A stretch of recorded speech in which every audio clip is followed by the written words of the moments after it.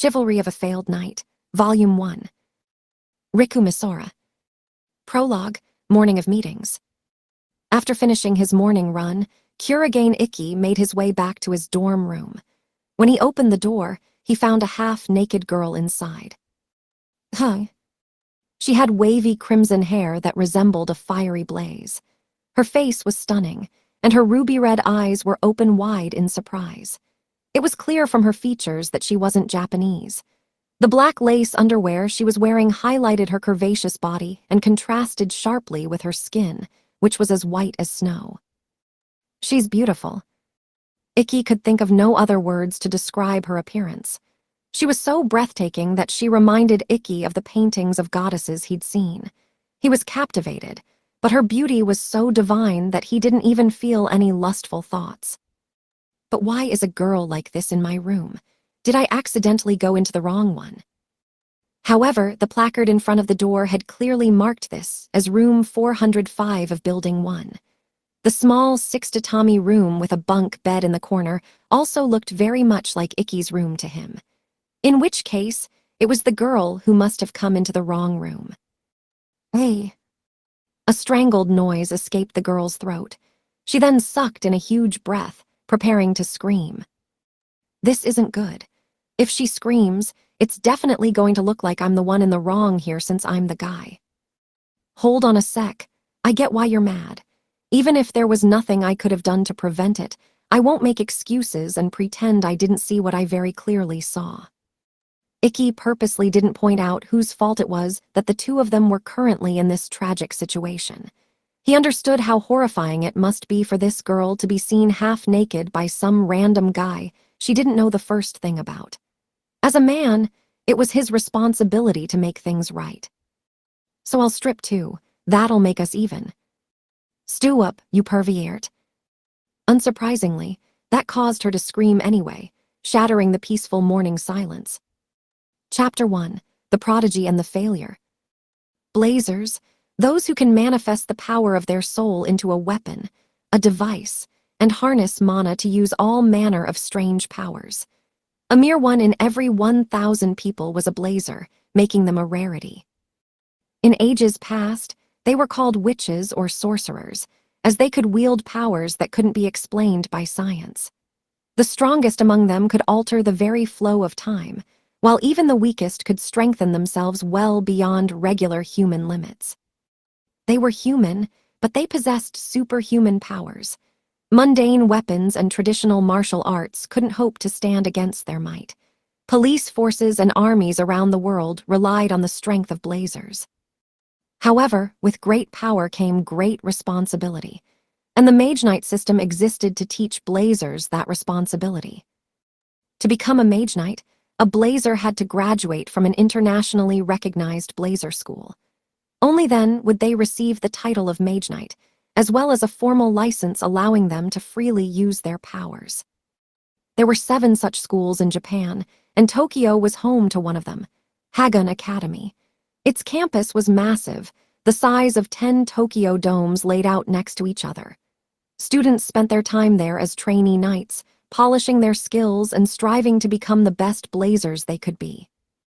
Right now, Kurigane Ikki was sitting in Hagun Academy's director's office, which he'd been dragged to by the dorm monitor.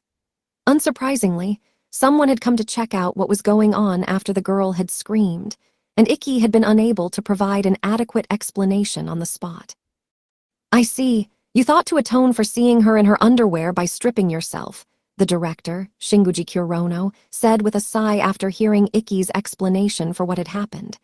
She was sitting across from Ikki in a leather chair, a cigarette in her mouth. She was a striking woman, and the black suit she wore fit her perfectly. Are you a moron? I thought it was a fair and gentlemanly idea, personally, Ikki fired back. It's a certain kind of gentlemanly, that's for sure. I wasn't trying to be a gentleman pervert, okay. Though looking back on it, I guess everything was so sudden that I wasn't really thinking straight. So, to sum it up, you were so smitten by her naked body that you started getting naked as well. That's not strictly wrong, but could you please not word it in such a suggestive way? You're making it sound like I'm a rapist. Think about it from her perspective, Kuragain. She was changing in the dorms, which are pretty empty during spring break, when a man suddenly barged in and started taking his clothes off. What would you think? That he's a rapist. Ikki shivered as he thought about how his actions must have looked to her. He sighed. I can't believe I did something so rude to Stella-san on her first day at school. I hope she doesn't come to hate Japan because of this. Oh, you know Vermilion, Kuragain. Nah, I only just remembered who she is. I was so flustered when I ran into her that I completely forgot. Indeed, the girl who Ikki had run into was Stella Vermilion. She was the second princess of the Vermilion Kingdom, a small European country. It had caused quite a stir within the school when people learned that she would be enrolling in Japan's Hagun Academy. Ikki still remembered the newspaper headline that had announced her arrival. A once-in-a-decade prodigy. The second princess of the Vermilion Kingdom, Stella Vermilion, age 15, enrolls in Hagun Academy with the highest-ever entrance exam score. She's an honest-to-goodness princess, and she even scored top marks on the entrance exams. That's pretty impressive. She's certainly top class. All of her stats are well above average, and she has 30 times as much aura as the average new student. She's a genuine rank-a-blazer. A far cry from a certain rank F whose stats are so low that he was forced to repeat a year. Isn't that right, worst one? Oh, give me a break, Ikki frowned, but he didn't deny what Kurono had said. He couldn't. Kuragain Ikki's total amount of aura of magical power was only a tenth of that of an average student. This is a bit of a problem, though. I had Vermilion come to school before the start of classes because there was a bunch of paperwork I needed to take care of for her admission, but I didn't think something like this would happen. If we don't handle this properly, it might escalate into an international incident. I realize you're not to blame here, Kuragain, but I'm going to need you to take responsibility for this anyway. It's not fair, but if you're a man, you should show some mettle and prepare yourself. Why is it that people always play the man card when they want you to do something unreasonable? Ikki asked with a sigh. Just then, there was a knock on the door. Excuse me. The door swung open, and Stella Vermilion walked into the room. Unlike earlier, she was wearing clothes. Specifically, the Hagun Academy uniform. The blazer was stylish, but it had relatively muted colors. Those dull colors served to emphasize her blazing red hair, though, and the uniform suited her nicely. Furthermore, her boobs were big enough to be noticeable even through her uniform and were pushing up the ribbon that was tied to her blazer. For a moment, Ikki was reminded of how they had looked when she'd been in just her underwear, but those thoughts fled his mind when he saw her expression.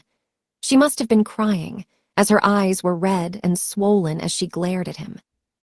I'm sorry, he said instantly. A guy was never supposed to make a girl cry. Even if what had happened wasn't his fault, the fear Stella had felt when he'd walked in on her had been genuine. It was an accident. I never meant to peep on you while you were changing. But the fact remains that I did, so as a man, I'll take full responsibility. Feel free to do with me what you wish, Stella-san. How honorable of you. Is this the samurai spirit I've heard so much about? I'm just awkward with my words, Ikki replied with a wan smile. Stella's expression softened, and she smiled faintly back at him. Heh heh. To be honest, I was quite shocked at first. Thinking I had run into a molester on my first day in Japan, I began to wonder if this country was nothing more than a disgusting den of monsters.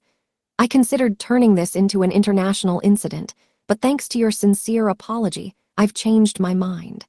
As royalty, it's important that I be tolerant of others. She had none of the hostility she'd been exuding when she'd entered the room. Ikki had expected her to be haughty and difficult just because she was a princess, but he was forced to reassess. She seemed like a genuinely nice girl. Ikki, she continued, out of respect for your gallantry, I will let this slide if you cut open your stomach in ritual suicide. Never mind, I shouldn't have been fooled. Hold on just a second here. You want me to kill myself? You were rude to a princess, you know. You should be grateful it's ending with such a simple death. By all rights, I should have you tied to a pole and stoned to death by the commoners. So you want to torture me on top of killing me. And I'm letting you die an honorable death instead. Can you not feel the kindness flowing out of me? Not when you want my guts to be flowing out of me. Ha ha ha, you're a funny guy, Kurigane, Kurono said, laughing. Don't just sit there. Help me out, director. You're an educator, aren't you? How can you let students die in your school? Kurigane, if your death will buy us peace with the Vermilion family, wouldn't you say it's a small price to pay? You can't put a price on human life, especially not a price that low. Ikki was willing to make amends, but this was unreasonable. Estella-san, is there really no other way to get you to forgive me? HMPH, why do you look so unhappy? I thought Japanese men considered committing harakiri an honor. I'm a regular kid born in the modern era, not a samurai. I even listen to hip-hop and rap, yo. Now that's just cringe, Kurono said, still laughing. If you're not going to help me, then just shut up, Ikki exclaimed. Sensing Ikki's reluctance, Stella's expression grew stern. You're the one who said I was free to do whatever I wished with you. If you're a man, then you should keep your word. It was a figure of speech. I didn't mean you could do literally anything. All I'm hearing are excuses, Kurigane. What happened to taking responsibility? Screw that. I value my life more than some international scandal. I just saw you in your underwear. That doesn't warrant killing me. You unbelievable. You pervert. You sullied an unmarried princess's skin with your filthy gaze, and that's what you have to say. I wouldn't even show that much skin around my own father. Stella's eyes blazed with rage. It wasn't just her eyes either. The air around her started to heat up, and her body began emitting a crimson glow. Oh yeah, the newspaper article mentioned her powers too, if I recall correctly. That does it. A perverted, rude molester like you deserves to be burned to a crisp. Serve my will, Levitain. A burning aurora of light erupted from Stella, and a flaming greatsword appeared in her hands. This was her device, a physical manifestation of the power of her blazer soul. Devices had been referred to as different things across different cultures and eras: holy swords, demonic tools, sacred treasures, cursed bows. But they were, at their core, magical weapons. It was through these devices that blazers used their unique powers, known as noble arts. And the Crimson Princess's power was the ability to summon flames that burned everything before her. Prepare to die, pervert. I'll vaporize you until not even your atoms remain. Are you serious? Accept your fate. Stella swung her blazing sword down, and Ikki immediately moved to defend himself. Come to me in Tetsu. Kurigane Ikki, the rank F Knight, also called forth his device, a katana made of jet black steel. He blocked Stella's first attack with it. Resistance is futile. So hot. Of course it is. My Levitain is powered by my noble art, Dragon Breath. Its temperature reaches 3,000 degrees Celsius. You may be able to fend off my claws, but my dragon's breath will scorch you all the same. What monstrous strength. Gritting his teeth, Ikki jumped back and put some distance between him and Stella. Aha ha ha ha, you fool. There's no escape for you in a room this small. I'll burn you to cinders and erase the very fact that you sullied my honor from this world. Wait, calm down. You're making it sound like I did something horrible, but I didn't actually do anything. Liar, you turned your lewd gaze to my bare skin. It's true that I saw, but I wasn't thinking anything perverted. I was just stunned by how beautiful you were. That's all. Efwa, Stella blushed, her anger momentarily forgotten. Ikki, however, thought he might have accidentally made her even angrier. WHWH, what are you saying, you idiot? Telling an unmarried woman that she's beautiful. This is why everyone says commoners have no tact. The inferno surrounding Levitain died down to a few flickering flames. Stella's hostility vanished with it, and she started fidgeting bashfully. The anger in her eyes was gone, replaced by uncertainty. It was at this point that Ikki realized she was embarrassed. Who would have guessed? I figured someone as pretty as Stella-san was used to being called beautiful. Regardless, the fact that Stella's anger had abated meant Ikki, still had a chance to resolve this situation peacefully. Anyway, this only happened because you accidentally came into my room to change, so please don't make me kill myself over this. At that, Stella's expression grew stern again. Don't spout nonsense. You're the one who barged into my room. I got the key to that room from the director herself. There's no way I'd mistakenly go into the wrong one. Huh. Hang on, now that I think about it, I did lock my room before leaving. So even if Stella-san had mistaken my room for hers, she shouldn't have been able to get in. But she was definitely inside. Why? According to her, it's because she got the key from the director. What's going on here, director? Ikki asked, confused. Director, Stella asked as well. Kurono's laughter grew even louder. Ha ha ha, sorry, that's on me. Things were getting pretty interesting, so I felt like letting you guys stew for a bit. Anyway, it should make sense to you guys now, right? Kuragain, you know that it's 2 students per room in Hagun Academy's dorms. Neither you nor Vermilion mistook which room was yours. In other words, the 2 of you are roommates, Kurono finished with a grin. What? Stella and Ikki shouted in unison. What do you mean, director? I have to share a room with this pervert. That's exactly what I'm saying, Stella Vermilion. Do you have a problem with that? Absolutely. I agree, Ikki said, chiming in. I know the dorms are 2 people to a room, but I don't recall them being mixed gender. They weren't until I became the director of this school last year. Kuragain, I believe I've already explained what the school's policy will be going forward. You said something about how you wanted to prioritize results over everything else, right? Correct. I'm a fan of meritocracy. In recent years, Hagun Academy has been faring poorly compared to Japan's other 6-night schools. We've been losing at the 7 Stars Battle Festival every year too. You know, the annual festival where all of Japan's night schools compete to see which has the strongest students. The reason I was appointed director of this school was to turn our lackluster record around. Kurono went on.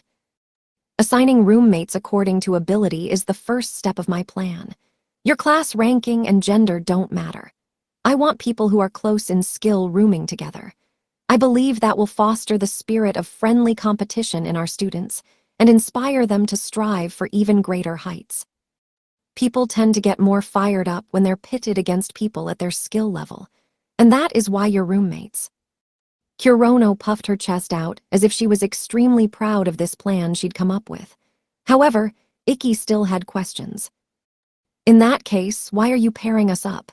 Stella-san's a top-class blazer, isn't she? Why do you want her rooming with the lowest-ranked student in the academy, the guy who had to repeat a year? What? You're repeating a year. Unfortunately, yes. My overall ranking is F. Why you mean to say you think a rank F is close to me in ability? What is the meaning of this, director? Heh, well, the 2 of you are a bit of an exception. Bluntly speaking, there's no one even close to as skilled as you, Vermilion, and there isn't anyone as unskilled as Kuragain. There's no one who's a proper match for the 2 of you, for completely opposite reasons. As a result, you were both left over after I'd sorted the students, and I figured the simplest solution would be to stick the 2 of you together.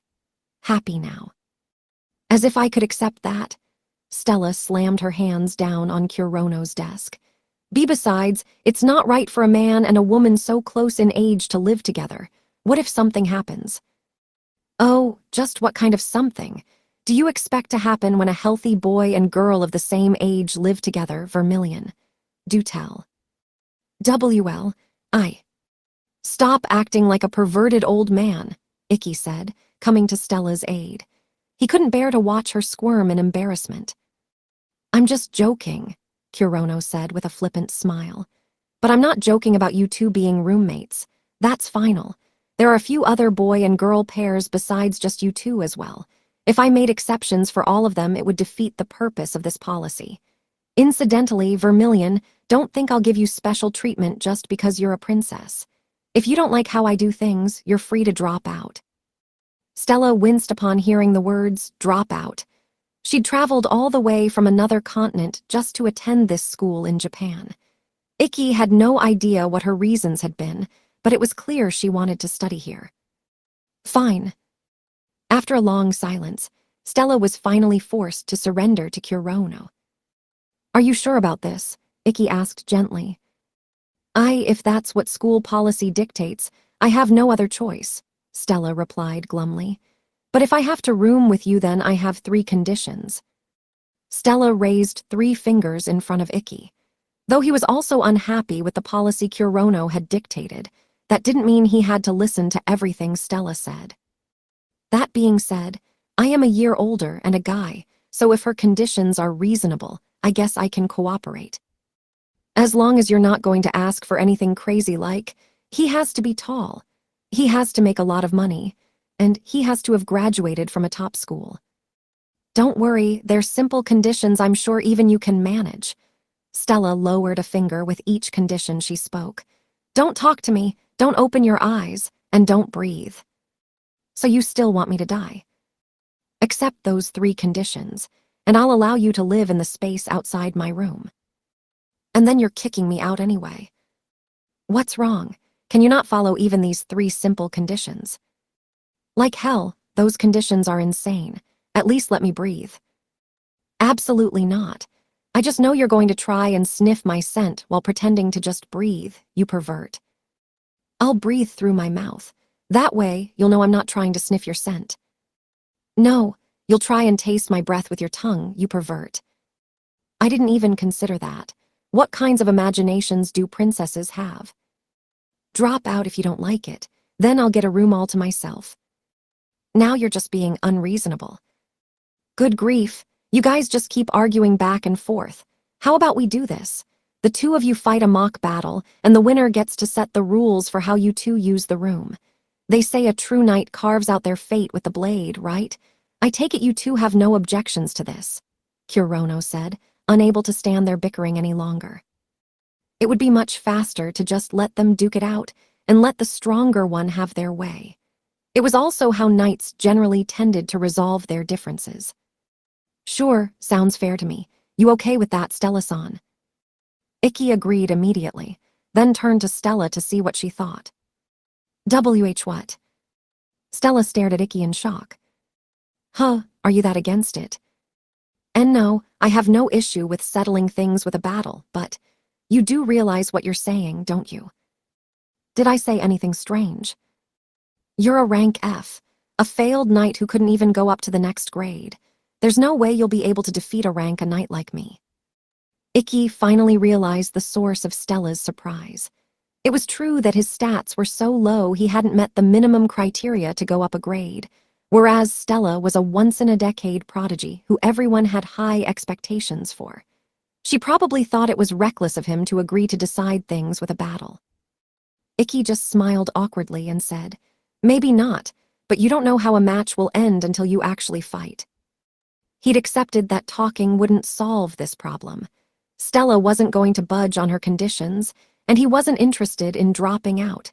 He had his own reasons for wanting to become a mage knight. Since a peaceful resolution wasn't possible, they had no choice but to settle things with a match. When he explained as much to Stella, she snapped. RRRGGGHHH. Now I'm mad, you commoner. Not only did you peep on a princess while she was changing, but you actually think a failure like you can beat me.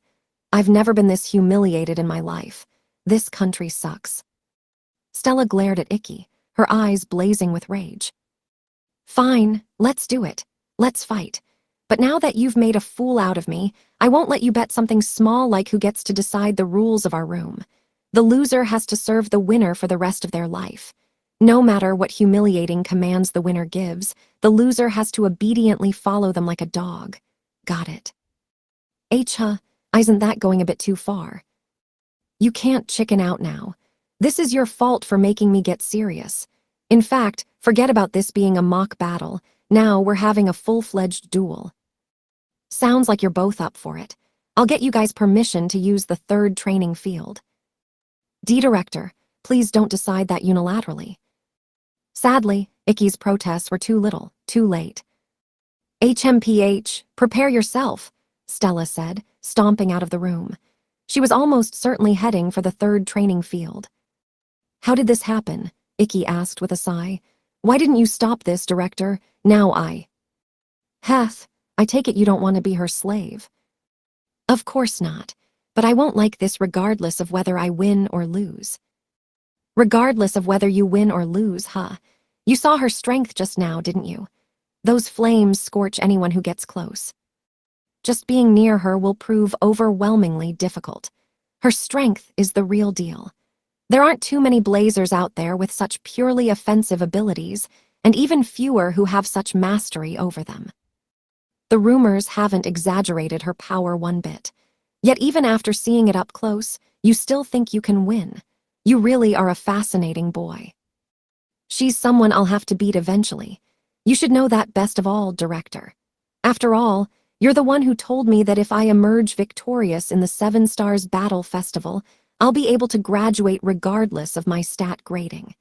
She's going to participate for sure, so the only difference is whether I fight her now or later. If you understand all that, then why are you hesitating? All you have to do is win.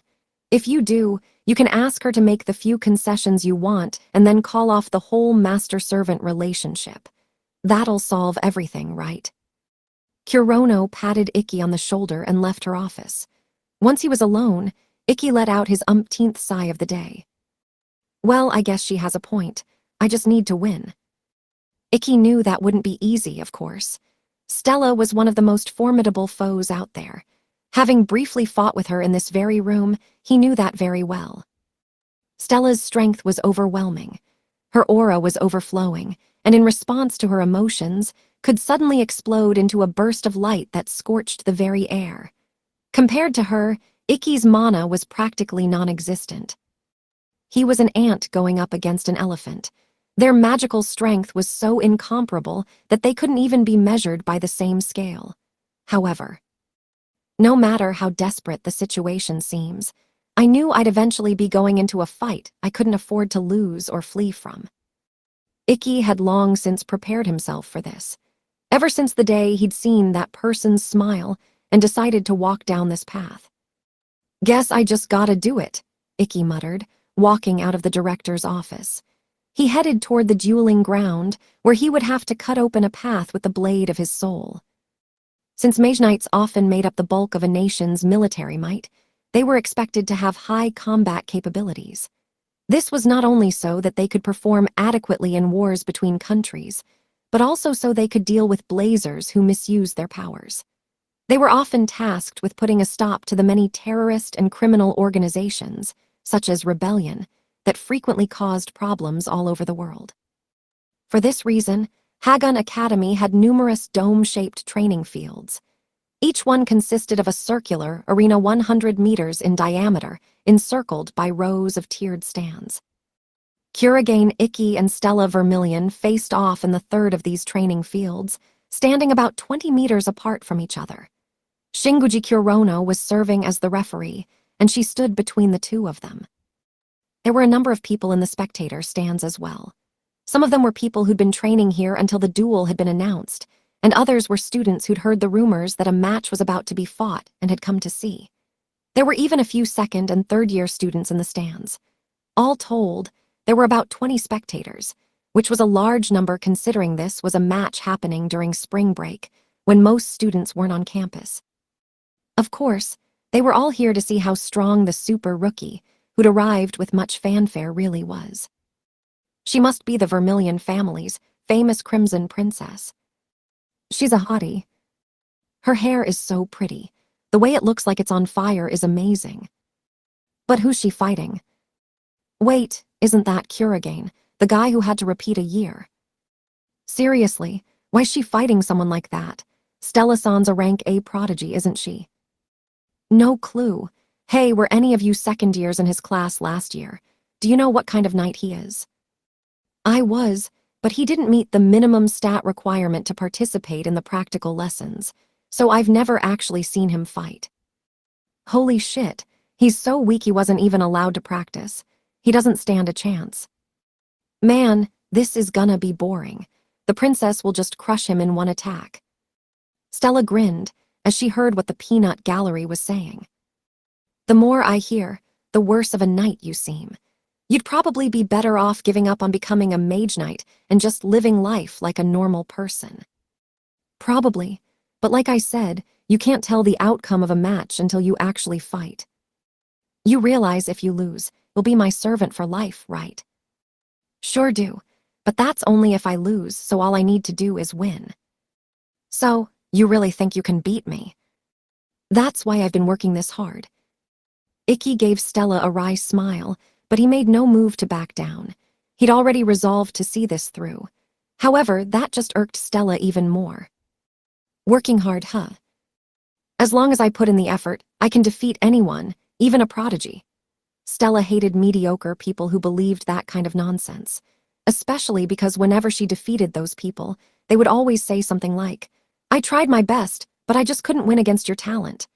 They all spoke as if they were the only ones working hard, implying that she had won thanks to talent alone and wasn't putting any effort in. It pissed her off. It wasn't as if she'd been strong from the start. In fact, the exact opposite was true. When she'd been younger, everyone had told her it would be impossible for her to become a knight. Her magical power had been so strong that she'd burned herself whenever she'd tried to use it. Her father, her mother, everyone she'd met had been convinced that she'd never become a knight. Stella hadn't given up, though. She'd known she had what it took to become a top-class knight. For a small kingdom like Vermilion, strong blazers were an extremely valuable asset. During World War II, it had been the national hero known as Samurai Ryoma who'd led the tiny nation of Japan to victory. Small nations needed exceptionally powerful blazers to hold their own against major world powers. Stella's magical power had been so great that she'd burned even herself with it. However, that meant that if she learned how to control it, she'd be strong enough to protect the people of her country. That was why, despite everyone's opposition, she had continued to train relentlessly. After 3 years of hard work, she had finally managed to master her dragon breath. During those 3 years, she'd burned herself horribly countless times. She'd contemplated giving up countless times, but she was here now because she'd kept going and had never given up. That's why I hate it when people wave off my skills as just talent and call me a prodigy. The mock battle will now begin. Blazers, manifest your devices in phantom form. Come to me in Tetsu. Serve my will, Levitain. Summoning one's device in phantom form meant that it could not physically harm other humans, but instead sapped their stamina upon landing a hit. Stella pointed Levitain at the man in front of her and swore to herself, "I'll crush you. You can't beat a prodigy. I'll prove that we're special. Hard work isn't enough on its own, and I'll destroy you so thoroughly that you'll regret ever thinking it was." "Good," Kurono said. "Then let's go ahead." Thus, the battle between the school's number 1 and its worst one began. Hylia. The moment the battle began, Stella rushed forward and swung her blazing greatsword down. At first glance, it looked like a crude swing that relied solely on her strength, but there was a lot more finesse to it than met the eye. A greatsword could only be swung in wide arcs, though. Icky correctly read the trajectory of Stella's attack and swiftly moved to block with Intetsu. NGH. In the middle of doing so, however, he stopped and backstepped away. A second later, Levitain slammed into the ground. The hit sent a shock wave through the entire training field. Well done. You would have been cut apart if you tried to block that. That's some insane, offensive power. I guess you were holding back when you attacked me in the director's office. Of course I was. If I'd gone all out in there, the building would have been leveled. Stella smirked and prepared to launch a follow-up attack. Meanwhile, Icky once again backstepped away to gain some distance. If he tried to take her blows head-on, his arms would get ripped off. Stella's weapon was a greatsword, a heavy weapon that delivered slow but powerful strikes. Icky had the advantage when it came to speed, and he knew he had to make full use of it. At the very least, that was what standard combat theory said about fighting people who used weapons larger than your own. But standard theory wouldn't help against someone with Stella's monstrous strength. "I can't believe you're so slow," Stella said, dashing forward. RRGH. To Icky's surprise, she was able to match his speed. Did you think you had the upper hand when it came to speed? Too bad. I know how to do more with my mana than just attack with it. If I concentrate it at my feet and then explode it in one big burst, I can accelerate much faster than you. Plus, since I have 30 times as much aura as the average blazer, I don't need to calculate how much I use in every single one of my actions like you do. I can keep this up for ages and not have to worry about running out. You can't beat me when it comes to power, and you can't beat me when it comes to speed. Stella Vermilion was like a super mobile heavy tank with an unlimited amount of fuel. Ikki could only smile helplessly in the face of such overwhelming might. So this is what rank ablazers are like. The winners of past 7 Stars Battle Festivals, which Ikki was hoping to become this year, had mostly been rank B or C blazers. Reaching rank while still attending a blazer school meant you were far more than just a mere student. Every rank ablazer had gone on to leave their mark on history as a great hero of some kind or another. Ikki could see why everyone said that Stella was the kind of prodigy that only appeared once in a decade. Stella swung down again, much faster than before. Though Ikki knew her blows could shake the entire training field, he lacked the speed to get away, so he reluctantly lifted Intetsu to block. The sound of metal clashing against metal echoed across the arena in a rhythmic pattern, sounding almost like music to the spectators. Whoa! The crowd let out a cheer. They were, of course, watching Stella's Levitain trace fiery arcs through the air over and over and over. She'd clearly practiced her swordsmanship a great deal. Most mage knights didn't bother learning proper swordsmanship or any other martial arts. They found it more efficient to spend their time honing their magical abilities, as that tended to make them much stronger. It was also what both school and society expected from them. Magical abilities were valued, with a mage knight's rank being wholly unrelated to their physical capabilities. However, only mediocre blazers thought physical prowess was unnecessary for a mage knight. Every history-making mage knight had mastered both martial arts and their magical abilities. They always pursued strength in all of its forms, trying their hand at anything and everything that might make them stronger, and then incorporating it into their fighting style as they strove for greater heights. Stella Vermilion was one such person. She'd been the champion of the Vermilion Kingdom's national swordsmanship tournament and was a master of her family's imperial sword arts. She danced with the grace of a butterfly, but her sword swings were sharp enough to continually push Ikki back. He had his hands full just parrying her blows as he was slowly but surely forced to retreat. I knew this would happen. That flunker's getting overpowered. Yeah, it looks like he can barely keep up with her. It's just a matter of time before he loses. Things were playing out just as the crowd had expected, and they were losing interest in the fight. In contrast, Stella Vermilion was beginning to feel uneasy. What's going on here? Each of her blows was strong enough to send shock waves through the ground. She should have been able to crush Ikki in just one swing. It made no sense that he was still here, still fighting. On the back foot, perhaps, but still fighting nonetheless. He shouldn't have been able to block any of her attacks with the paltry amount of mana he possessed. Despite being in an advantageous position, cold sweat started to bead on Stella's forehead. The crowd seemed to think Ikki was being pushed back and that it was only a matter of time before he lost, but Stella knew better. He's parrying all of my attacks. Haza. With a spirited yell, Stella once again brought Levitain down on Ikki. He blocked with Intetsu, but naturally, he couldn't handle the full force of her blow.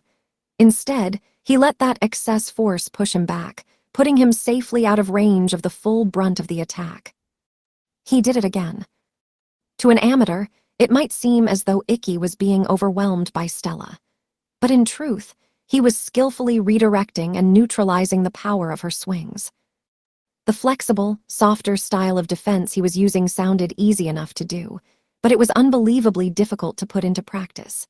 If he put too much strength into his block, the power of Stella's swing would shatter his arms, but if he put too little in, he'd be cut down before being able to back off. The perfect amount of force, the perfect angle, and the perfect timing were all needed for it to work. Missing even one of those 3 elements in even one of his blocks would mean instant defeat for him. Yet the samurai Stella was dueling was pulling off that godlike feat over and over again with a calm expression on his face. As the reality of that sunk in, Stella began to feel the first stirrings of fear. Her instincts were warning her that her opponent was far more dangerous than she'd initially assumed.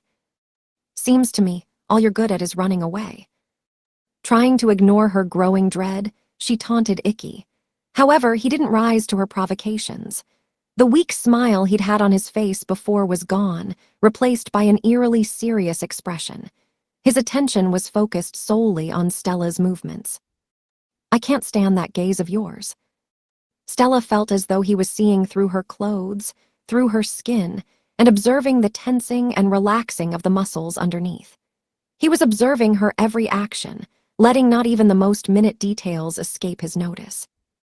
Not only did Stella find that unnerving, but she also realized that Ikki was trying to analyze her imperial sword arts by observing her movements.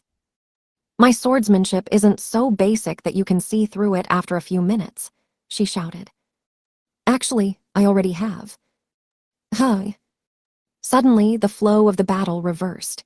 Nearly 5 minutes had passed since the start of the duel, and for the first time, Kurigane Ikki went on the offensive. Ordinarily, that would have been tantamount to suicide. No matter how skilled Ikki was, going up against Stella head-on was like trying to take down a tank with just a sword. Everyone expected him to get overpowered by Stella's might, but that wasn't what happened. NGH. Despite the fact that Stella had far more firepower than Ikki, she was forced to take a step back when he struck.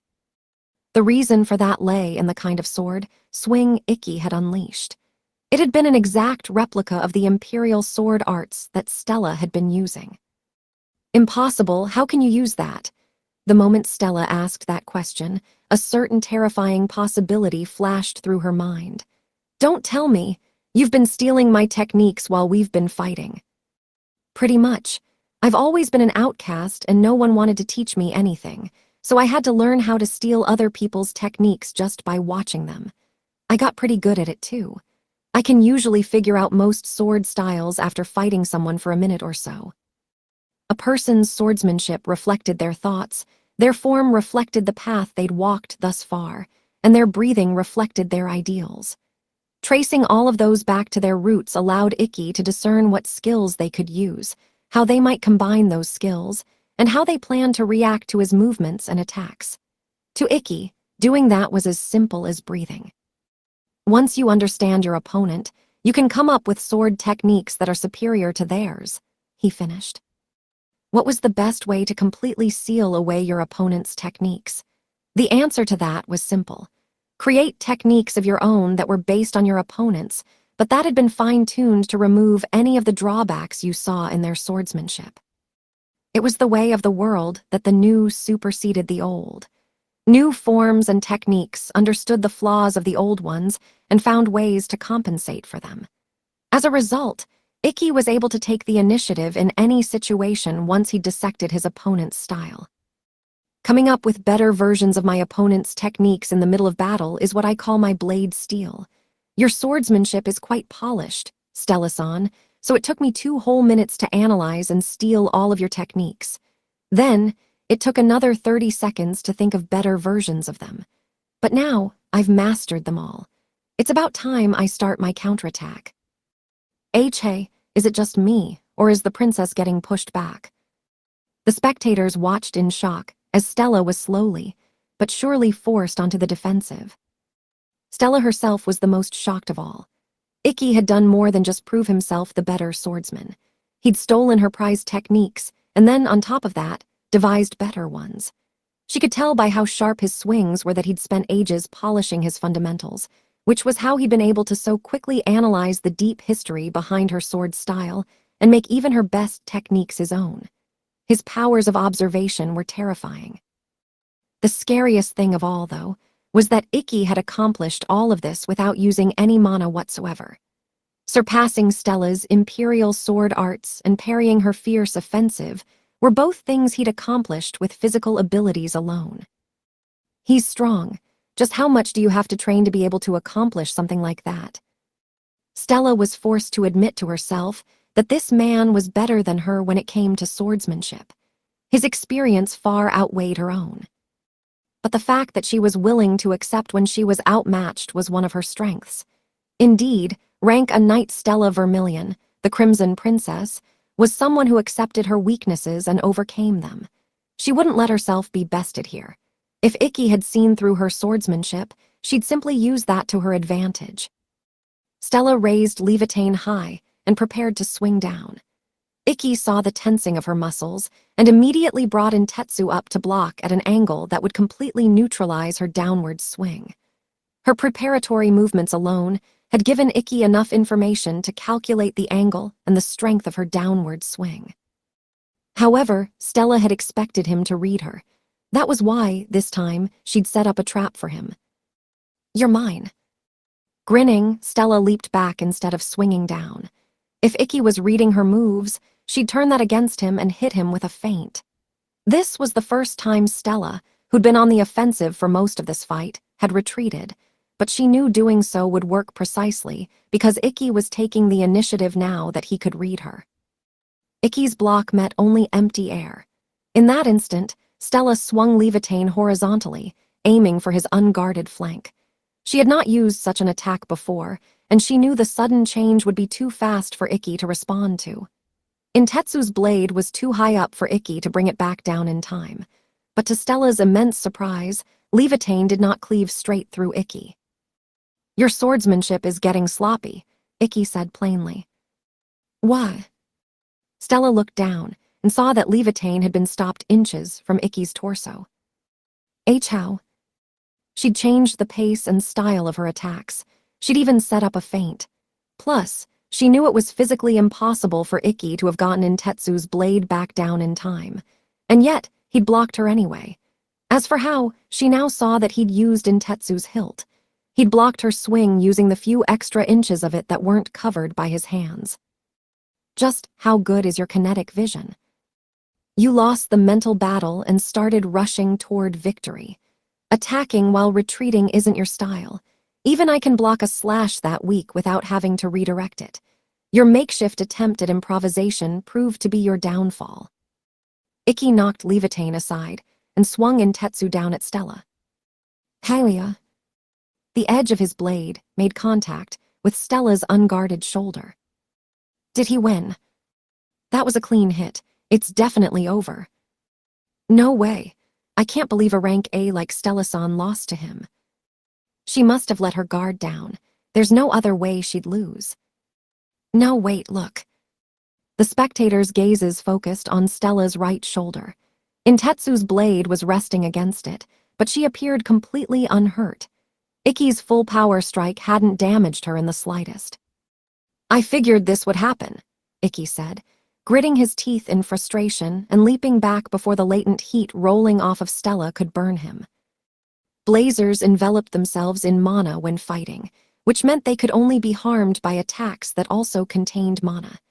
In essence, they had a barrier of mana around them. Ikki's total mana capacity was exceedingly small, however. No matter how skilled he was at fighting, he lacked the most vital quality a blazer needed. Because his mana pool was so small, he couldn't push through the layer of mana Stella naturally exuded. Aura was the term used to describe the total amount of magical energy a blazer possessed, and they needed it to utilize their supernatural powers. It was the one thing that couldn't be improved with training or effort. People claimed that a blazer's aura was proportional to the weight of their innate destiny. They believed that those destined to do great things were granted the power to do so at the moment of their birth. Fate was inescapable, they said, and there was nothing one could do to fight against or change the fate they were born with. In other words, the difference in talent between Ikki and Stella was what blocked his path to victory. "I can't believe I'm going to have to settle for such a lame victory." "So you did know that my Intetsu wouldn't be able to harm you, Stella-san." "Of course. That's exactly why I challenged you to a sword fight. I wanted to prove that it wasn't just my mana that was superior to yours, but my swordsmanship as well. That I wasn't just someone who was born gifted. But it seems I won't be able to. All right, I'll admit it. The only reason I'm going to win this fight is thanks to my natural talents. Ikki was strong. He wasn't like the other people Stella had fought, who talked so casually about working hard. The effort Ikki spoke of held far more weight. Had Ikki possessed a normal amount of talent as a blazer, or even a little bit less than normal, Stella would have been defeated by his last attack. Regrettably, though, he lacked even that. If, after their match, Ikki said that he'd only lost because Stella was born gifted, she wouldn't look down on him for it. He'd earned the right to say that. That was how strong he was. "You've earned my respect. I'll grant you the honor of defeating you with my full strength," Stella said, and leaped all the way back to the edge of the fighting ring. She was inches away from the wall that separated the spectator stands from the arena. For a moment, Ikki was confused. Stella had just said she'd defeat him with her full strength, but she'd retreated as far as she could. But then, he realized what she was doing, and a shiver ran down his spine. Flames of purgatory pierced the azure sky above. She raised Levitane high, and the fire surrounding her sword grew hotter and brighter, becoming a flaming pillar of light. The pillar melted through the dome's ceiling and continued rising up to the heavens. What the hell is that?" one of the spectators screamed. "Damn, look at those flames, is she even human?" The blade of light and flame was over 100 meters long, and it blazed as brightly as the sun. Its light spelled certain doom for anything in its path. This was the ultimate noble art of the rank, a knight known as the Crimson Princess. Stella had no intention of fighting Ikki in a proper sword fight. She wasn't so conceited that she believed she could beat him in that particular realm. His swordsmanship was far better than her own. She had accepted that, which was why she had chosen to use the vast talent she'd been unfairly gifted with to burn the entire battlefield to cinders. "It's over. Stop struggling and accept your defeat. You'll be happier that way." Though her words were harsh, Stella's tone was respectful. She honestly thought that someone who'd honed their skills to such an extent would excel in any field they chose to apply themselves to. Except, of course, as a mage knight, because they were so sorely lacking in talent as a blazer. Stella would grant Ikki a complete and utter defeat. For his sake, she would force him off the path of a mage knight. Carcelidio Salamandra. Stella swung the massive sword of light down, destroying everything in her path. "Oh shit. Ruin, run or you'll get burned too." The spectators started fleeing the arena. "Good grief, this isn't the kind of technique you should bring out to beat just one guy," Kurono grumbled with a shake of her head as she watched the training field get turned to wreckage. In the face of such overwhelming heat, Kurogane Ikki smiled. "You know, my sister told me that a lot too. You could do anything other than become a mage knight, Onii-chan, so why not set a different goal for yourself? The two of you might have a point. It's true that I don't have the aptitude to be a mage knight." The minimum requirement Kurogane Ikki needed to fulfill to become a mage knight was to achieve victory in the 7 Stars Battle Festival. Most would consider it utter folly to even try. Ikki himself knew how difficult such a feat would be. In fact, he understood it better than anyone else. "But I can't back down. Becoming a mage knight is my dream. If I give up here, I'll be betraying the oath I made to myself, the promise that made me who I am today. That's why I spent a lot of time thinking. What does it take for the weakest to win against the strongest? What do I have to do to stay true to my dream and see it through? Here and now, I'll show you the answer I found." Ikki pointed Intetsu at Stella and declared, "Using everything I have, I'll overcome you, the very symbol of what it means to be the strongest." A second later, Ikki's body and Intetsu's blade began emitting a pale blue light. It flickered like a flame, and for a moment, Stella thought his blazer powers were related to fire, just as hers were. She quickly realized, however, that it was the light of his mana having grown strong enough to be visible. Is he amplifying his mana? No, that's not possible. There was no way for a person to change the amount of mana they had been born with. What's going on, then? I don't understand. I've never heard of anyone having a blazer power that lets them amplify their mana either. All Stella knew for sure was that Intetsu, which was glowing quite strongly now, was cloaked in enough mana to defeat her if Ikki landed a solid hit. But so what? It doesn't matter what your power is. Nothing can withstand the might of the sun. I just have to hit you once and this battle's mine. The distance between Ikki and Stella was a bit over 60 meters. No matter what Ikki did, her giant pillar of light would reach him before he could get to her. That was the only logical conclusion. But the world's weakest knight had just declared that he would overturn that logic. What? Right before the blazing pillar cleaved through Ikki, he vanished. Or rather, he jumped out of the way so quickly that it looked like he'd disappeared. Ugh. Stella's eyes widened in shock as her sword passed through empty air. What did he just do? She didn't let her shock dull her movements, though, and immediately swung again at Ikki. Carcelidio Salamandra was a blade of light and heat that had no mass. Accordingly, despite being over 100 meters long, Stella could swing it fast enough that no human should be able to dodge it. However, Ikki dodged her second swing and her third, darting around the battlefield at lightning speed. He was so fast that her eyes couldn't keep up with his movements, and neither could her sword. After a few seconds, he'd accelerated to the point where she couldn't see him at all. NGH, what on earth is that power of yours? How are you able to move like that? This is my blazer ability. Just like how you can control flames, Stella-san, I have a skill of my own. Ikki's ability allowed him to double his physical strength. Among the various abilities blazers possessed, strength-increasing ones were considered the weakest. This was because blazers didn't need to amplify their physical abilities in the first place. Through mana reinforcement, they could make their attacks much stronger, and similarly, they could increase their speed by using mana to propel themselves in whatever direction they wished. That was, in fact, what Stella had done earlier to match Ikki's speed. And she'd done more than just double her speed and strength with her mana. She'd amplified them sixfold. In other words, body strengthening was an ability made obsolete by something every blazer could do by default. In a way, it was a fitting ability for a rank F knight like Ikki. No way, there's no way you can move that fast just by doubling your physical strength. Besides, body strengthening shouldn't also increase your mana output. Stella screamed, still swinging her sword around. Ikki's mana had increased to a level where it was visible to the naked eye, and he was moving so fast that Stella couldn't even see him half the time. There was no way he'd only doubled his physical attributes. His strength and speed were 10 times what they'd been before. As he continued dodging the sword of light, Ikki smiled proudly and said, "True, but that's because I'm not using it in the usual way. I happen to be using my ability at full power." What? Determination alone can't make you stronger. Ah, but this isn't just determination. I meant it literally when I said I was using it at full power. Huh. So there's something that always bothered me. Let's say you want to run 100 meters as fast as you can. Even after your sprint, you'll have some energy left over.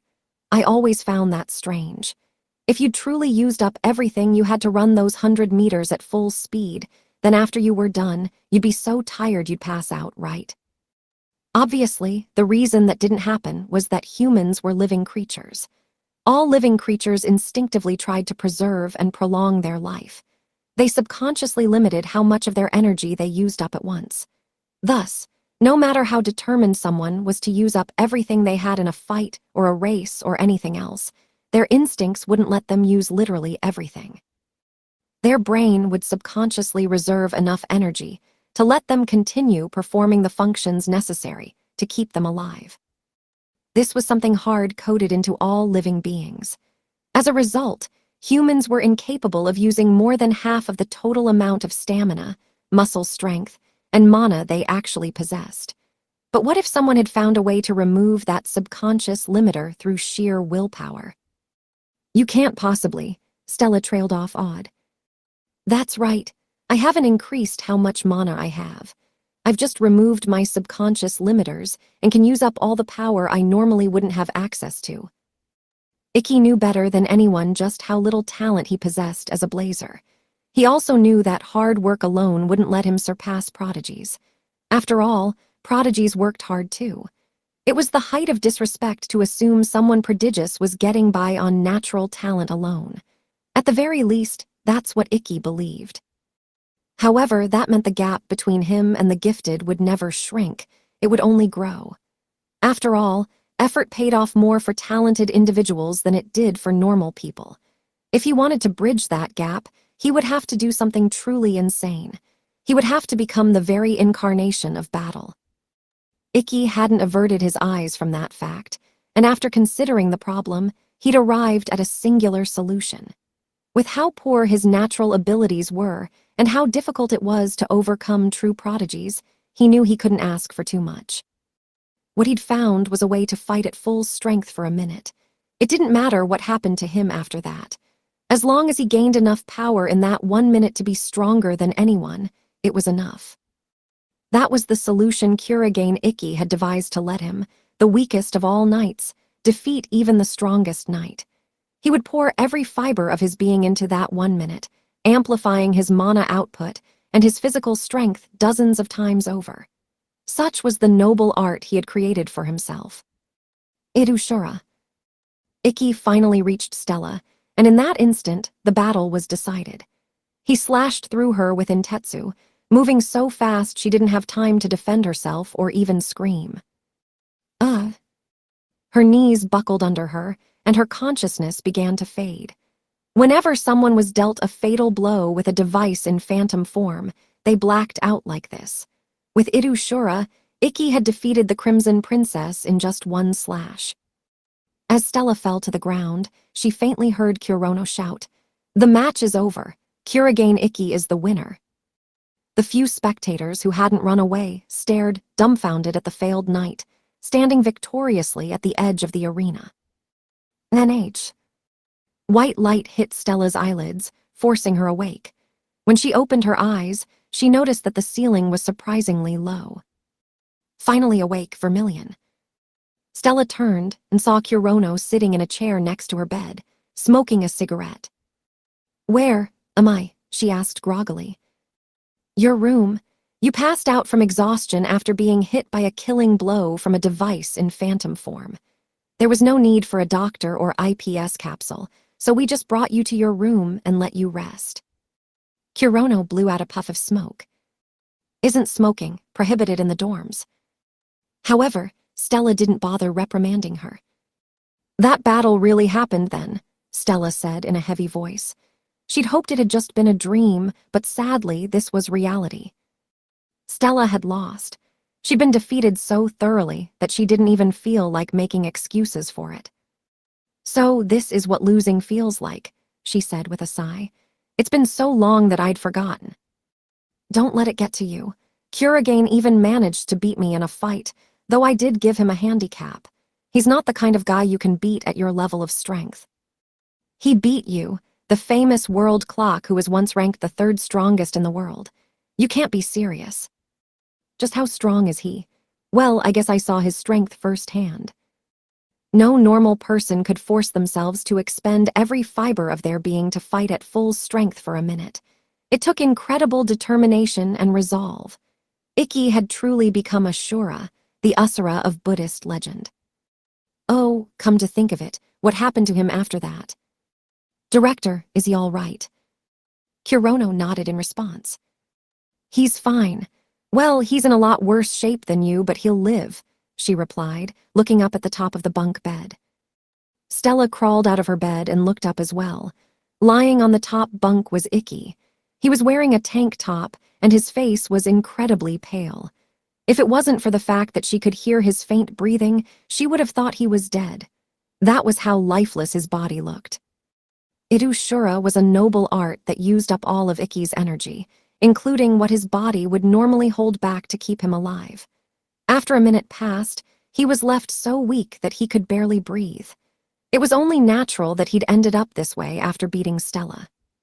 He did leave himself enough strength to limp back to his room and change out of his uniform. If he couldn't even do that, then his noble art would be too unwieldy to use. Kurogane's able to make minor adjustments to how much of his energy he'll be using up. Minor sounds like the key word there. Despite having left himself some energy, Ikki was clearly in no state to fight. Irushura was a double-edged sword. If Ikki missed the right time to use it or failed to defeat his opponent in the allotted minute, he'd be completely helpless afterward. But he managed to defeat me with such an unstable ability. Just who is this man, Director? What do you mean? Don't play dumb. I can't think of anyone else who's capable of moving so fast my eyes can't keep up. Is he one of those famous Japanese ninja? Definitely not. Regardless, it makes no sense that he's a rank F knight who had to repeat a year. What's going on? I get what you're saying, but rank F is a proper assessment of his abilities. After all, the ranking system measures nothing but your capabilities as a blazer. Your actual combat capabilities, which include your swordsmanship and martial arts skills, aren't taken into account. Considering all of those things are meaningless in the face of a blazer's noble arts, it's a reasonable decision. Skilled swordsmanship was indeed worthless when pitted against the supernatural abilities of a blazer. Even a master swordsman who could cut through an iron bar in one slash was powerless in the face of Stella's blazing sword that burned as hot as the sun. Any mundane swordsman would simply be reduced to ash. As a result, swordsmanship and martial arts ability were only useful in battles between blazers of similar strength, and even then, their utility was considered marginal. That's how society currently evaluates blazers. Right now, no system exists to properly evaluate Kuragane's strength.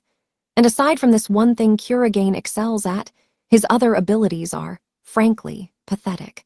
I've never seen a blazer with such little talent. If you're the type of prodigy that only comes around once every decade, then he's the type of failure that only comes around once every decade.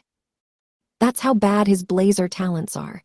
Since you fought him, you must have noticed that as well. His first full-power slash couldn't even scratch you, and he landed a clean hit. Well, I suppose that's true, but I still don't see why he was forced to repeat a year. Why not? I'm royalty, so I know very well just how valuable strong mage knights are to a nation. And since academies like these are tasked by their governments to raise mage knights, they should also value strong individuals. Therefore, it's absurd that you would force someone that's skilled at combat to repeat a year simply because he didn't have enough class credits. In recent years, groups with extremist ideals, such as rebellion, had started popping up, so strong knights were in high demand. It was an absolute waste to fail someone like Ikki. When Stella said as much, Kurono smiled bitterly and with a resigned sigh replied, "Heh, good grief, you really know how to ask the tough questions." So there's some other reason he was forced to repeat a year. Yeah, the crap about not having completed enough credits is just an excuse the school came up with. What for?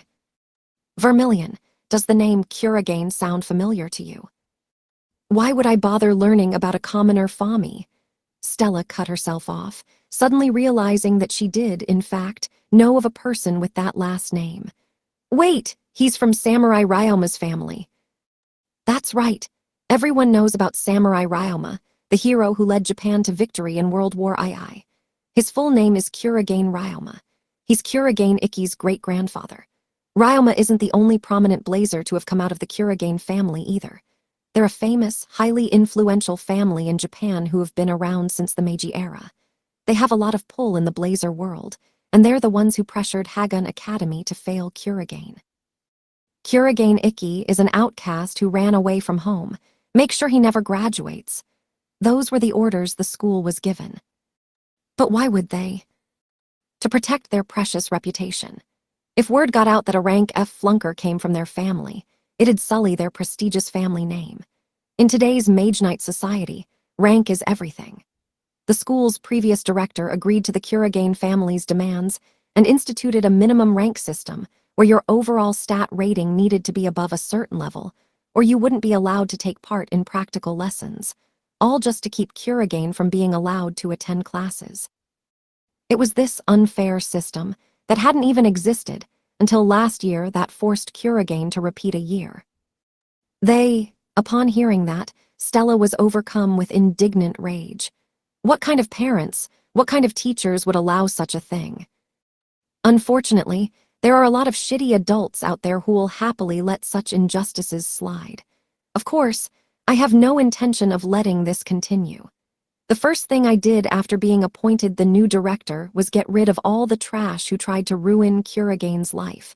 That didn't bring back the year he lost because of their meddling, though. The director continued speaking. But despite having been barred from classes, that man didn't waste the time he had. He'd been chased out of his home, had his one chance to become a knight unfairly snatched away from him, and was called a hopeless failure by everyone around him. But Kuragane never stopped believing in himself.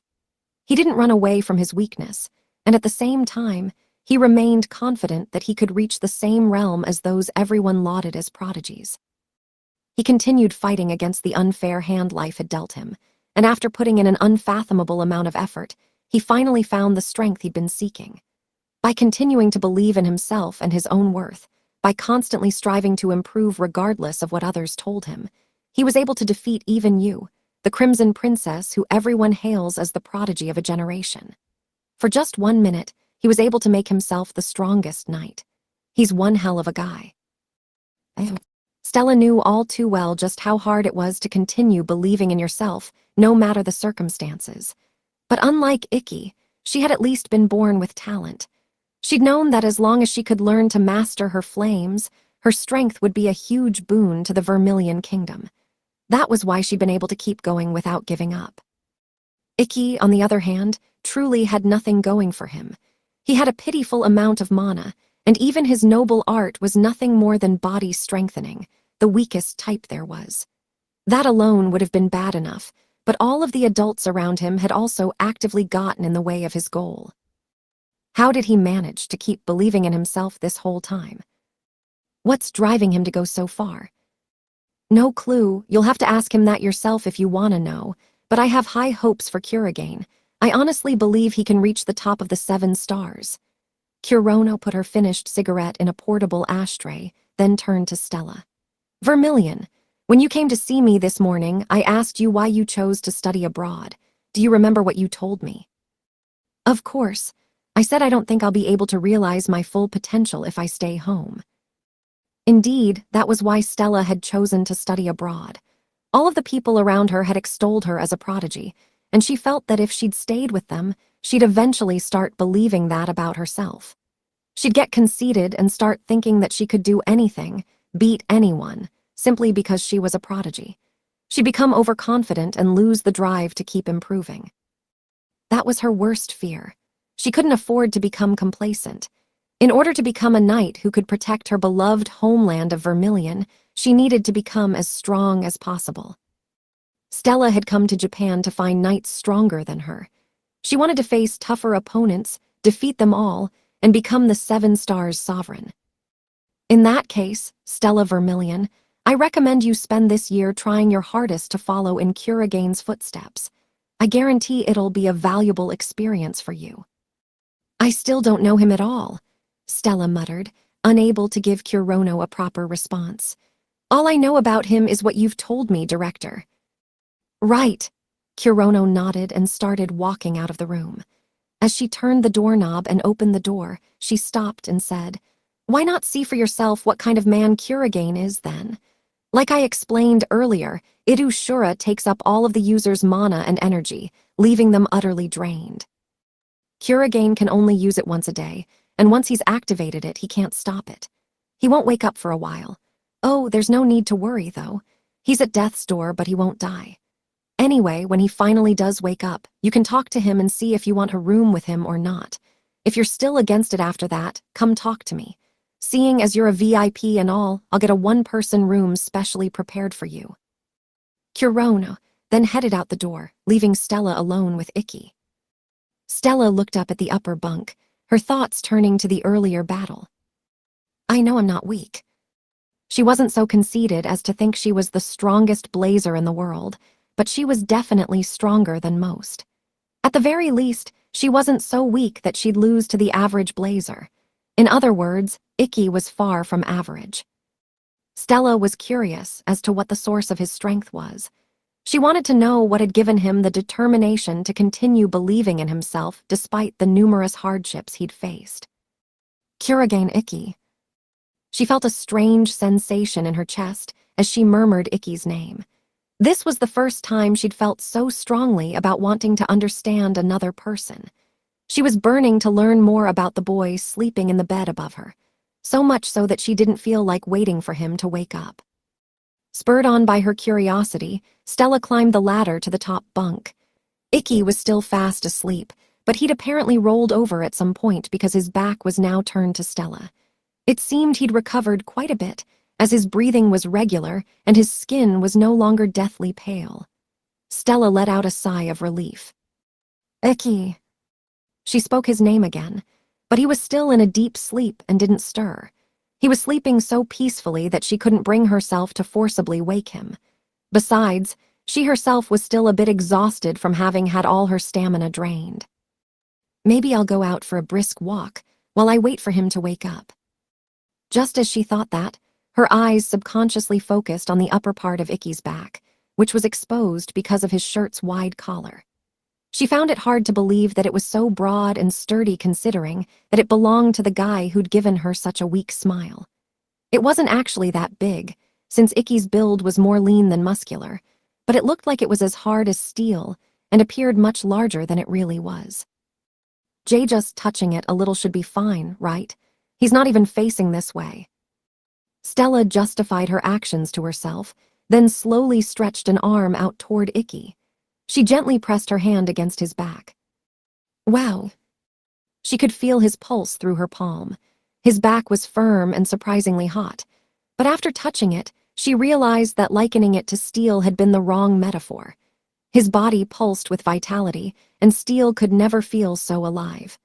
If anything, his back was more like a sturdy tree trunk that had sunk its roots deep into the ground. So this is what a man's back is like. While Stella was engrossed in feeling up Icky's back, he suddenly rolled over again, trapping her right arm underneath him. MMNNN. Ape. This is bad. If Icky woke up right now, Stella wouldn't be able to think of a believable excuse for what she was doing.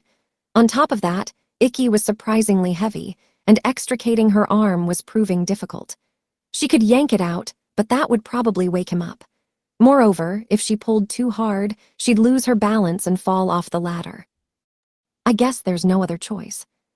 Stella clambered up onto Icky's bed as quietly as she could, then gently brought her left hand under his head. As slowly as she could, she lifted him up a few centimeters, just enough to pull her right arm out. NGH. Icky suddenly grunted, and Stella gasped. ZZZ. That was close. Cold sweat poured down Stella's back as she finally freed her trapped arm. She then looked back down at Icky's sleeping face. I can't believe he still hasn't woken up. He did use up everything he had in that fight, so I guess it makes sense, but... Stella gulped as she realized that she could do whatever she wanted and he wouldn't wake up.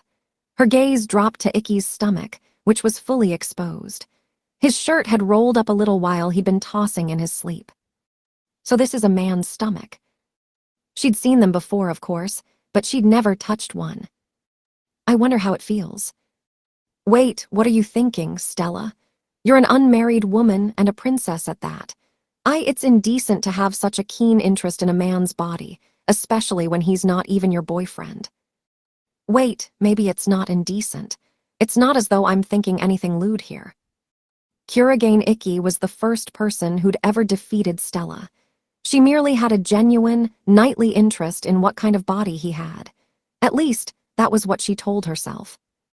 Besides, you saw me in my underwear first, so this just makes us even, right? That was far from sound logic, but Stella convinced herself that it was good enough. Then, letting her curiosity take over, she straddled Icky and stuck her hand under his shirt. She gently pressed her fingers against his solar plexus, marveling at the sensation.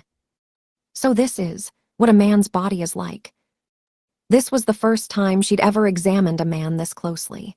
She'd been too flustered to pay attention when he'd started stripping after seeing her naked, but now she noticed that his body was exceptionally toned.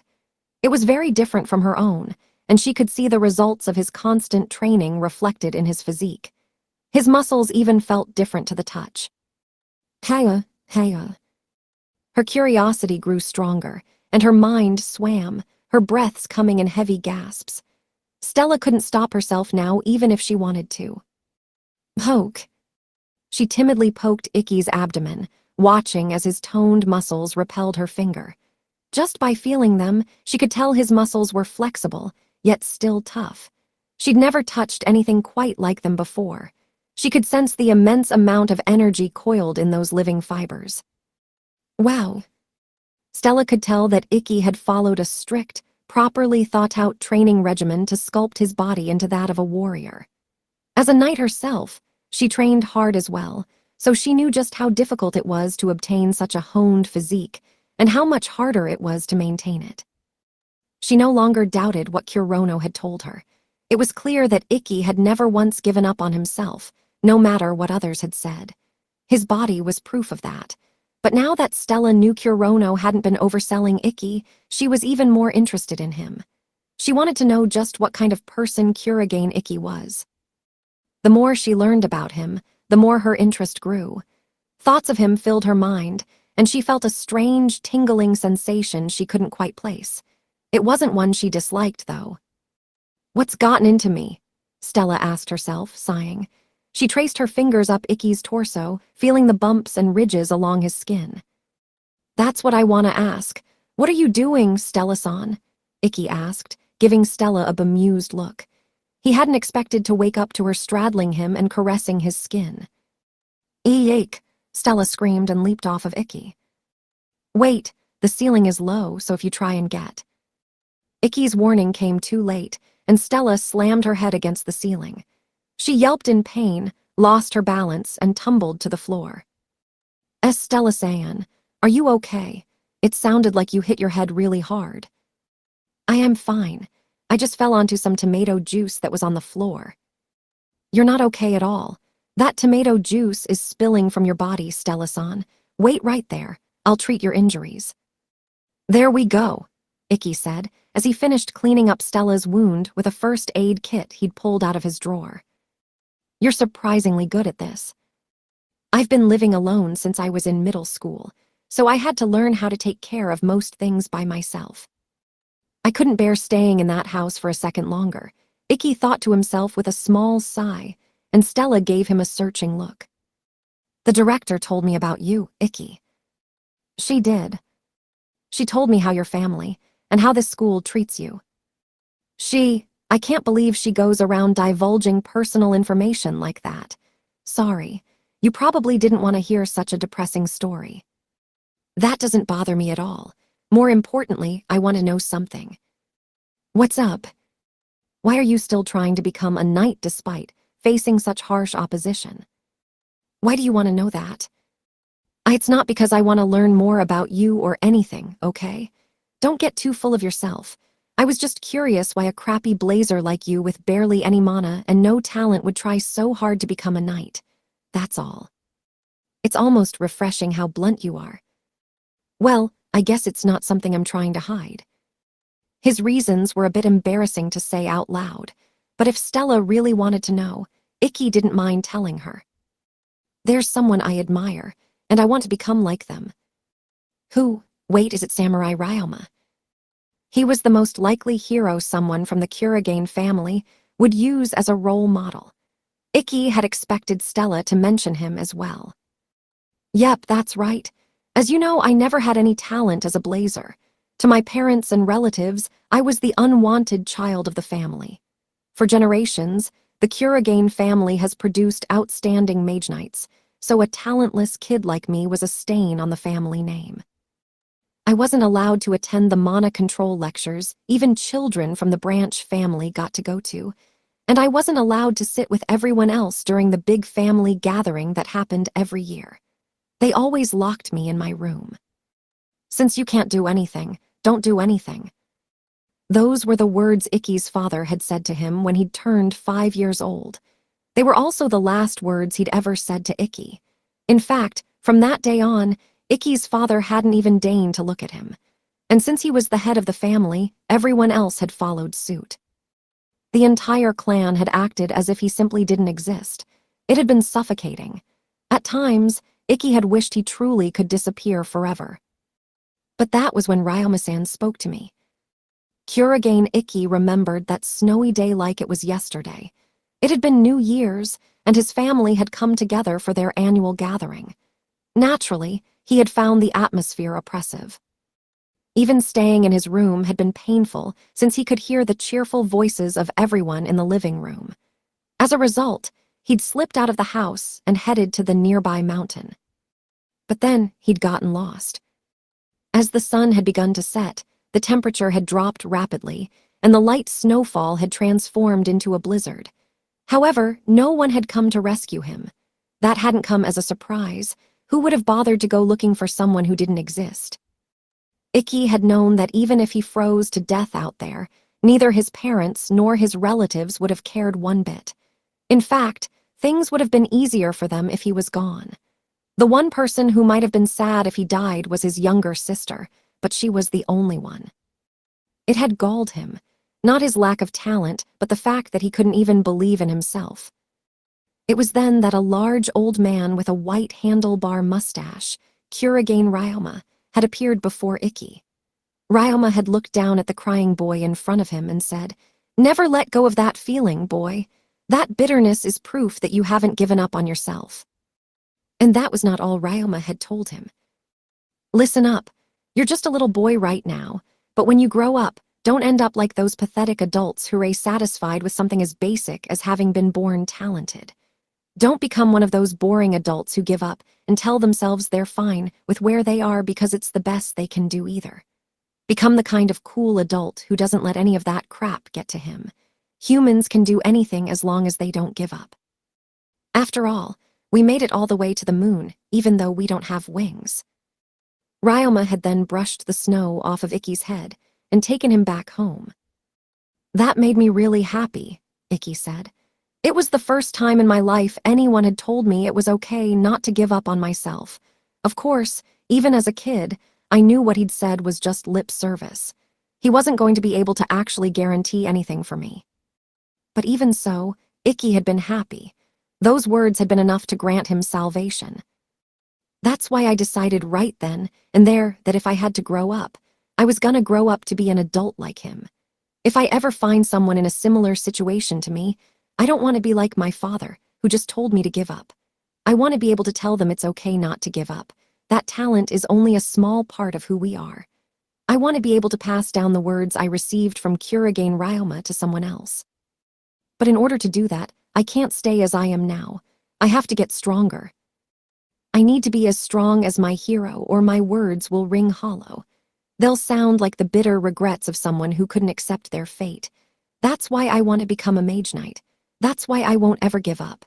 And if I want to become as strong as Kurogane Ryoma, then I have to at least become the 7 Stars sovereign." "I see, so that's your dream, Ikki," Stella muttered. "Let me guess, it sounds unrealistic." She awkwardly averted her gaze, confirming Ikki's suspicions.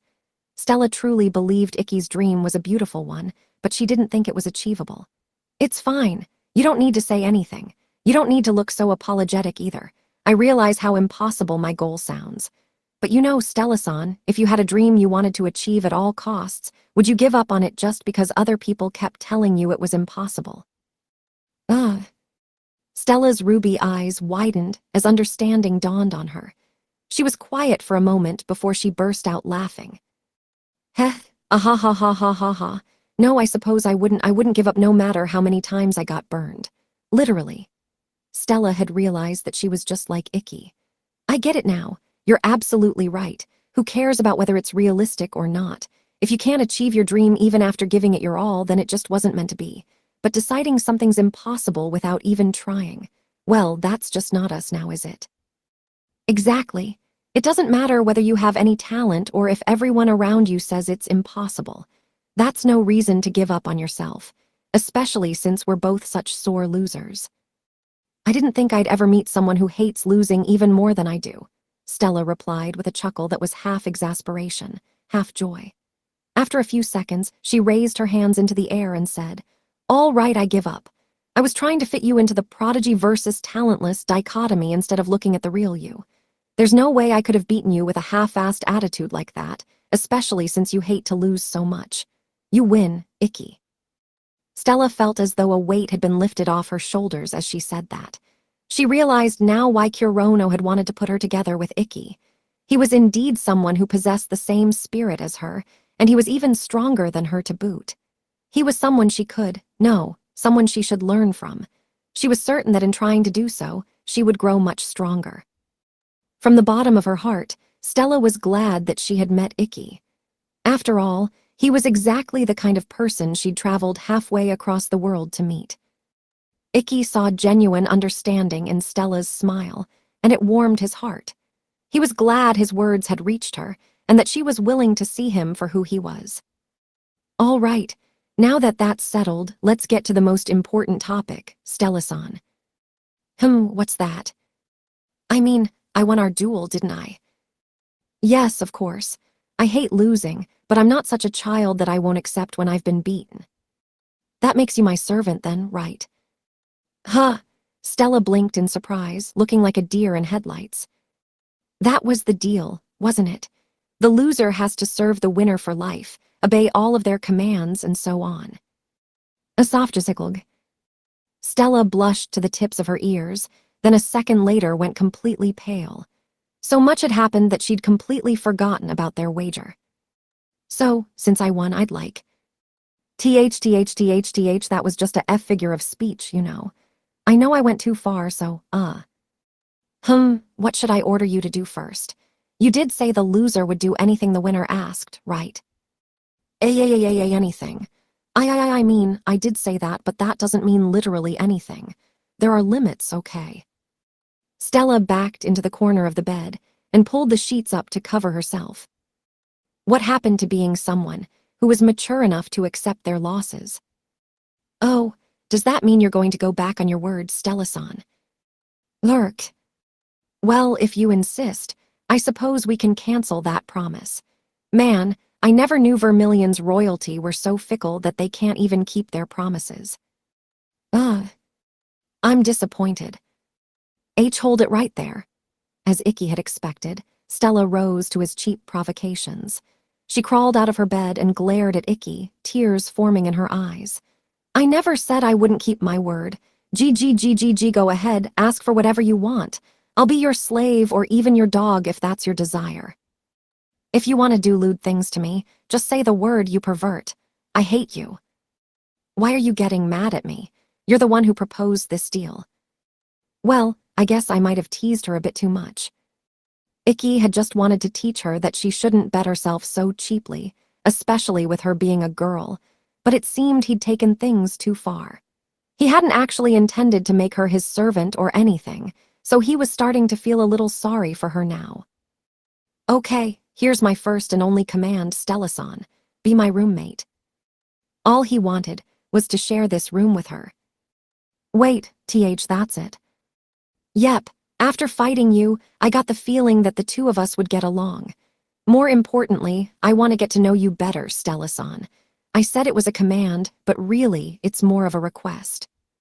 Just like how Stella wanted to know more about Ikki, too, wished to learn more about this girl with such a dazzlingly beautiful soul. He could feel that they were kindred spirits.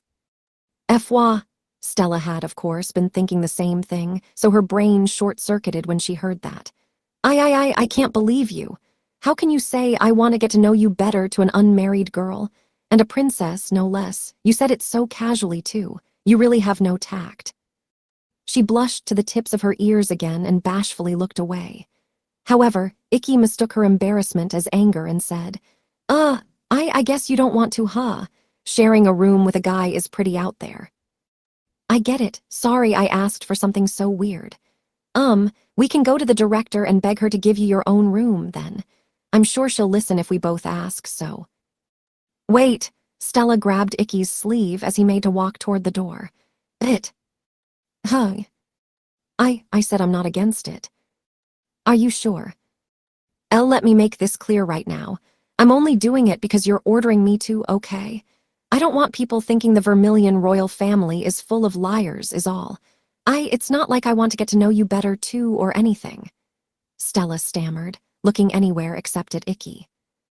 Though her choice of words was quite roundabout, her intentions got through to Ikki. Knowing she did want a room with him made him happy.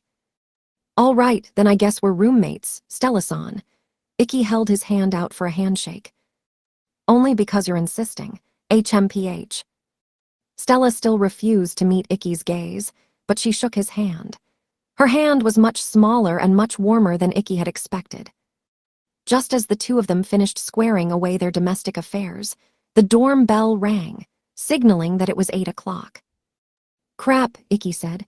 I slept for longer than I should have. Well, this sucks.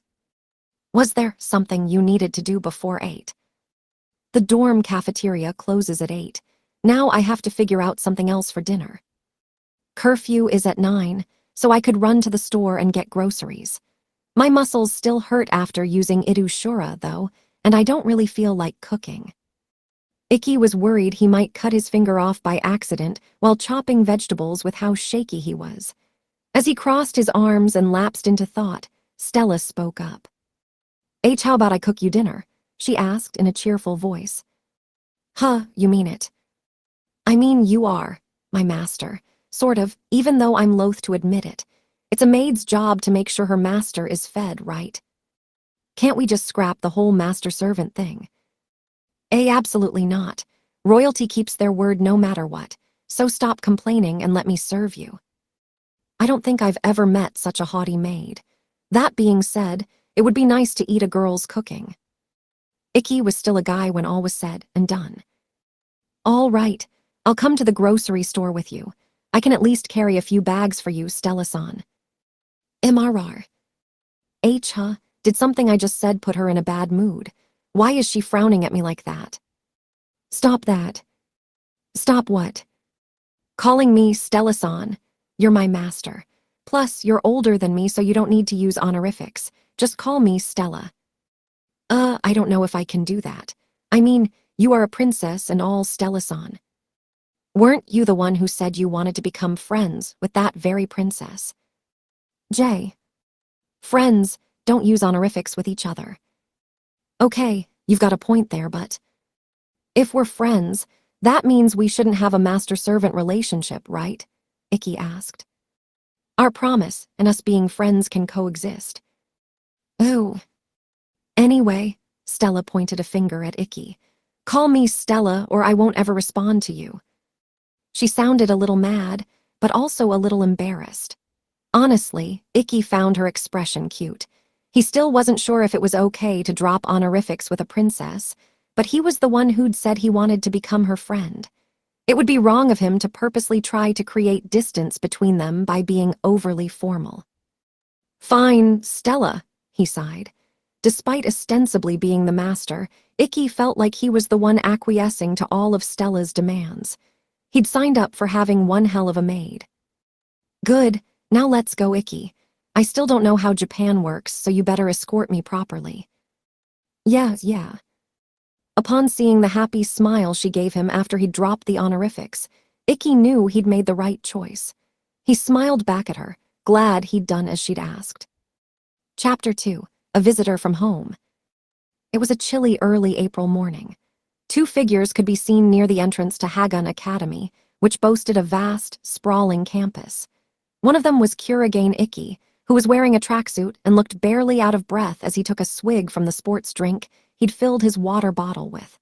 The other was Stella Vermilion, who was also in a tracksuit, but she was a good distance behind Ikki and panting heavily. She was trying to reach the entrance gate Ikki was at, which marked the finish line for the day's running session.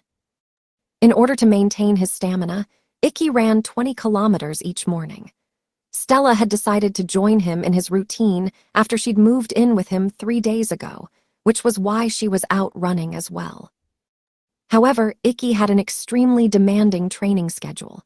He knew his mana was hopelessly low, so he was trying to make up for that by doing as much physical exercise as he could. He would alternate between sprinting and jogging his 20 kilometers, pushing his cardiovascular system as hard as he could. On her first day, Stella had tapped out halfway through. On her second, she'd thrown up. On her third day, Ikki had initially slowed his pace down to match hers, but she hadn't let him get away with it. You don't need to coddle me, she'd shouted, looking ready to bite his throat out if he dared to take it easy on her. He'd gone back to his usual pace, and this time, Stella had managed to follow him all the way to the end, though she was quite a ways behind him. Stella really is amazing, Icky thought as he watched her stagger up to the gate. Despite the vast amount of magical talent Stella possessed, she'd trained her physical fitness enough that she could still somewhat keep up with Icky's exacting training regimen. He could tell that she hadn't just relied on her talent. She'd put in an inordinate amount of effort to get to where she was now. Heya, I made it, Stella panted as she caught up to Icky. Well done. That was nothing. It was impressive that Stella was still trying to put up a strong front when she was so exhausted that she couldn't even muster the energy to wipe the sweat off her face. Icky waited for her breathing to slow down a little bit, then poured out a bit of his sports drink into the water bottle's cup-shaped lid. Here, have a drink. Stella stared at it hesitantly. Wait, isn't that an indirect kiss? What's wrong? Oh, my bad. I guess you don't want to drink from the same cup a guy has, huh? I never said I didn't want to. If anything, it's the opposite. Come again. It's nothing. Just hand it over, you moron. Stella's face was already flushed from the exercise, but she blushed even harder as she downed the sports drink. Wow, she even drank from the same spot I did. She'd done it so quickly that Icky hadn't even had time to warn her. He turned away apologetically, unaware that she'd done it on purpose, and stared at the school's gates. There was a large placard in front of them informing students that the opening ceremony would be held today. It's finally time for the new school year. This moment held a lot of meaning for Icky. Last year, he hadn't been given any opportunities to learn, and it had passed by without him being able to go to a single class. But this year would be different. Shinguji Kurono was the director of Hagun Academy now, and she believed in giving every student a fair shot. Icky was excited to finally get the chance he'd been waiting so long for. You look really happy, Icky, Stella said as she passed the water bottle lid back. Do I? Well, the truth is, there's someone I'm looking forward to seeing. That someone better not be a girl. Huh, why does she sound so hostile? I mean, it is a girl, but... Goodbye. Wait, hold up. Put Levitain away and listen to me. The girl is my younger sister. Your sister? Come to think of it, you did mention having a sister when we were fighting. Yeah, I heard she enrolled here this year too. I haven't talked to her since I left home 4 years ago, so I'm excited that I'll be able to again. Icky still remembered his silver-haired sister tottering after him wherever he went, her twin-tails bouncing with each step. She'd been a crybaby who got lonely easily and was always begging for attention. But while Icky's father, mother, and other siblings had all abandoned Icky after they'd learned he had no talent, she'd continued talking to him like normal. As far as Icky was concerned, his sister, Kurigane Shizuku, was his only real family. It had been 4 years since he'd last seen her, so he was curious about how much she'd grown. I can't wait to see her. I need to ask just in case, but your sister isn't, by any chance, not related to you by blood or anything, is she? No, she's my biological sister. Why? Then you're forgiven. Forgiven for what? Icky had no idea what Stella was going on about, but he had a policy of not digging too deep into things he didn't understand. He turned back to the opening ceremony sign, thinking about the coming days. Very soon, the battles to determine who got to represent Hagun Academy in the 7 Stars Battle Festival would begin. Woohoo! Congratulations on getting accepted to Hagun Academy, new students. The young woman standing at the teacher's podium opened a party popper in the direction of the students, a huge smile on her face. I'm Orki Yuyuri, and I'll be Class 1-to-1's homeroom teacher. This is my first time being a homeroom teacher, but I'm sure we'll get along swimmingly. In fact, I'd love it if you all called me Yuri-chan. No need for formalities here. Icky had been mentally preparing himself for the days of fighting that would begin soon, so he was taken aback by his teacher being so cheerful and energetic. Dealing with her seems like it'll be exhausting, Stella, who was sitting in the seat next to Icky's, muttered. Ahaha, I know what you mean, but she's a good teacher. You know her?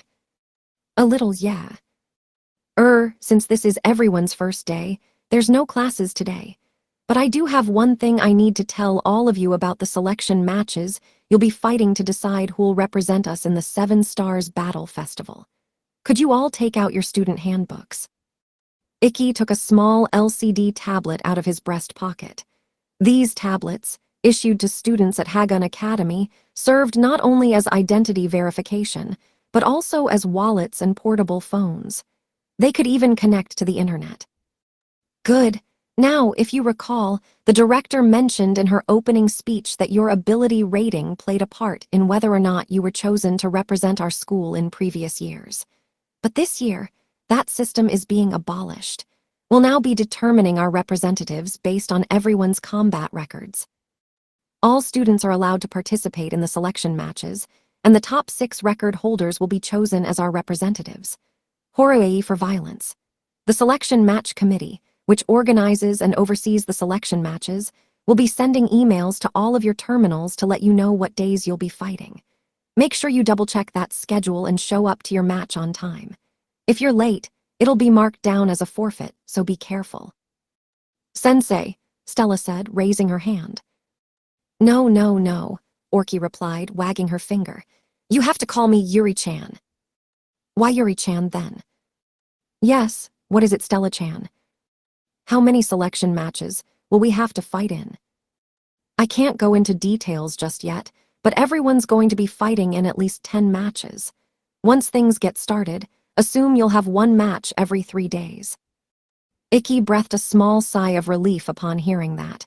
He could only use Iru Shura once a day, so if he were forced to fight consecutive battles, he'd be in trouble. But while this was good news for Icky, the rest of the class didn't look pleased. Are you kidding me? Man, what a pain. That means I won't have any time to hang out with people. I don't even want to go to the 7 Stars Battle Festival in the first place. The other students sounded decidedly unhappy with this system. It was understandable, considering most of the students had no real interest in the 7 Stars Battle Festival. The participants fought with their weapons out in true form rather than phantom form. Injuries were commonplace, and occasionally people did die. Few people were so driven to get stronger that they'd be willing to participate in such a dangerous event. In fact, most students were far more concerned with graduating safely, becoming a mage knight, and finding some stable, well-paying job. Will there be any penalty for losing our fights, or for abstaining from fighting altogether? One of the students asked. Nope, there's no penalty, and it won't affect your grades if you lose. They'll get a slight boost if you win, though, and if you don't want to participate, you don't have to. When you get the email from the committee, just let them know that you're not interested in the 7 Stars Battle Festival and would like to withdraw. You'll be removed from the pool of fighters and won't have any further matches. However, Orki glanced over at Icky, then smiled gently and added, I realize this new system might seem cumbersome to some, but personally, I think it's splendid that everyone has an equal opportunity to earn their place. After all, this means every one of you has the opportunity to become the 7 Stars Sovereign if you want it badly enough. I'd like it if you all set that as your goal and participated. I'm sure it'll be a valuable experience for each of you. Icky bowed his head in thanks. He had first met Orki back when he'd been taking Hagun Academy's entrance exam. She'd been his examiner. It was because she'd valued his abilities so highly that he'd been accepted into the school. As he thought back to that day, he suddenly remembered something. Oh, I almost forgot. Doesn't Orki sense? All right, everyone, let's give it our all this year. Say it with me. We're gonna blaya. Have a really weak constitution. Icky finished his thought just as Orki started vomiting blood. Wayuri-chan. Don't worry, everyone. She's fine, Icky said, helping Orki get back onto her feet. She's just really sickly all the time. That sounds like we should be worried. Didn't she just vomit blood? Cough, cough. It's okay, kids. Just like Kurigane-kun said, I'm fine. Orki smiled weakly at the other students in an attempt to reassure them. I've been coughing up a liter of blood a day since I was a child. That is not okay. Cough, cough. Well, I've survived 20 years like this, so it's no big deal. Heh, impressive, isn't it? I'm sturdier than I look. Please don't be proud of that. I'll take her to the nurse's office, so could someone clean up that blood puddle? Ikki said, addressing the class. Sure, I'll take care of it. The girl with peach blonde hair who'd answered nodded at him. He then draped Orki's arm over his shoulder and started half carrying her to the nurse's office. As they walked, Ikki suddenly asked, Orki-sensei, is the reason you were acting so hyper today because you wanted to congratulate the new students? Cough, cough, yes. It's their first day at school, so I wanted them to feel proud that they'd made it here. That's why I pushed myself so hard. Yeah, I thought so. It was exactly the kind of thing Orki, who was kind to a fault, would do. Orki-sensei, I don't know how to say this nicely, but… What? I think everyone just thought you were cringe. Sag. Ikki felt bad for Orki, but that was precisely why he'd told her the truth. It was for her own good. She, like all people, needed to act her age if she wanted to be respected. Sensei said everyone's free to go home for the day, Ikki announced as he returned to the classroom, relaying Orki's message to the other students. Guess I'll go look for Shizuku. If a repeat student like me sticks around for too long, I'll just ruin the mood. Ikki could feel the other students' gazes on him. Since Orki had collapsed, the class hadn't gotten around to doing self-introductions, but Ikki suspected that everyone had already heard he was repeating a year.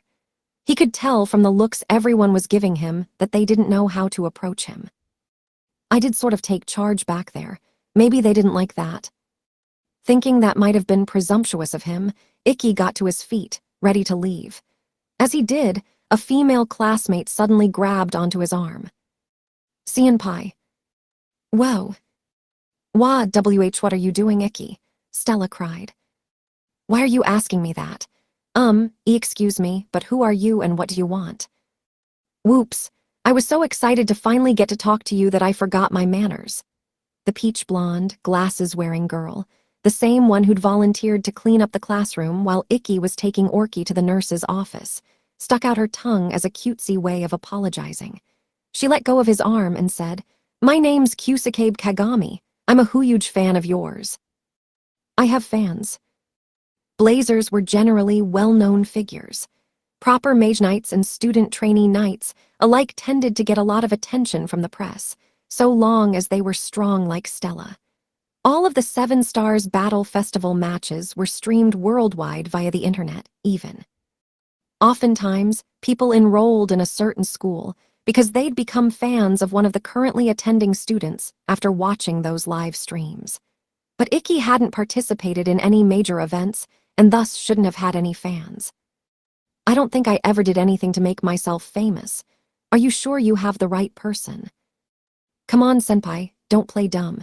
Surely you haven't forgotten this. Ikki had no idea what Kagami was talking about until she pulled out her student handbook and showed him a certain recording. He definitely hadn't forgotten, considering it had only been a few days since that particular event. This is our duel, isn't it? Stella exclaimed as she came over to look at the display as well. Wait, did you and Stella-chan not know? Do you two never go online or what? Pretty much, I'm not good with computers, Ikki replied. I don't spend any time online either. In fact, I don't even own a computer, Stella said. Well, that would explain it. Anyway, senpai, your duel with Stella-chan got uploaded online right after it ended, and it caused a huge stir. Practically everyone in school must have seen it by now. Isn't that right, guys?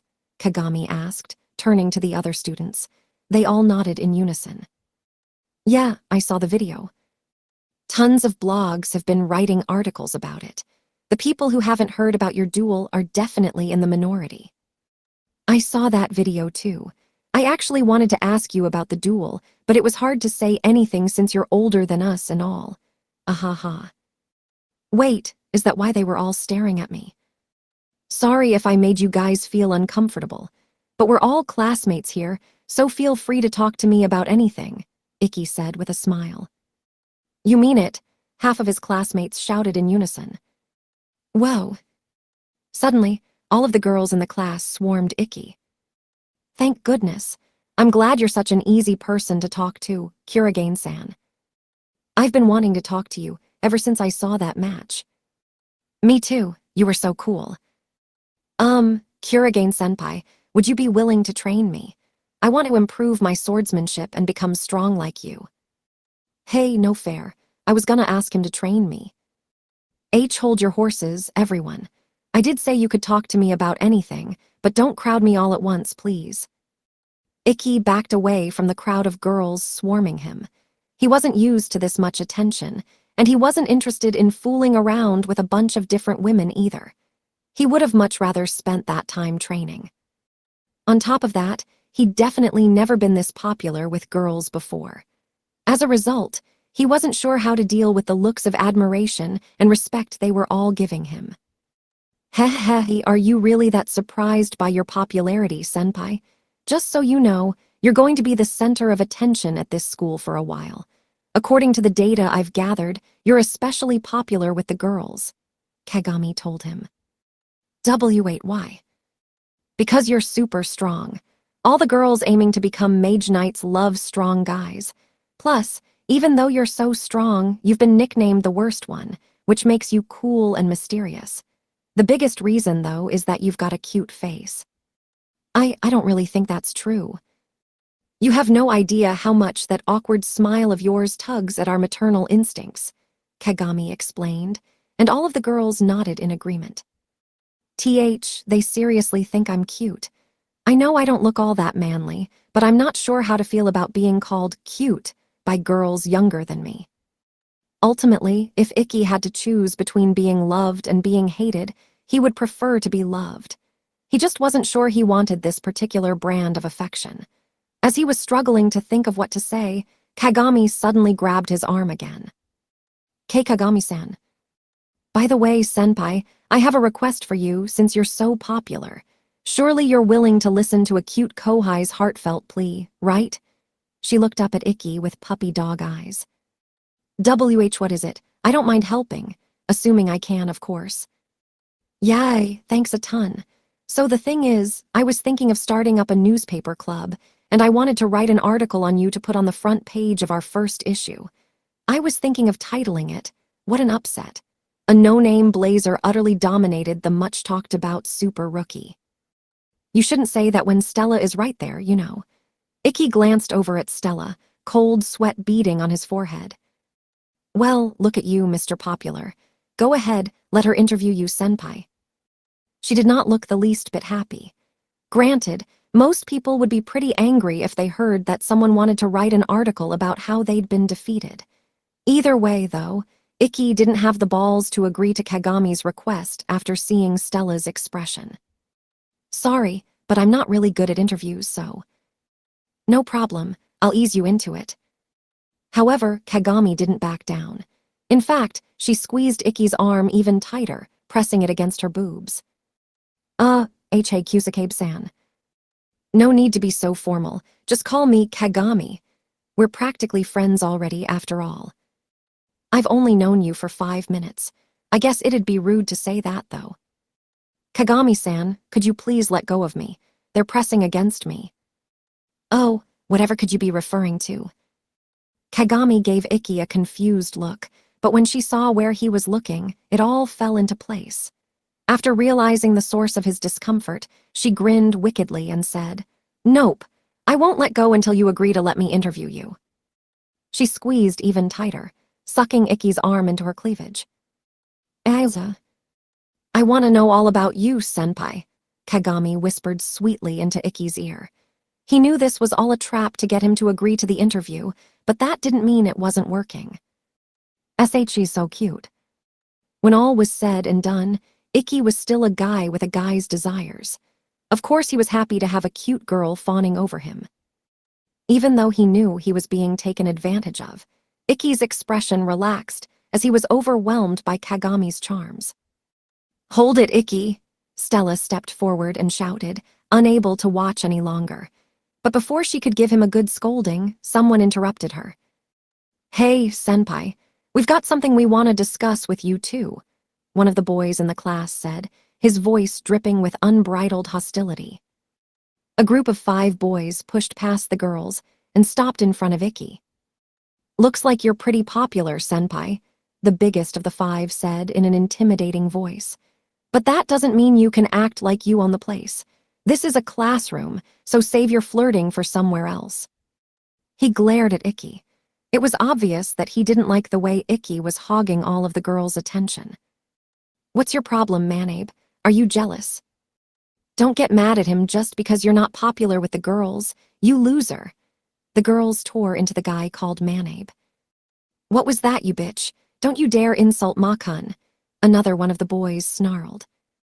"Okay, let's just calm down, everyone," Icky said, holding out his hands in a placating gesture. While this wasn't his fault, he was technically the cause of it, so he felt that it was his duty to settle things peacefully. He bowed to Manabe and said, "I'm sorry if I upset you. You're right that I shouldn't have caused such a commotion in the classroom." "Huh, don't pretend to be the good guy here. We all know you're a hack." "What exactly do you mean by that?" "You might have fooled these stupid bitches, but you ain't fooling me. There's no way a rank F can beat a rank A. I bet you used some underhanded trick to win just so you could become popular." "I most certainly did not. Your accusations are disrespectful to both me and Stella." "You really trying to say you beat a rank of fair and square? Gimme a break. If you're really that strong, then how about you try and beat all of us, senpai?" The five boys surrounded Icky like hyenas, circling their prey. All of them except Manabe manifested their devices. "Are you guys crazy? If the teachers find out you took your devices out in the classroom, you'll be expelled," Kagami shouted. "Shut it, slut. If you don't want to get hurt, then get out of our way." Manabe snapped back, and his four followers brandished their devices. It was clear from their bloodthirsty expressions that they hadn't manifested them in phantom form either. However, Icky remained as calm as ever. "Kusakabe-san is right. Fighting here is against school rules. While we're still trainee knights, the school we belong to gets to decide when and where we're allowed to use our powers. If you insist on fighting me, let's go to a training field. I'll gladly spar with you until evening." This was Icky's way of showing kindness to Manabe and the others. Frankly, he had no reason to fight them, and he'd gain nothing by doing so.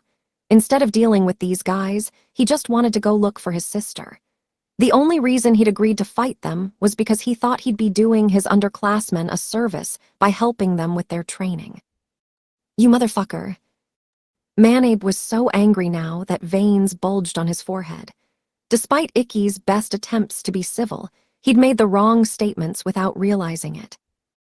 Manabe and the others hadn't actually been looking to spar or train or anything of the sort. They'd wanted to terrify the guy they thought had cheated his way to a victory just to become popular with the girls and make him beg for mercy. Therefore, Icky saying he'd be willing to fight them at a training field had just added insult to injury. "Don't get cocky, you piece of shit. You're just a flunker who had to repeat a year. Get him." Did I say the wrong thing? Icky thought, cocking his head to one side. Unfortunately, it was too late to resolve things peacefully. The four boys rushed at Icky, their devices raised high, while the girls screamed and rushed out of the way. Icky let out a tired sigh. Now that things had come to this, he had no choice but to use force. "Senpai, I'll tell the teachers you only acted in self-defense, so teach those guys a lesson," Kagami yelled, urging Icky on. While Icky was thankful for her support, he wouldn't need her to testify for him. Nah, there's no need for that. He simply wouldn't let this turn into a true battle between blazers wielding devices. "Hiya." Icky shifted all of his focus onto his eyeballs. He had no need to see in color right now, as that information was unneeded. To that end, he shut off his eyes' ability to process color. The world turned monochrome, and Icky transferred the mental energy his eyes and brain had been using to see color into enhancing his kinetic vision. Everything around him suddenly looked like it was moving in slow motion. What Icky was doing didn't require any special superpowers. It was a simple heightening of his concentration that any human could do with enough training and determination. When put in extreme situations, humans tended to activate this power subconsciously, and all Icky had done was bring that power under his control. Of course, in his case, the ability to do so was an inherent necessity. Without it, he never would have been able to develop a technique that let him use up all of his body's energy over the course of 1 minute. In this slow-moving, monochrome world, Ikki examined his surroundings and analyzed the situation. His opponents were coming at him from 4 different directions. The fastest is the guy with the katana, who's coming at me from the front. Ikki thrust his right hand forward and used the back of his hand to push his foe's blade aside. He didn't put a lot of force into it, only using as much as one would to pull aside a curtain, but that was enough. "Wah!" the boy with the katana gasped as his blade passed harmlessly to Ikki's side. Ikki then tripped him with the tip of his foot. "Waya!" Unable to keep his balance after having his pivot leg swept out from under him, the boy with the katana crashed into the boy with a longsword who'd been coming at Ikki from behind. The two of them slammed into a nearby desk and fell to the ground in a tangled heap. "You bastard!" "Dilly!" The 2 boys to either side of Ikki came at him next. One of them was wielding an iron club and the other an axe. They were both aiming for Ikki's head, which made them easy to deal with. "Hup!" Ikki bent his knees and ducked. A second later, there was the clang of metal against metal as the 2 boys' weapons clashed. Both of them had swung at full power, so the recoil was immense. "Jaya!" They screamed in pain as the force of each other's blows traveled down their arms, numbing them. That just left their leader. "G got him it." Manabe's earlier confidence had vanished, and he looked clearly shaken after having watched his 4 comrades get taken down with consummate ease. Panicking, he summoned his own device, a large-caliber revolver. It was a rare type of device to see from a blazer living in the Far East. Manabe pointed the gun at Ikki and pulled the trigger. However, in the time it took for the hammer to come down, Ikki made his move. He grabbed an eraser from a nearby desk and flicked it straight upward with his thumb. It bounced off the ceiling and landed in the space between the revolver's hammer and percussion cap, preventing it from firing. Manabe let out a wordless scream as he stared at his now useless device. Meanwhile, Ikki rushed forward and clapped his hands right in front of Manabe's face. The idea was to scare the boy. Ikki had no intention of actually attacking him. "Eek!" Fortunately, the intimidation tactic had worked. Manabe crumpled to the ground, looking up at Ikki with fear in his eyes. Ikki, a rank F blazer, had just defeated 5 blazers armed with their devices with just his bare hands, and he hadn't even broken a sweat doing it. Manabe and the others had lost the will to fight, and Ikki saw no reason to torment them any further. As he'd promised, he hadn't let an actual battle break out. Flashing the 5 of them the awkward smile Kusakabe had said triggered the motherly instincts of all the girls. He said, "We're going to be in the same class for a whole year, so let's try to get along, okay?" Manabe nodded blankly, too afraid to say anything. He and his friends weren't the only ones who'd been stunned by Ikki's display of strength. The rest of the class was also at a loss for words. They had just watched Ikki take down 5 blazers with his bare hands, after all. "Hey, Stella, is it just me, or is the atmosphere kind of tense?"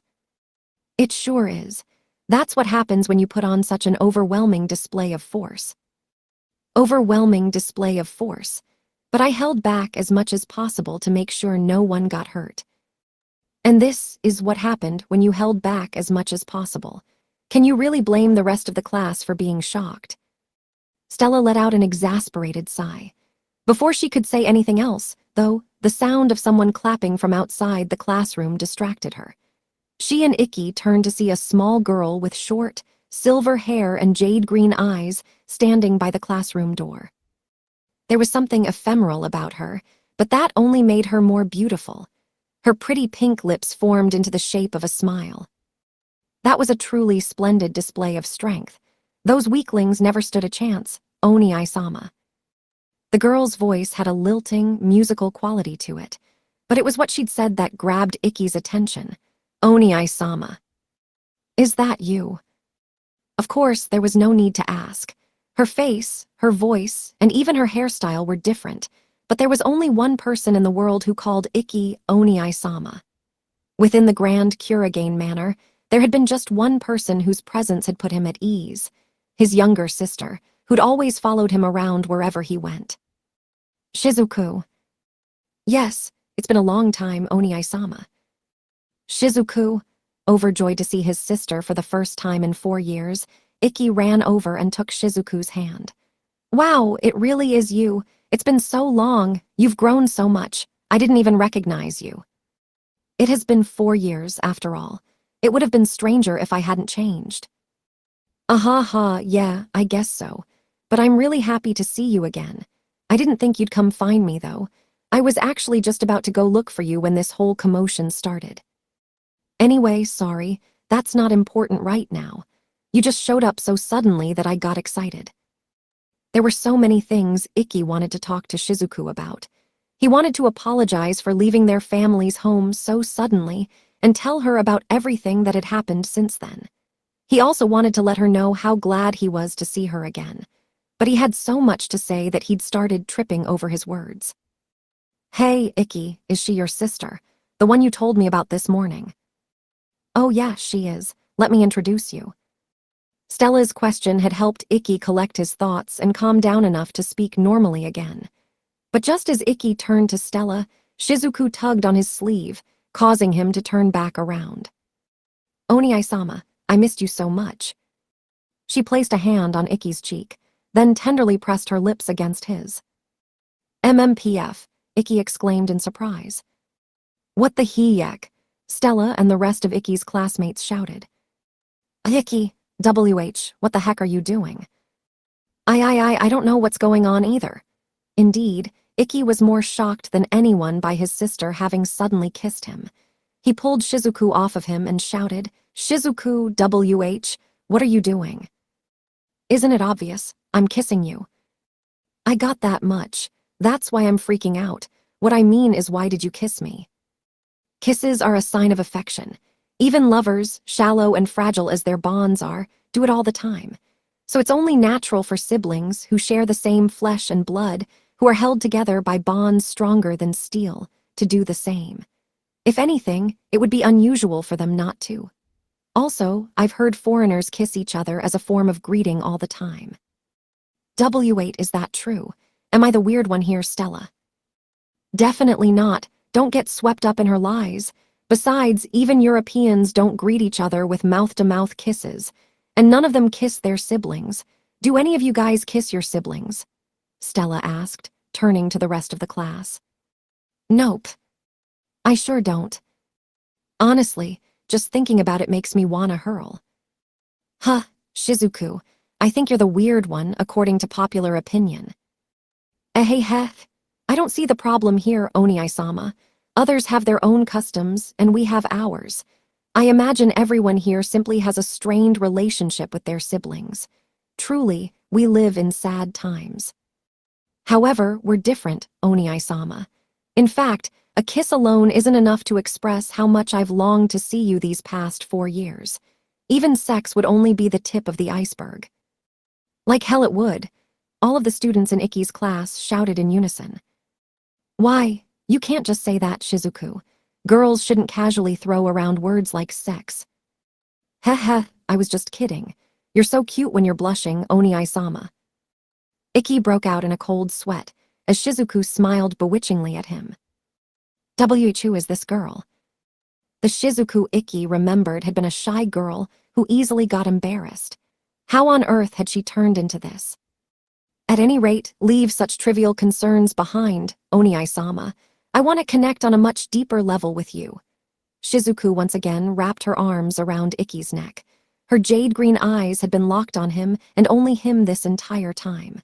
We have to make up for 4 years of lost time. Ugh. She brought her pink lips close to Ikki's, planning on kissing him again. Ikki knew this was wrong. He knew this wasn't how siblings should act, but he couldn't move. Shizuku's gaze held him trapped in place, unable to do anything. Stew-whoop. Just before their lips connected for the second time, Stella pulled the two of them apart. Earth to Ikki, why are you getting in the mood too? Get a grip. Sorry, thanks Stella, you're a lifesaver, Ikki said, looking relieved. What do you think you're doing? Shizuku said, taking her eyes off Ikki for the first time since coming into the classroom. It seemed like she'd only just now registered Stella's existence. That's what I want to know. What do you think you're doing to Ikki? Are you referring to the kiss? Oh, of course I am. What else would I be referring to? And here I thought you might have something worthwhile to say. Shizuku sighed. I'm free to do whatever I please with my big brother. Ikki, your sister's messed up in the head. I thought you said she was normal. Look, I'm just as surprised as you are. In fact, I'm kind of scared of her now. I notice you keep trying to interfere with my quality time with Oni-sama. You must be the Princess Stella everyone's talking about, right? Why do you care so much about how we commoners express familial love? No one in the world expresses familial love with a deep kiss like that. Like I said, I don't know how other families are, but this is how we do things. No family with common sense would ever do something that crazy. What an annoying girl. Listen up. Even if we assume there's merit to your argument and it's strange for me to kiss my brother, why do you care that we're a strange pair of siblings? It has nothing to do with you. Lurk. This is between me and Oni-sama. A princess from some backwater European country should keep her nose out of our affairs. NGH. Stella faltered, unsure of how to argue back. It was true that she technically had no right to interfere. Setting Shizuku straight was Ikki's job, since he was her brother and all. It certainly wasn't her problem, but she couldn't just stay quiet. Oni-sama, if we stay here, it looks like that nosy princess is going to keep getting in the way. Let's go somewhere quieter to enjoy our reunion. It was clear that Shizuku saw Ikki as more than just a brother, in which case Stella absolutely couldn't allow the two of them to be alone. She steeled her resolve and muttered, "It does have something to do with me." She could tell she was blushing. "It has everything to do with me, and I don't want you kissing Ikki." Huh? Ikki turned to Stella in surprise. After all, she just declared that she didn't want Ikki kissing another woman. Does that mean Stella has? After all, Ikki's my master. I can't have the world thinking he's a hopeless, perverted siskin. That's your reasoning. Talk about the scandal of the century, Kagami cried excitedly. I have to get our first headline changed ASAP. Struggle in my arms. An imperial princess was locked in her room for 72 hours by her roommate and subjected to all sorts of unspeakably lewd acts. Wait, is Kurigane-san that kind of guy? He looks so gentle, though. Wow, maybe he's one of those super playboys who just acts nice. And he forced the princess to be his maid. Damn, he's got some hardcore fetishes. Oh no, Stella's just making things worse. Wait, Stella, are you sure you want to be saying all this in front of other people? It's the truth, isn't it? We bet our entire lives on that duel and you beat me. Whether I like it or not, that means I belong to you in both body and soul. We've basically become one. That's why everything you do matters to me. Plus, it's a maid's duty to keep her master on the right path. I told you we can just scrap that promise. No, my pride as royalty won't allow it. Besides, you already gave me your first order, didn't you? Sleep in the same space as me. What kind of person are you trying to make me out as? I didn't word it in such an immoral way. But that is basically what you said, isn't it? I mean, yeah, but... Is that true? Shizuku asked, her voice as cold as ice. Ikki silently turned toward Shizuku, shivering a little. Is what she said true? Her expression was completely devoid of warmth. Holy shit, she's scary. Answer me, Oni-sama. Is what she said true? She asked a third time. Ikki wanted to say it wasn't. He knew if he didn't deny Stella's assertion, the situation would only get worse. However, Stella was telling the truth, and Ikki wasn't one to lie. Stella's twisting the nuance of what I said to make it sound a lot more evil than it was. But she is basically telling the truth, yes. He was too honest for his own good. Unfortunately, it was the honest who always suffered in life. I see, so it's true, heh. Shizuku. You liar. Shizuku's lips curled up into a smile. Gah. It was the most terrifying smile Ikki had ever seen. Why would you lie to me, Oni-sama? I know you'd never do anything that would make me sad. You'd never say anything that would hurt me. I know you. S.H. Shizuku-san. Oh, I get it now. That woman must be blackmailing you somehow. You're only lying because you don't want to make me worry. Of course that's why. Thinking about it logically, that's the only reasonable explanation. Wait, listen to me, Shizuku. Oni-sama, you poor thing. This is why I was against you leaving the family home. You're so cool that I knew other women would be attracted to you. And look, this stupid titty monster seduced you. I'm begging you, Shizuku. Just calm down and listen to me. It's okay, Oni-sama. I know this isn't your fault. You're just too wonderful. So much so that everyone wants you. It's all this woman's fault. It's all this woman's fault. It's all this woman's fault. But don't worry. I'll free you from her right now. Splash, Yoshigure. Hold on a second, Shizuku. This is a bad idea. Put the weapon away and listen to me. I'm not being blackmailed, and hey, are you listening? Shizuku had summoned her device, a kodachi called Yoshigure, causing Ikki to pale. Now, of course I'm listening to you, Oni-sama. I would never miss even a single one of your words. That's more impossible than the world suddenly spinning in reverse. Ha, you're so silly, Oni-sama. It's okay. I won't lose. It's true that I'm only rank B, but my element is water, fire's greatest nemesis. But thank you for being worried about me. I love you, Oni-sama. You're clearly not listening. We're just talking past each other now. Serve my will, Levitain. Wait, why are you getting ready to fight too, Stella? Sorry, but unlike you, Ikki, I'm not nice enough to show mercy to anyone who's summoned their device. If it's a fight she wants, then it's a fight she'll get. It was clear that neither Shizuku nor Stella was paying any real attention to Ikki. Their gazes were firmly locked on each other. Nothing Ikki said could stop them. Each one knew they needed to defeat the woman in front of them or they'd lose Ikki. Everyone, follow me into the hallway. If you stay here, you'll die, Kagami said, leading the evacuation. She'd adapted to the situation quickly, like a good journalist should. While the classroom emptied, Stella and Shizuku continued glaring at each other. I must say, your device is quite tiny, much like your chest, Stella said. And your device is as flashy and inelegant as those pointlessly massive udders of yours. It suits you perfectly. There's nothing more pitiful than the jealous words of the poor. It's fine, though. I forgive you. After all, my heart is as big as my chest. Fatty. That ended up being the final straw that made Stella snap. Oh boy, there's nothing I can do anymore. Knowing there was no avoiding tragedy now, Ikki shrugged in defeat and stepped out into the hallway. You're dead. The girls' battle ended up blowing the classroom to bits. Naturally, the destruction of an entire classroom did not go unnoticed by the teachers. After a brief discussion, they decided that the two parties responsible would be suspended and confined to their rooms for 1 week. No one had expected the school's top 2 new students to get suspended on their very first day. Such a huge scandal made for great gossip, and Kagami had decided to have Stella's and Shizuku's suspensions be the headline on the front page of her newspaper. Ikki was glad she'd shelved the idea of interviewing him for now, especially considering the tentative title she'd come up with for that article, but he had a much bigger problem now.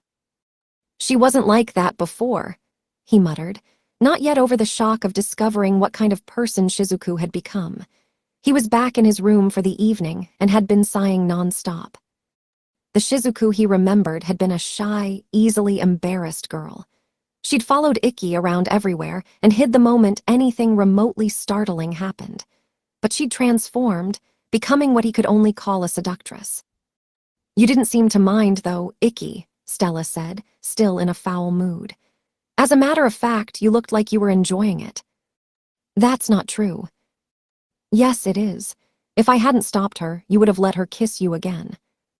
HRK, it was true that if Stella hadn't intervened, Ikki would have gotten kissed again. I couldn't move. It wasn't like I wanted to get kissed again. I was just so overwhelmed by how mature Shizuku had become that I. Oh, okay. So you were so captivated by how beautiful your sister had become in the 4 years you hadn't seen her that you couldn't move. Now hold on, I didn't say that. Ikki still thought of Shizuku as nothing more than his little sister. He didn't even want to see her as anything else, and especially not as a woman. But then he'd seen her for the first time in 4 years, and she'd grown up so much. On top of that, the passionate, fevered gaze she'd leveled at him had made it hard to resist her allure. The moment he realized that, he knew he couldn't lie to himself, much less Stella. But you might be right. You siskin. Jay. Pervert. I can't even deny it. What's wrong with me? Maybe I'm just backed up.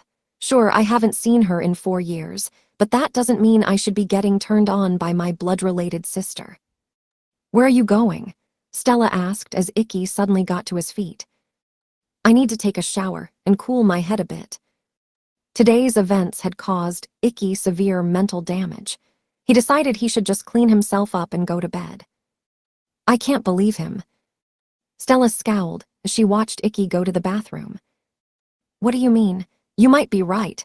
You're supposed to deny those accusations. He even told me I was pretty. It irked Stella to no end that Ikki's affections were being stolen away by his little sister, of all people. Besides, he even said he wanted to room with me and get to know me better, so how come he hasn't made a move yet? Stella was ready for him anytime. In fact, she woke up before Ikki each morning and made sure to fix her bedhead. And every night, she mentally prepared herself for Ikki to engage in the ancient Japanese tradition of yabai and join her in her bed. That doesn't mean I want him to do lewd things to me or anything, though. Absolutely not. If he tries, I'll kick him out. An unmarried princess like me would never do something so untoward. But she was fed up with Ikki making zero advances on her. You told an unmarried girl she was pretty, and that you wanted to get to know her better. You can't just say those things, and then not do anything else. Ikki was literally blue-balling Stella right now. It was high time she demanded why. Especially since he'd locked lips with his sister today and said that he might actually find her attractive. Ah, geez, Ikki, you moron, siskins like you should just die. Stella punched her pillow repeatedly, tears welling up in her eyes. What if Ikki isn't interested in me as a woman? What if I'm not his type? What if he likes slender, petite girls like Shizuku? If that last part was true, Stella was in trouble. She wasn't very tall, but she definitely had assets. Until now, she'd been proud of her body, but if Ikki was so much of a siskin that he'd also become a lolican, she'd never be his type. That was the one thing that she couldn't let happen. Okay. Stella steeled her resolve and made a brave choice. You siskin. I wonder if she hates me now. Ikki sighed to himself, sinking into the bathtub as he thought back to what Stella had said. Pervert. Ugh. There was no guy out there who wouldn't get depressed if a younger girl called him a pervert. It was exceptionally painful because it was Stella who'd called him that. As a knight, Ikki respected Stella Vermilion greatly. Despite her immense talent, she hadn't let it get to her head and had continued to train tirelessly to reach even greater heights. If he'd been born with as much innate talent as her, he wasn't confident he would have been able to work half as hard. He also thought she was an attractive woman, which was precisely why he was so down. He admired Stella both as a knight and as a man, so he didn't want her to think he was a creep. He needed to clear his name as soon as possible. Maybe I should have a proper talk with Shizuku tomorrow. Wanting Stella to have a better impression of him was a part of it, but also, Shizuku wasn't a child anymore. He had to make sure she understood that she couldn't do those kinds of things to her brother. As the older sibling, it was Ikki's duty to set her straight. Moreover, she'd grown up to be such a cute girl. It would be a waste if she missed her chance to snag a good boyfriend because she was lusting after her own brother. Just as Ikki made up his mind, the door to the bathroom slid open. I am coming in okay. Stella walked in, wearing nothing but a swimsuit. It hung. Something was terribly off about this situation. Ikki was completely flabbergasted by it. It was like he'd found a whale in a pond. Wait, I know. Stella wearing a swimsuit is what's weird here. This was a bathroom, after all. It made no sense to wear your swimsuit in a bathroom. If you're embarrassed about being naked, you should just wrap a towel around. Wait. What the heck am I thinking? I mean, the swimsuit is weird too, but that's not the problem here. Why are you in the bathroom, Stella? What the heck is going on?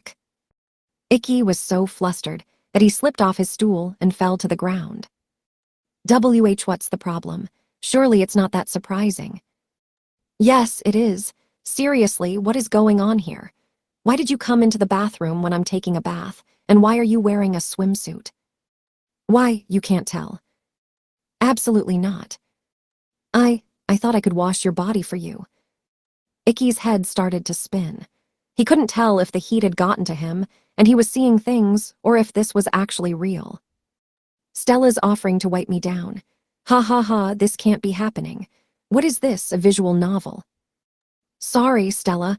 I think I've been in the bath too long and the heat's making me hear things. Can you repeat what you just said? I mean, I'm your maid and all right, it's my duty to clean you up. Yeah, that's it.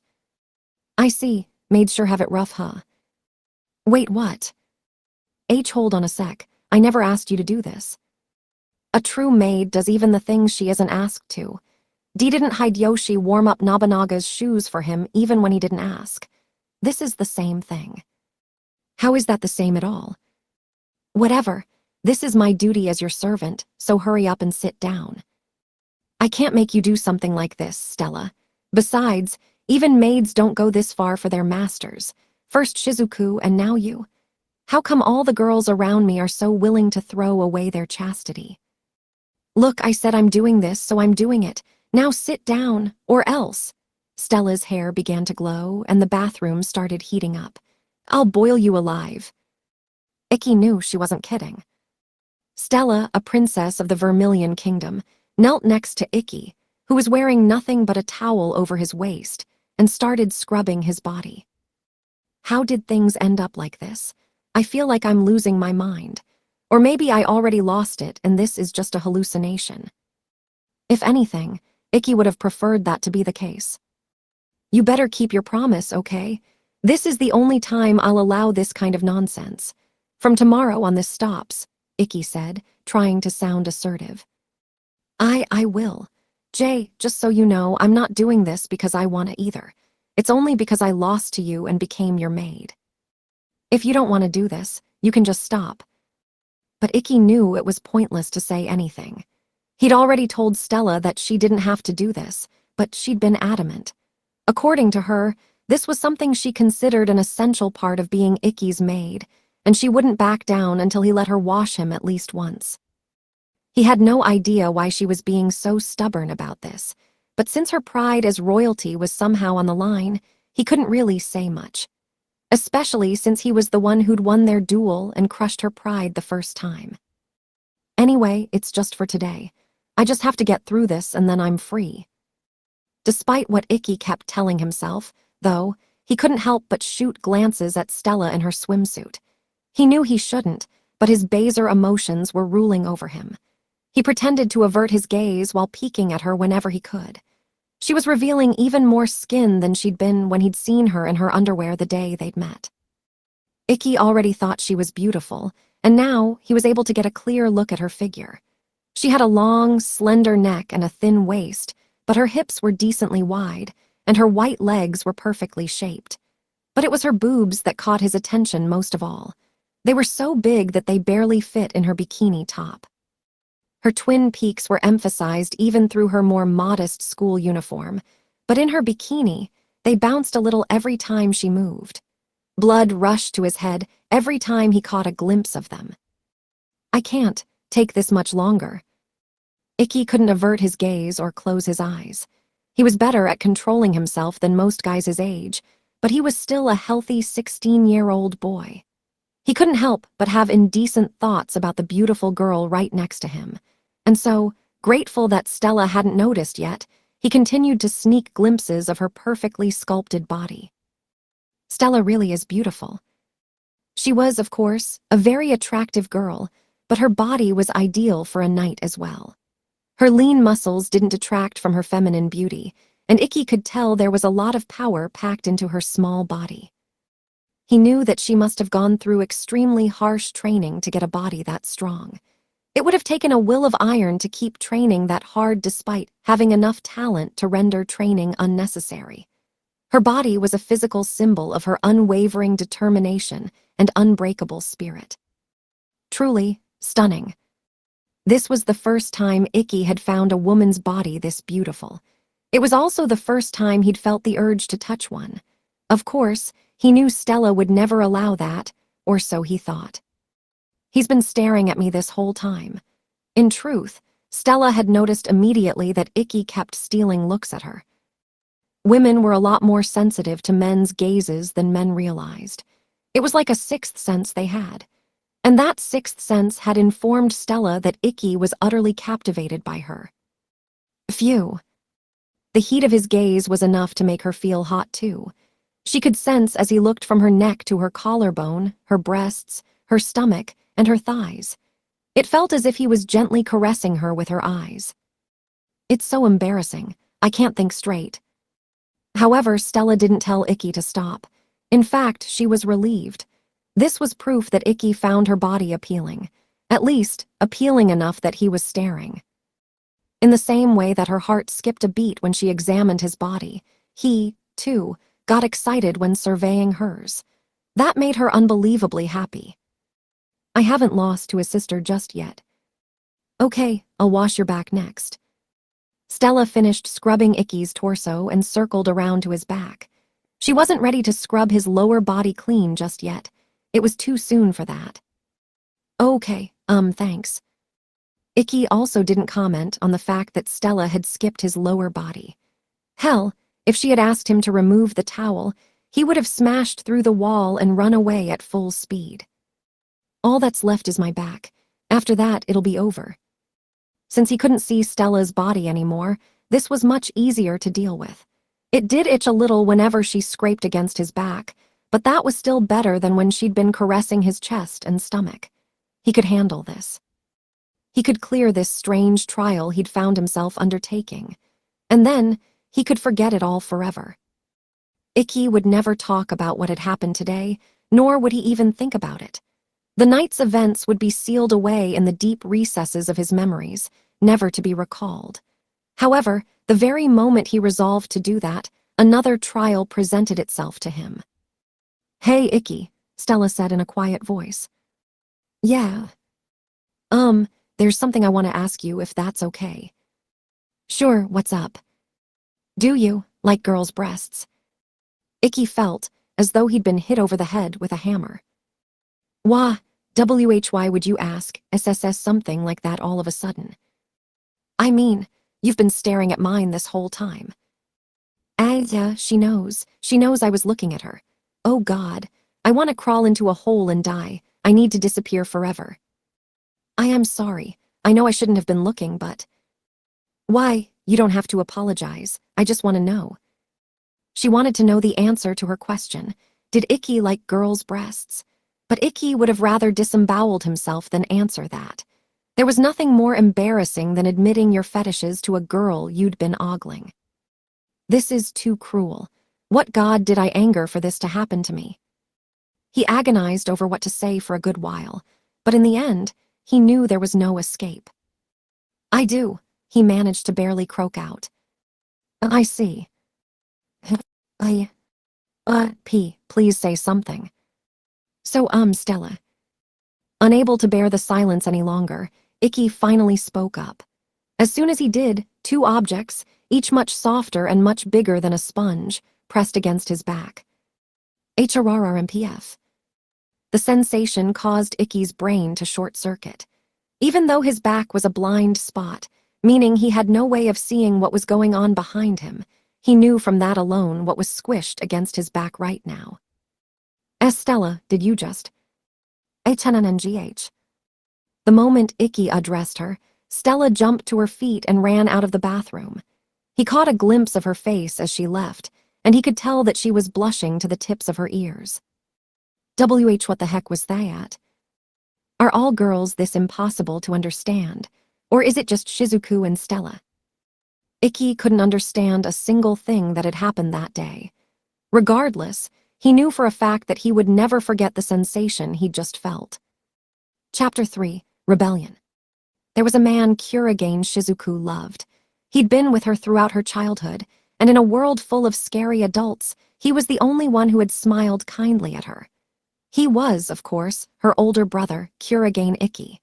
The reason she'd kissed him when they'd reunited after 4 years was that she loved him. She hadn't always seen him in a romantic light. In fact, until 4 years ago, her love for him had been normal, familial love. Her feelings had only started to change when he'd left home. It wasn't as simple as her realizing after he'd left that she'd loved him romantically all along, though. When Ikki had run away 4 years ago, no one had bothered to look for him. Not his parents, and not even Shizuku's eldest brother. It was then that she'd started to realize how Ikki had been treated by the rest of her family. Even before he'd left, everyone had been pretending like he didn't exist. When she'd realized what he'd been subjected to, Shizuku had been disgusted by how willfully ignorant she'd been.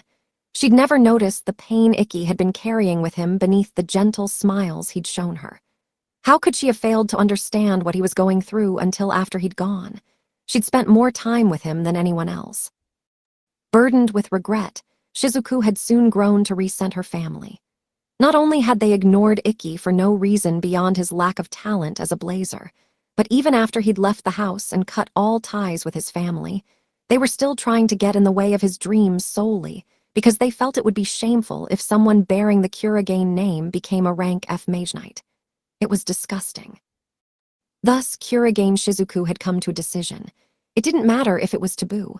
If Ikki's father, mother, and brother wouldn't give him the love he deserved, that was that. She alone would give Ikki the love he'd never gotten. Their help was unnecessary. She would grant him the love of a father, a mother, a brother, a sister, a friend, and a lover all at once. She would love him more than anyone had ever been loved before. It was precisely because of her twisted resolve, however, that she was now faced with a big problem. Stella Vermilion, the girl who claimed to be her beloved Ikki's servant. It was obvious to Shizuku that Stella had a crush on Ikki. They both loved the same man. Stella had turned her promise to Ikki into chains that bound him to her, and it vexed Shizuku. Furthermore, Stella had realized the depth of Shizuku's love for Ikki and was doing everything she could to get in Shizuku's way. Today, both of their suspensions had finally ended.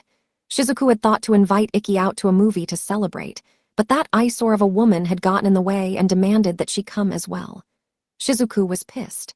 Stella had said, "I still don't know Japan very well, so I want you to show me around," which had been perfectly sound reasoning, so naturally, Ikki had agreed. And Shizuku couldn't stand that he was being deceived by that woman so easily. None of it was Ikki's fault, of course. He was perfect. It was all that vixen Stella's fault. Shizuku would make her pay for stealing away her brother. "That fucking bitch," she muttered as she stepped out of the bath. "Oh my, I see you're in a bad mood today as well," her roommate, Alisuin Nagi, said as they ran a comb through Shizuku's wet hair and started blow-drying it. "Did something happen between you and the princess again?" "Yes," Shizuku replied in a despondent voice, not minding that Alisuin was combing her hair. Shizuku tried to be as polite as possible to her beloved Ikki and even to Stella, but around Alisuin, she didn't care about how she spoke. She didn't currently look composed and graceful either. She was puffing her cheeks out and pouting like a spoiled child. "Heh, girls in love sure have it tough," Alisuin said, smiling when they saw her expression reflected in the mirror. They knew that she was in love with her brother. She'd told them herself. Honestly, though, she wasn't sure why she had. In the years since Ikki had left the house, she'd grown to dislike men and women alike, becoming a bit of a misanthrope. She'd been distrustful of people from the start, and that distrust had only worsened once Ikki was gone. Seeing parents who didn't even love their own child had made it hard for her to believe that anyone else she met was by default a good person. And yet, she'd told Alisuin about her love for her brother, which was something deeply personal to her. She'd done so just 1 week after meeting her new roommate, too. "I suppose I just enjoy talking to Alice." Alisuin let Shizuku say whatever she wanted, was a surprisingly good listener, and shared in her joy when she was happy about something. Best of all, they didn't pry about things she didn't want them to. She only had older brothers and thus could only speculate, but she imagined that if she'd had an older sister, they would have been someone like Alisuin.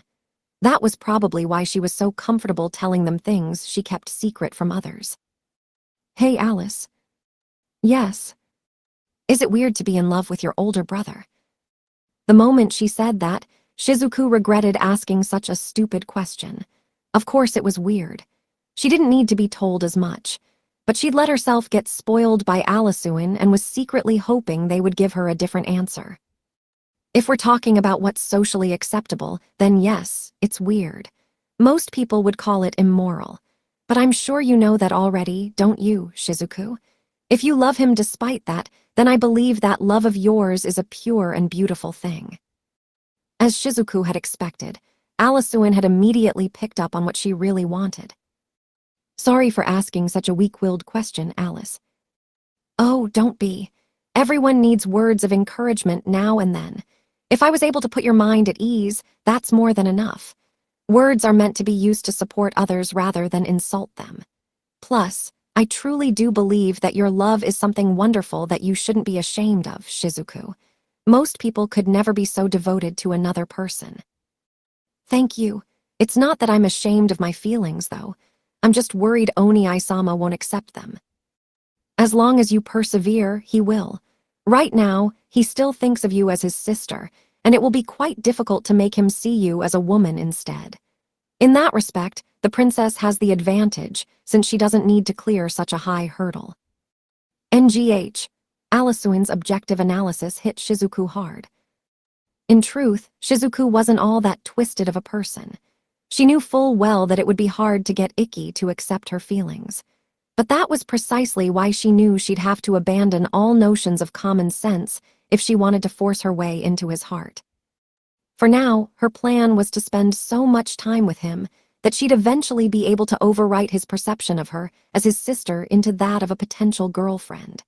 If she couldn't manage that now, when the 4-year gap since their last meeting was making it harder for him to gauge how to approach their relationship, then she was doomed. However, the brute force approach could only work if Ikki actually found her attractive. She was also worried her constant advances might be annoying her brother. If so, it was possible he'd stop loving her as even a sister if she went too far. Shizuku was constantly plagued by such worries, to the point that she was on the verge of crying each night. Don't look so glum. The princess has her own hurdles to overcome, like her social standing. Besides, there's no man alive who doesn't like an assertive woman, especially one as cute as you, Shizuku, Alisuin said in a reassuring voice. I'm not so sure. As a girl, Shizuku didn't really understand how men thought, but if Alisuin said that was how men were, she would believe them. At the very least, they understood men better than she did. Thanks, Alice. I feel better now. Anytime. That said, I do think kissing him the moment you saw him was a bit too assertive. I realize you had to do it to keep your own resolve from wavering, but now, you've put your brother on his guard. I do regret that. As long as you understand, you have to take your time with men. Peel away their inhibitions one by one slowly. At any rate, leave your outfit for tomorrow's date to me. I'll pick out the cutest clothes you've ever seen. Thanks. As long as you're with me, Alice, there's no way I'll lose to that woman. If Stella was determined to use her promise with Ikki to worm her way into his heart, then Shizuku would take full advantage of her position as his little sister. There was no way she'd hand him over. She was the only one who could understand his pain. The only one who knew what injustices he'd suffered at their family home. She couldn't leave him in that woman's care. In fact, Shizuku didn't trust anyone else to love Ikki the way she did. She was convinced that everyone else in the world only cared about themselves, but she would never betray her brother. She would never do anything that would sadden him. She'd stay by his side no matter what, and her feelings for him would never wane. That was what she'd sworn to herself when Ikki had left, and that was why she was here now. That woman could never go this far for Oni-sama. Shizuku had been depressed ever since Stella had ruined her date plans, but her eyes now burned with defiance. Alisuin's words had given her strength, as they always did. "I can do this," she said resolutely. "That's the spirit. All right, all done." Alisuin turned the dryer off as they finished combing. Shizuku shook her head a little, and her silver hair fell neatly around her. They were far, far better at hair care than she'd ever been. That was why she gladly let them handle her hair rather than taking care of it herself. "I hope I can do something to repay Alice eventually. Is there anything I can do that they can't, though?" Shizuku cocked her head to one side as she thought. After a bit, she finally came up with something. "Oh yeah, hey Alice, do you want to come with me to the movies tomorrow?" "Is that okay? Are you sure you want me third-wheeling your date?" "It's fine. The moment that woman got involved, it stopped being a proper date." "Heh heh, fair enough. Then I suppose I'll take you up on that invitation. I have been wanting to meet this brother of yours that you speak so highly of." "Good, they're happy I asked." Now all Shizuku had to do was message Ikki and ask him if it was fine. He was bringing his own roommate, though, so she doubted he'd have a problem with it. "I'm quite looking forward to tomorrow now. If he's truly as amazing as you claim he is, maybe I'll gobble him up myself." "Huh, what did you just say? Sorry, but I must have misheard, so can you repeat that? It almost sounded like you had a death wish." "I'm sorry, I didn't think you'd take my joke so seriously. Please put Yoshigure away. I won't do anything." "You had better just be joking, Alice, for your own sake." If they weren't, Shizuku would have to cut them down, regardless of how helpful their advice might have been. The morning of the much-anticipated movie date, Kurigane Ikki and Stella Vermilion waited outside Hagun Academy's main gate for Shizuku and Alisuin. Neither of them was wearing their school uniform today. Ikki was dressed casually, in a t-shirt and jeans, and Stella was wearing a stylish white blouse and a brightly colored cardigan. "They're late. What's taking them so long?" Stella asked. "If we were in the same dorm, we could have all left together," Ikki replied. Ikki and Stella were housed in the academy's first dorm building, while Shizuku and Alisuin were in the second. The two dorms were on opposite sides of the campus and had the main school building between them, which was why they'd decided to meet up at the main gate. However, it was well past the appointed meeting time, and Shizuku still hadn't shown up. "I'm sure they'll come soon, but I gotta say, I'm surprised you're so excited for this movie, Stella." Ikki thought back to how fervently Stella had insisted that she would come as well, when Shizuku had invited Ikki out to go see a movie. "I mean, I can't leave you and Shizuku alone together in a dark movie theater. It's too dangerous." "What's so dangerous about it?" "The fact that you don't notice the danger is the biggest problem here. Did you already forget what happened on the first day of school?" "Oh yeah." Ikki couldn't forget that even if he wanted to. It had been his first kiss, after all. "She did apologize to me the next day, though. She said, 'I was so moved after seeing you for the first time in 4 years that I let the excitement go to my head. I'm sorry.' I'm sure she just thinks of me as her brother and won't do something like that again. That first day was an exception. I'll be fine." "I'm pretty sure she just backed off a little because of how weirded out you were." What did you say?" "I said you're a hopeless siskin." "And no, I'm not. I mean, I do love my sister, but just as family. She's related to me by blood. Just because we haven't seen each other in 4 years doesn't mean I'll suddenly be attracted to her." "Really? You won't get stunned by Shizuku's beauty anymore?" "I won't. Lusting after your own sister was wrong. I absolutely can't let that happen again." It was true that Ikki had made that mistake once already, but it depressed him that Stella doubted him so. He sighed at how untrustworthy he seemed. Just then, Shizuku finally arrived. "Sorry I'm late, Oni-sama." "Ah, Shizu. What were you doing that you took?" Ikki and Stella both stopped mid-sentence, their jaws dropping open. "It took me more time than I expected to get ready." Shizuku bowed her head in apology. She looked 10 times prettier than usual. She was dressed in a gothic Lolita outfit that accentuated her small stature and silver hair, making her look like a doll. The outfit suited her far better than her school uniform did. It emphasized all of her charms. However, Shizuku had always liked these kinds of outfits even as a kid, and Ikki was used to seeing her in them.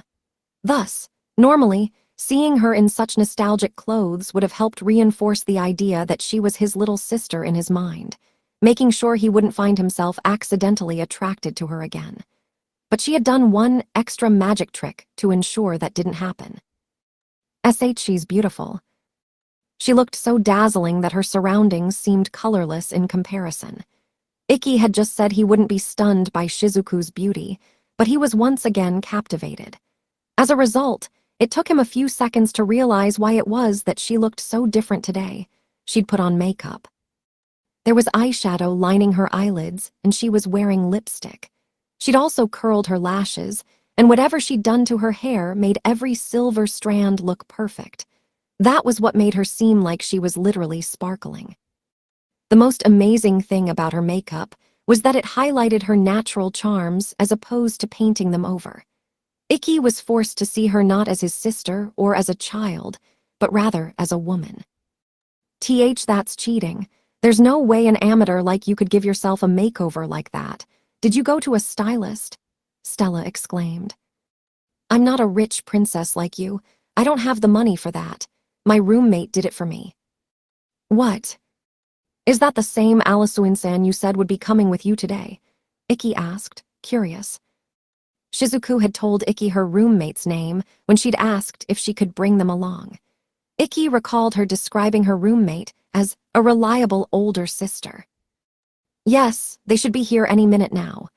Right as Shizuku finished saying that, her roommate arrived. You need to slow down, Shizuku. What if you trip and ruin your makeup? Ikki and Stella turned to look at the newcomer. Huh. Both of their expressions hardened like stone. The pro-level makeup artist Alisuin, whom Shizuku had described as an older sister, looked very much like a guy. It's nice to meet you. Thank you very much for inviting me out today. I'm Shizuku's roommate, Alisuin Nagi. I don't particularly like my name, so please call me Alice instead. Alisuin's outfit matched Shizuku's in style, monotone with a visual kei aesthetic, which suited their tall, lean stature very well. They removed their bowler hat and bowed before smiling warmly at Stella and Ikki and holding their hand out for a handshake. And nice to meet you too. Pleased to make your acquaintance. The two of them awkwardly shook Alisuin's hand, unable to hide their confusion. What the heck is going on here? Stella whispered to Ikki. Don't ask me, he responded, also keeping his voice down. Both of them had assumed Alisuin was a girl, but this person clearly looked like a man. A slightly effeminate man, perhaps, but undoubtedly a man. They were taller than Ikki, probably standing over 180 centimeters tall. They sound and act like a girl, though. Is this a special Japanese joke? Should I be laughing? I have no clue. Look, Shizuku, the two of them are stunned by my beauty. That's one hell of a way to interpret our reaction. Stella and Ikki shouted in unison. Alice-san, Ikki then asked hesitantly. No need for honorifics. I dislike formality. Alice then, are you a cross-dresser? Nope, I'm simply a woman trapped in a man's body. What's the difference between the two, Stella? Ikki whispered furiously, turning back to his companion. Why are you asking me? Are you surprised? Shizuku asked, noticing Ikki and Stella's confusion. Ikki scratched his head awkwardly and replied, ha. Yeah, I guess. I knew people like Alice existed, but this is my first time meeting one, so I'm not really sure how to act. Sorry. No need to apologize, I'm used to it. Shizuku wasn't bothered at all, though, you know. A person's gender doesn't matter much to me, Shizuku said flatly, and Ikki was honestly moved by how easily his little sister could accept people different from her. She's grown, even more mature than me in the time we've spent apart. He definitely wanted to become more like her and be willing to accept people for who they were. I don't care whether you're a man or a woman. I hate all people equally, she added, and Ikki instantly felt like taking back everything he'd just thought.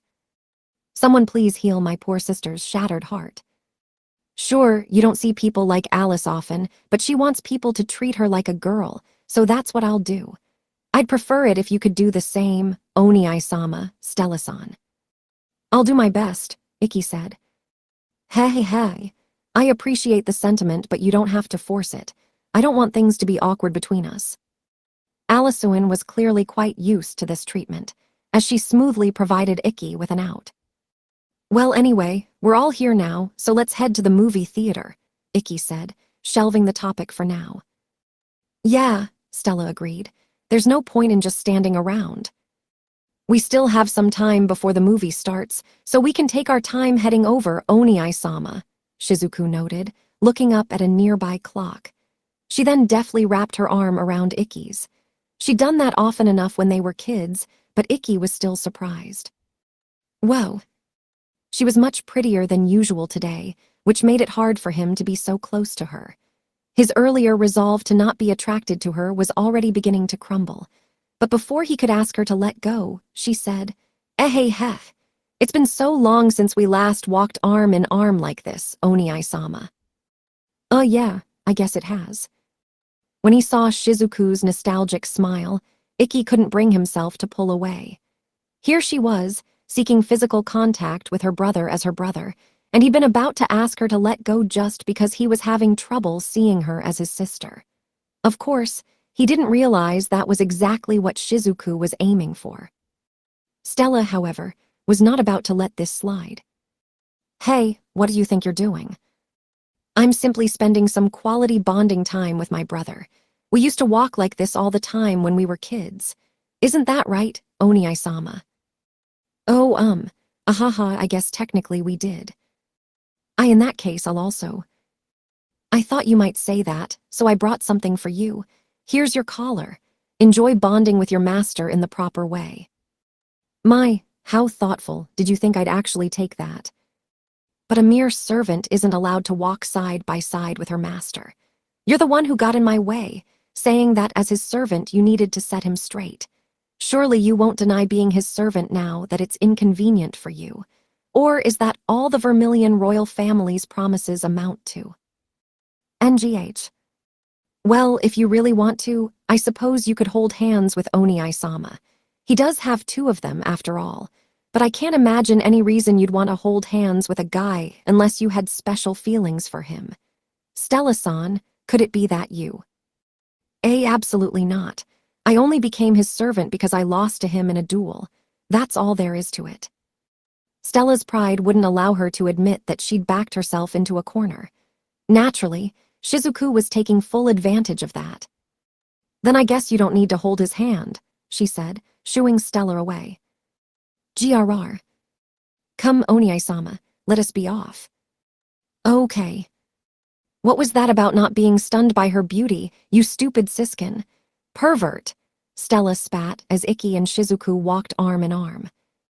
Will I be able to survive a day together with both of them? Ikki thought worriedly.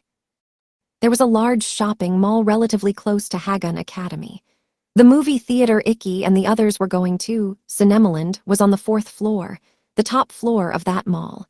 However, the group didn't head straight there. As Shizuku had said earlier, there was still a decent amount of time before the movie started. The only things on the 4th floor were the movie theater and a gift shop for that movie theater. At Alisuin's recommendation, the 4 of them first decided to kill some time in the food court. Moo, this crepe is delicious, Stella exclaimed, biting down on her dessert. Alisuin had recommended this particular cafe, and it had proved to be a huge hit.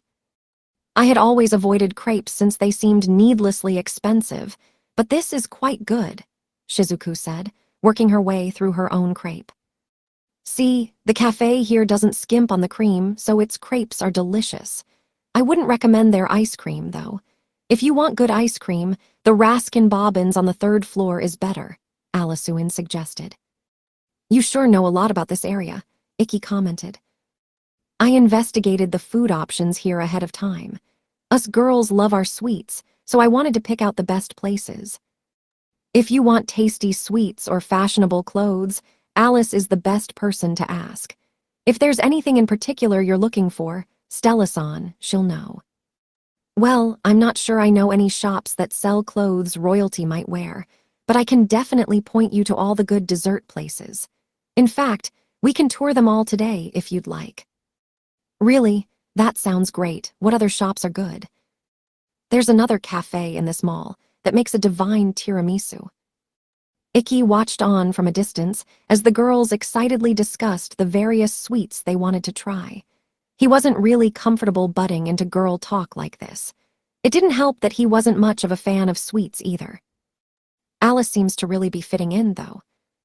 Even Stella, who'd been taken aback at first, didn't seem to care all that much about Alisuin's gender anymore. She was already closer to Alisuin than she was to any of the other guys in their class. Maybe it's easier for girls to accept people like Alice, though I guess he's also quite handsome, so he'd be popular with girls regardless. As he quietly sipped his iced coffee, Icky noticed that there was a bit of whipped cream on Shizuku's cheek. So it would have been a problem if that ruined her makeup. He'd been surprised by how much prettier makeup had made her, but seeing her smear cream all over her face reminded him that she was still his baby sister, and his nervousness vanished. In a way, he was thankful that she was still so clumsy. It'd be a waste to let her stay like that after she went to all the effort of dressing up for today. Shizuku, let me see your face real quick. What is it, Oniai-sama? As Shizuku turned around, Icky reached over and wiped the cream off her face with his finger. There was some whipped cream on your cheek. You should eat more carefully. You don't want to ruin your makeup, right? Icky stuck his cream-covered finger in his mouth without a second thought. HRRNGH. Shizuku blushed brightly and hid behind Alisuin. She'd always had a habit of hiding behind other people when embarrassed, and Icky was glad that at least that part of her hadn't changed. Oh my, I didn't realize you were only confident when initiating and crumbled when the tables were turned, Shizuku. SHSHSH, shut up, Alice. I was just caught off guard, is a wall.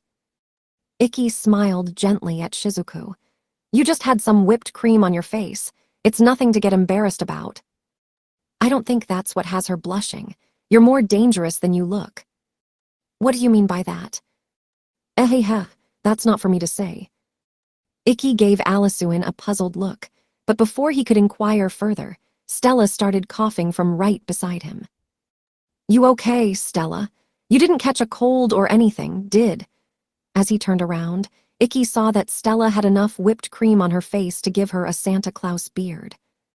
What's wrong, Icky? You look surprised. Is there something on my face? The only thing that's surprising is that you haven't noticed. If there is something stuck on it, could you wipe it off for me like you did with Shizuku? There's too much of it for me to get with my finger. One sec, I'll go find a towel. Wait. Before Stella could stop him, Icky ran off and asked a waitress for a towel. Stella-san, are you an idiot? Shizuku asked, looking flabbergasted. Why, I think it's cute how awkward she is. I almost want to root for her too now, Alisuin said with a smile. SHSHSHSH, shut up. I didn't do it on purpose to get Icky to wipe my face or anything. My hand just slipped. Really. Once everyone had finished their crepes, they chatted for a bit longer, and soon enough, it was time for the movie. We should start heading up to the 4th floor, Shizuku said, and they all got to their feet. It was only at this point that Stella finally asked, By the way, Icky, what kind of movie are we watching? I actually don't know. He'd finally reunited with his sister after 4 years, so he'd accepted her invitation to go to the movies without bothering to find out what movie they were going to see. What did you even come here to do then? Stella asked. I don't think you have any right to ask me that. I'm here to keep an eye on you too, that's all. So, Shizuku, what movie are we going to see? A normal old romance film. I knew it. Thank God I came along. Stella had expected as much, and she let out a small sigh. And what's it called? How I Fell in Love with My Sister. Rated R-15. There's nothing normal about that at all.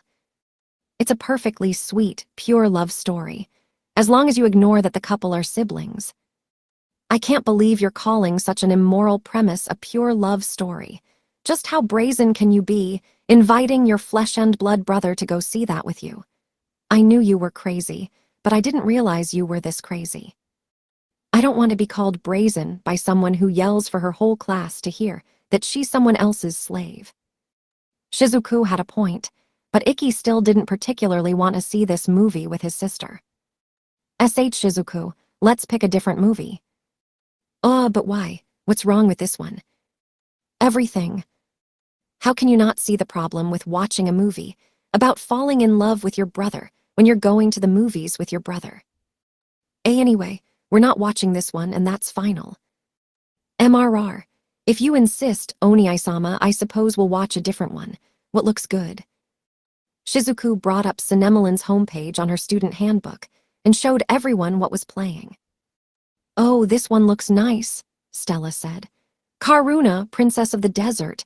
It's an animated film about a princess who gets kidnapped by a group of bandits, but ends up falling in love with their leader. It sounds very romantic and… Rejected, Shizuku said, cutting her off. Why? I don't want to watch a movie about some slut who'll spread her legs for any random scoundrel she comes across. It's better than some gross movie where the girl sleeps with her own brother, especially if that one got an R15 rating.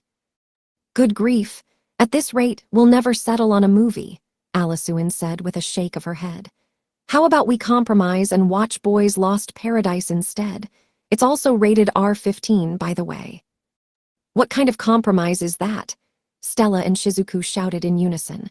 For all their bickering, they got along surprisingly well. You girls sure are picky.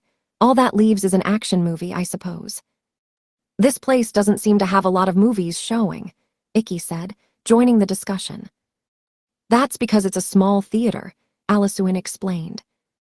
But I guess everyone can enjoy an action movie, so might as well, right? What do you two think? Ikki asked, turning to Stella and Shizuku. MRR. It's a shame, but if that's what you want to watch, Oni-sama, then I suppose we can. Fine, I like action movies too, so I guess it works. All right, then it's decided. Fortunately, the next showing is in just a few minutes, Alisuin said. By the way, Alice, what's the title of this action movie? Gandhi, Liberation of Rage. What kind of movie is that? Shizuku, Stella, and Ikki all exclaimed at once. They all looked at the title poster, which showed an extremely muscular monk shouldering a machine gun with flaming buildings as a backdrop. The tagline read, "A fool once said that forgiveness is strength. I know now that he was wrong." It certainly was an eye-catching poster. Despite how strange the movie seemed, it was the one the group had decided on, so everyone started riding the escalator up to the 4th floor. As they reached the 3rd floor, Ikki suddenly said, "Sorry, guys, I need to run to the bathroom real quick. Can you grab my ticket for me?" "I think I'll come with you," Alisuin said, following after Ikki. "Okay, we'll get both of your tickets then. You can pay us back later," Shizuku replied. "Make sure you get back before the movie starts. We don't have much time left," Stella added. "Yeah, we'll hurry." "Hey, Shizuku, save me a seat next to Ikki," Alisuin said, smiling cheerfully. "Oni-sama, I'll buy tickets for the 3 of us." "I'm sorry, I was kidding. It was just a joke." Stella and Shizuku continued up the escalator, while Ikki and Alisuin headed for the men's room. "Yay, we're finally alone," Alisuin said with a grin. Am I supposed to be happy about that? Wait, you didn't say you were going to the bathroom because you wanted to spend some one-on-one time with me. No. Heh, I know I'm just joking. It's funny seeing your reactions. Sorry, I still don't really know how I should act around you. I've never met anyone like you before, Alice. Just think of me as a normal girl. Yeah, that's not happening. Don't worry, they added. I'm not into straights. Straights. Basically, I'm not sexually attracted to you. Oh, I see. That's reassuring. But it's true that I wanted to speak with you alone. Shizuku's told me a lot about you, and I want to learn what kind of person you are. Same here. I've heard a lot about you from Shizuku, so I was interested in you too. Oh, my, now that's unexpected. In that case, how about we deepen our bonds by watching boys Lost Paradise together? Not that kind of interested. Anyway, you've probably already noticed, but Shizuku's super shy. She doesn't open up to people easily, especially not to guys. That made me wonder what kind of person you were. But I'm a girl. Ikki stared at Alisuin. Don't give me that look. Are you picking a fight? Not really. Is he being serious? I honestly can't tell. Ikki was having a hard time understanding the person known as Alisuin. He decided it was best not to pry too deeply into things he didn't understand, though, and changed the subject. So, what did Shizuku say about me? That's our little secret. Alisuin pressed a slender finger against her lips. At this point, Ikki decided it wasn't worth commenting on her gender. That being said, she had nothing but praise for you. The picture of Kurigane Ikki she painted was one of a truly wonderful person. After meeting you today, I'm inclined to agree with her opinion of you. But it's precisely because you're exactly as I imagined that there's something I'm curious about. Is it all right if I ask something personal? Sure, what do you want to know? You weren't able to participate in any battles last year because your family interfered, right? Why, yeah, I was forbidden by the school from fighting. That included both classes and mock battles. Ikki was surprised Shizuku had divulged even that to Alisuin. A family matter like this wasn't something she'd talk about with just anyone. At the very least, while she was still living under the Kurigane family's protection, she wouldn't tell anyone she didn't trust considerably. The director changed the school's policy this year, though, so I'll be able to now, he added. But it was only a stroke of good luck that saved you. What if the school hadn't replaced its director? Or what if the new director hadn't been sympathetic to your cause? It wouldn't have made a difference to me. I'd still do what I could. When I first learned I'd need to repeat a year, I didn't know that a new director was coming. You didn't think it was a waste of time to stay? Not at all. I imagine you know this already, Alice, but all of the teachers at a night school are professional mage knights in their own right. Even if I wasn't allowed to fight, I'm sure some of them would be able to get a good grasp of how strong I am. Plus, every night school wants nothing more than to produce a student who goes on to become the 7 Stars sovereign. All I would have needed to do was make sure the teachers realized that I had the potential to do that. As long as I became strong enough that they wanted me there more than they feared my family, it'd be my win. That's why I was willing to keep at it, no matter how many years it took. Ikki was aware that, right now, the school's relationship with the Kurigane family was worth more to them than he was. The only way for him to change things would be if he made himself so valuable that the school picked him over his family. That was the rationale that had kept him going despite the nearly insurmountable obstacles his family had placed in his way. Still, I'm really grateful to the director, he continued. After all, if there's an easier path available to me, there's no reason to pile on extra hardships. I understand completely. For the briefest of moments, an odd expression flitted across Alisuin's face. Ikki only caught a glimpse of it, but he recognized it as pity. Ikki, you've grown far too accustomed to pain. Alice, I can only speak from my experience, so I don't know if what I've seen applies to you, but in my opinion, strength is all about endurance. The more hardship you can bear, the stronger you'll become. That's all there is to it. But as you pile those hardships upon yourself, your heart grows heavier. Unless you can release all that pent-up stress somewhere, eventually, the burden will grow too large, and you'll crumble beneath it. It's because of this that when it starts to become too much, the heart cries out. Anger, sadness, frustration, all of these stem from the desire to vent your pain to others and have them understand what you're going through. Sometimes, those feelings manifest in peaceful ways, while other times, they come out in a violent burst of emotion. You, however, have had to take on so many burdens that you can no longer hear the cries of your heart. A heavy silence fell between the two of them as Ikki pondered Alisuin's words. Honestly, he couldn't understand what she was getting at in the slightest. I don't think that's true for me, he finally said. If nothing else, he was certain he still felt sadness and frustration and the like. He wasn't oblivious to his own emotions. However, Alisuin shook her head. No, you definitely can't hear them. You wouldn't be able to stay so calm if you could. You wouldn't be able to give others such kind smiles. I guess it's true my life has been far from smooth sailing so far, but I think Alice is overthinking things here. Despite Alisuan's grave expression, Icky could only smile awkwardly back at her and shrug his shoulders. I suppose it's impossible for my words to reach him right now, Alisuan thought with a small sigh. The two of them had only just met that day, after all. They'd need to learn more about each other before her words would have any weight. Even so, Alisuan had felt compelled to say them now. At the very least, she'd wanted to drive an inkling of self-awareness into Icky. Both because he was someone Shizuku cared deeply about, and because, though she'd only known him for a very short time, she herself liked this man. Giving Icky an encouraging smile, she said, "Someday, I hope you meet someone who will listen to the pleas of your heart that you've become unable to hear. As your friend, I truly am praying for your happiness." She then kissed the silver rosary hanging from her neck. Icky wasn't sure how to respond to someone else praying for his happiness. Should I be thanking him? Of course, that wasn't important right now, but it was all he could think about. To Icky's own surprise, however, Alisuan's words resonated somewhere within him.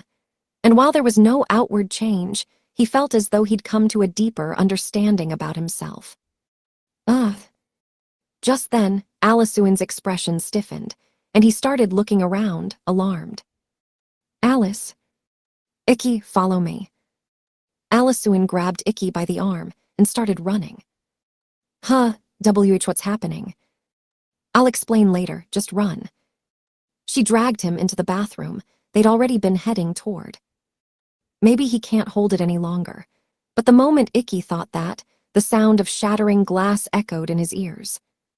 NGH. A second later, there was gunfire, followed immediately after by screaming. Two men dressed in all black and wearing gas masks ran into the bathroom Icky and Alisuan were in. "This men's bathroom is the last place left. I'll check the stalls, you wait here," one of the men said. "Do we really have to check every single one?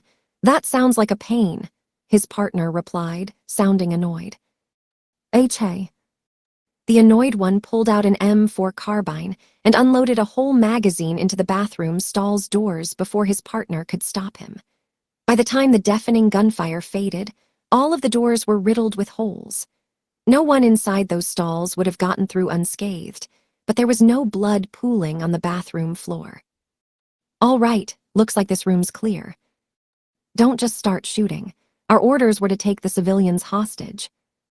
"Look, I just want to let loose. Besides, there's no blood, which means there wasn't anyone in here anyway, so there's no problem. Gah ha ha ha. Don't blame me if Bishu-san has you executed for this." The two men strode out of the bathroom, one of them laughing. All that remained was the smell of hot lead and the destruction the bullets had caused. But then, Icky and Alisuan suddenly poked their heads out of the shadow cast by the fluorescent lights. The way they broke the surface of it made it seem as if they'd dived inside.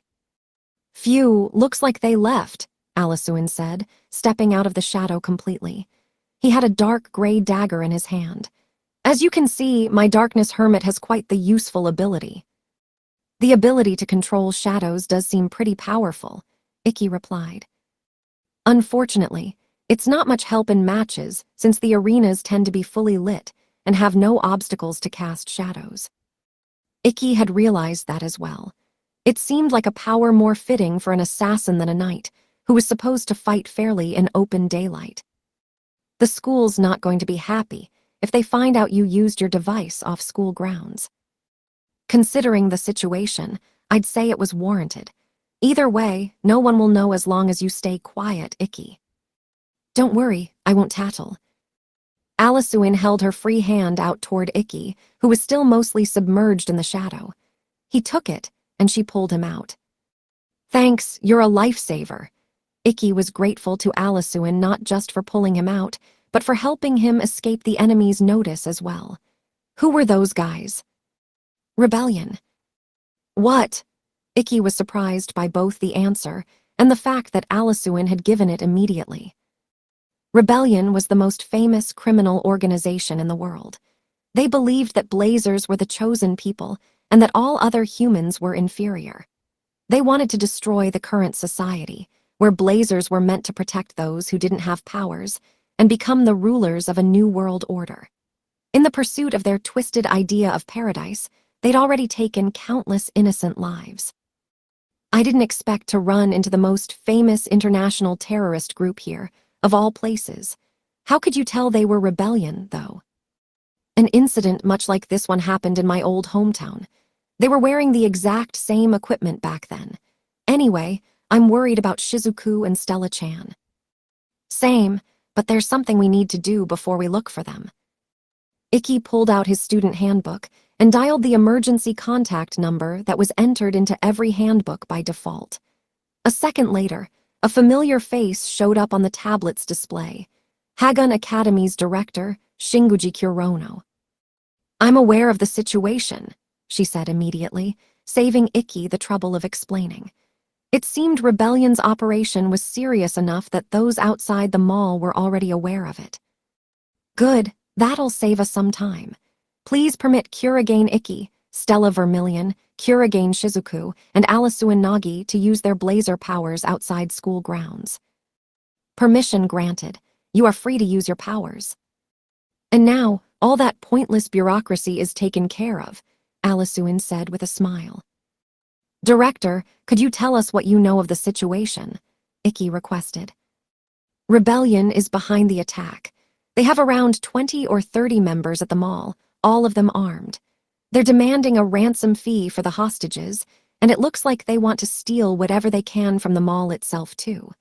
It's one of their usual raids to get more war funds." "Have there been any casualties yet?" "There's a few people who hurt themselves in the initial panic to flee, but no one's dead or seriously injured. Judging by the security camera footage we've been given, Rebellion's taken around 50 people hostage. They're holding them all in the food court." "Does she mean the food court we were just in?" Alisuin asked, turning to Ikki. "Yep, that big open area. That's within the range of my shadow walk. I can take us straight there." "Sounds good. We should go somewhere we won't be spotted and assess things. I'm sure Stella and Shizuku are being held there too." Ikki knew that neither of them would abandon the hostages. The odds were good that they'd hidden the fact that they were Blazers and were now mixed in with that group. "I'm sure you're already aware, but the hostages' safety is our top priority. Don't do anything reckless," Kurono said. Ikki nodded, then turned off his handbook so it wouldn't ring at an inopportune time. "All right, let's go," he said, turning back to Alisuin. "Leave it all to me." Ikki held his hand out to Alisuin, and she took it. A second later, their shadows turned into black puddles, and the two of them jumped in. Ikki held his breath as he waded through the pitch-black passage Alisuin had created for them. Shadow Walk was a skill that connected shadows to each other, and the only person who could navigate them was the wielder of Darkness Hermit, Alisuin. She led Ikki by the hand, ensuring he didn't get lost in the maze of shadows. "We're here," Alisuin said after a minute, bringing them both out of the shadows. She'd taken him right next to a pillar on the third floor, which had a perfect view of the food court below. The two of them peered down at the food court and saw a group of hostages surrounded by 10 or so men dressed in black, just as Kurono had said. "Ikki, look over there." Alisuin pointed to where Shizuku was hidden among the crowd. "I don't see Stella-chan anywhere, though." "No, she's there. The girl with the wide-brimmed hat next to Shizuku.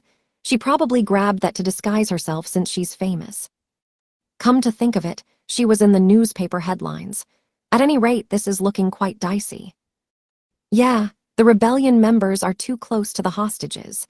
If we rush in, they might manage to kill a few before we can subdue them. Not to mention that we don't know where the rest of them went." "That's true. We don't know what the other ones might be up to. For now, I think all we can do is wait." Even if the rebellion squads reconvened, there would still be a lot fewer terrorists than there were hostages. If they tried to flee the mall with the hostages in tow, that discrepancy would slow the process down considerably. Ikki and Alisuan's best chance to strike would be during their escape attempt. Both of them realized as much, which was why they were okay with just observing for the time being. But the situation took a sudden, unexpected turn. "Don't hurt Mommy." KH. A young boy suddenly ran at one of the rebellion members. This isn't good. Unfortunately, neither Ikki nor Alisuan could do anything to stop him, and he thrust his ice cream cone at the soldier. All he succeeded in doing, however, was staining the man's pants white. Rather than harming the terrorist, the attack merely enraged him. "You brat." The man mercilessly kicked at the boy's face. "Ugh." Shinji. A woman in her mid-20s broke out of the ring of hostages and ran to the boy. She was presumably his mother. Her belly was swollen, indicating that she was pregnant, but the speed at which she ran made it hard to believe she was carrying another life inside her. "Out of the way, you bitch." "I'm sorry, I'm so sorry, but please forgive him, he's just a boy." "Hey, what the hell do you think you're doing?" Another one of the soldiers shouted, coming over to see what the commotion was. "This brat stained my pants. I'm gonna fucking kill him." "If you're an adult, act like one, you fool. How many times do I have to tell you not to harm the hostages?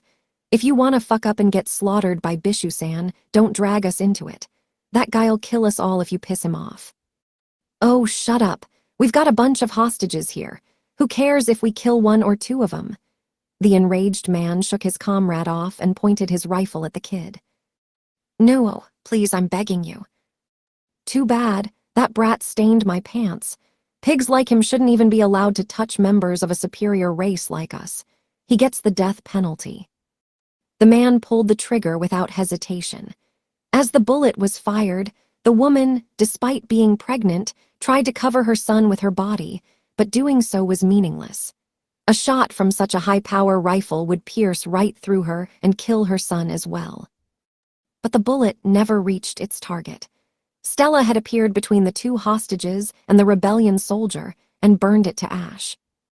"I should be the one to go. They'll figure out my identity eventually regardless. But don't worry. As royalty, I'm a valuable hostage. They won't kill me without a good reason. You just hide and prepare to make a move if the opportunity presents itself, Shizuku," Stella had said to Shizuku before leaping out and melting the soldier's bullet. Her sudden appearance caught the rebellion soldiers off guard. "You're a blazer," one of them exclaimed. "Die." They started firing wildly at her, but the storm of lead didn't pose any sort of threat to someone as powerful as Stella.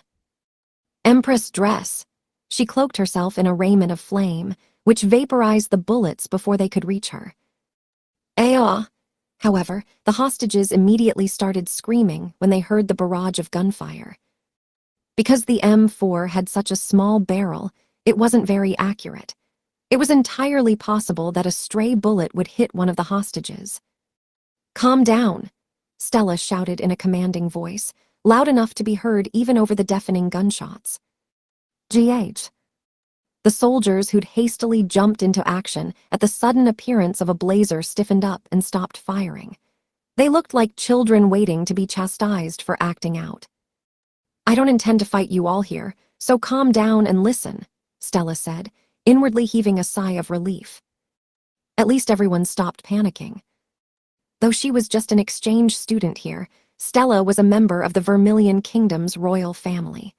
As a result, she was well informed on Rebellion's goals and activities.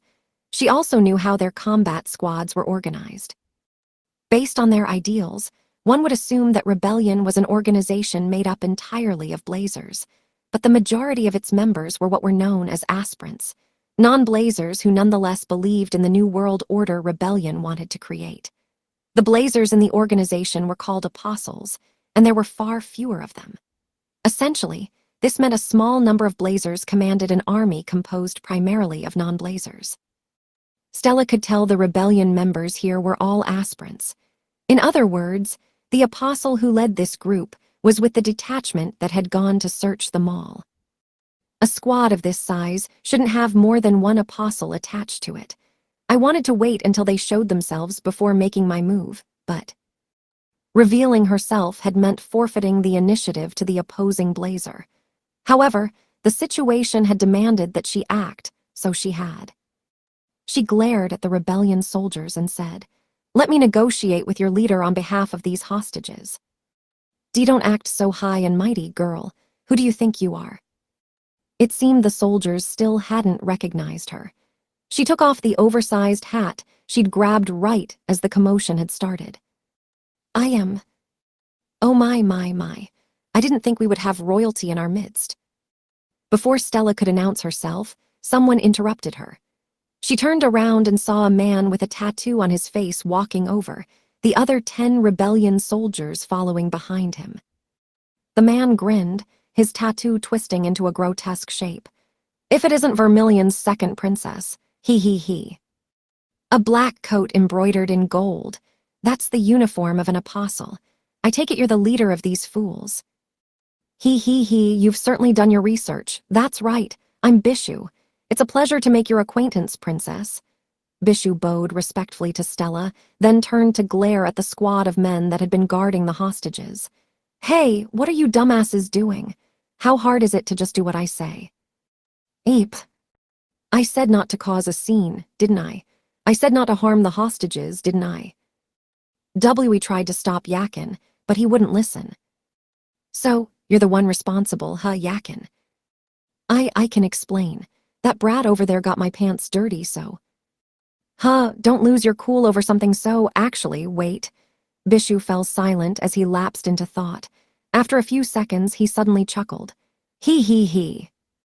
"Be Bishu-san." "Yakin, I feel you. Having your pants ruined musta sucked." Bishu's attitude did a sudden 180, and he patted his subordinate on the shoulder. "But don't worry. It's our job as the chosen people to look after you honorary citizens." Bishu took a pistol out of his pocket and leveled it at the boy. What do you think you're doing?" Stella shouted. "Why, that should be obvious, princess. The brat needs to face the consequences of his actions. Everyone's gotta learn sometime that you can't just do whatever you want and not pay for it." "I thought you weren't going to hurt the hostages." "Only if they didn't kick up a fuss. But this brat sure did. Sure, he's just a kid, but that don't change the fact that what he did's a sin. He sullied the honor of one of our honorary citizens here. He needs to be punished for that. And the punishment for such a serious crime is death. Only punishment can lead to redemption. That's my motto." Bishu tightened his grip on the trigger. Stella didn't hesitate. She could tell he was serious about firing. Thus, she summoned Levitane and charged at Bishu. "Hey, Bishu sneered in response. Was he baiting me in? Even if he was, it didn't matter. Stella would cut him down before he was able to manifest his device. Right now, the only thing he was armed with was a single pistol. That pistol couldn't hope to stop the might of her Levitane. She swung down with all her might, intending to cut through Bishu along with his pistol. But to her utter astonishment, Bishu raised his free left hand and blocked her sword with just his index and middle fingers. "What?" He. Such a shame. You're fast. Strong, too. I can see why you're rank A, but unfortunately for you, the world is a lot bigger than you realize." Stella was speechless. No normal person could block her full-strength swing with just their fingers. Her sword should have sliced right through and cleaved his entire arm in two. On the off chance his fingers possessed superhuman might, and he could block her sword with his bare hands, the flames coming off of Levitane should have burned his arm right down to the bone. And yet, he seemed unaffected by both the weight and the heat of Stella's blade. How is this happening? Before she could puzzle it out, Bishu drove his fist into Stella's stomach. Gah! The force of the blow brought Stella to her knees. Bishu's attack had been powerful enough to drain her stamina, even through the powerful defense that was her empress dress. How? He didn't seem like that strong of a blazer. Blinking back tears of pain, Stella looked up and spotted the answer to her question on Bishu's hands. Those rings. He was wearing rings that were glowing bright crimson on each of his middle fingers. At first glance, they looked like mere accessories, but Stella could tell they were his device. As you can see, my device comes in a pair. These are my judgment rings, crime and punishment. The ring on my left hand interprets any attempt to do me harm as a crime and absorbs its strength. Then, with the ring on my right hand, that strength is converted into mana, which I can use to administer punishment to my foes. He. The stronger my foe, the stronger I become. I see, so that punch had my full strength behind it. Stella understood now why it had brought her to her knees. You shouldn't charge in until you understand what your opponent is capable of, Princess. He. You're the one who forced my hand. He. Sorry about that. I couldn't afford to take any chances seeing as I was up against the Crimson Princess. You understand. But I gotta say, you're real noble, Princess. You could have just stayed hidden, but you revealed yourself just to protect this brat. You're the perfect model of royalty, a true ruler and all that. Out of respect for your courage, I'll give you the chance to spare this brat's life. What do you want? Oh, nothing special. Everyone's familiar with this method of atoning. If you've done something bad, just apologize. All I ask is that you do so in the brat's place. But you gotta strip and kneel at my feet to show your sincerity. BWA ha. RGH. Icky, who was watching everything from the floor above, was seething. He wanted to jump down right now and slice Bishu to pieces. But I can't. If he leaped into the fray, the hostages might get hurt in the ensuing melee. That needed to be avoided at all costs. I won't force you to, of course. A mere commoner like me wouldn't dare to order royalty around. So if you don't want to apologize, just say no. The brat'll be the one to pay if you do, though. You scumbag. Icky bit his lip hard enough to draw blood, barely managing to suppress his rage. Bishu knew Stella wouldn't refuse, which was why he was purposely giving her the option. He just wanted to humiliate her as much as possible, and just as Icky had expected, she did, in fact, agree. Very well, Stella said through gritted teeth, dematerializing Levitane. But in return, promise me that you won't lay a hand on the hostages. Of course, I'm a man of my word. I won't hurt them, as long as the police pay the ransom we demand and grant us safe passage. You better not. Stella slowly got to her feet, her legs trembling. She still hadn't fully recovered from that punch. However, her hands, which were clenched into fists, were trembling for a completely different reason. Icky knew she must be feeling humiliated. BWA haha. Can't believe we get to see a princess's strip show. Hell yeah. Nice going, Bishu-san. Come on, get naked. Ha. Stella's face reddened at the prospect of showing these bastards her bare skin, but she nevertheless began slowly taking her clothes off. She started with her cardigan, exposing her slender shoulders. Next, she dropped her skirt, revealing her bewitching legs. And finally, she unbuttoned her blouse from the bottom up, laying bare her stomach. When all was said and done, she was left wearing nothing but her white lace underwear. Whoa, her tits are massive. Is she really just a high schooler? Holy shit. Bishu-san, can I take some pictures? Shut your traps, you one-pump chumps. The real show starts here. He. KHHH. Stella trembled as the men openly ogled her. It was then that Icky noticed that tears were spilling down her cheeks. Upon seeing that, he finally snapped. He couldn't bear to sit around and do nothing any longer. Stella, calm down. However, Icky didn't jump down and attack Bishu. Rather, he couldn't. Gah. His body wouldn't move. It felt as though something was pinning it in place. He looked down and saw that Alisuin had stabbed her device, Darkness Hermit, into his shadow. He'd been hit with her shadow bind noble art, which pinned a person in place as long as their shadow was pierced by Darkness Hermit. You need to keep your cool, Icky. Surely you realize what'll happen if you charge in now. But if I don't go now, Stella's. It's okay, I have a plan, Alisuin explained, and Icky stared at her in shock. Right now, Shizuku's laying the groundwork, so give me just a few more seconds. She is.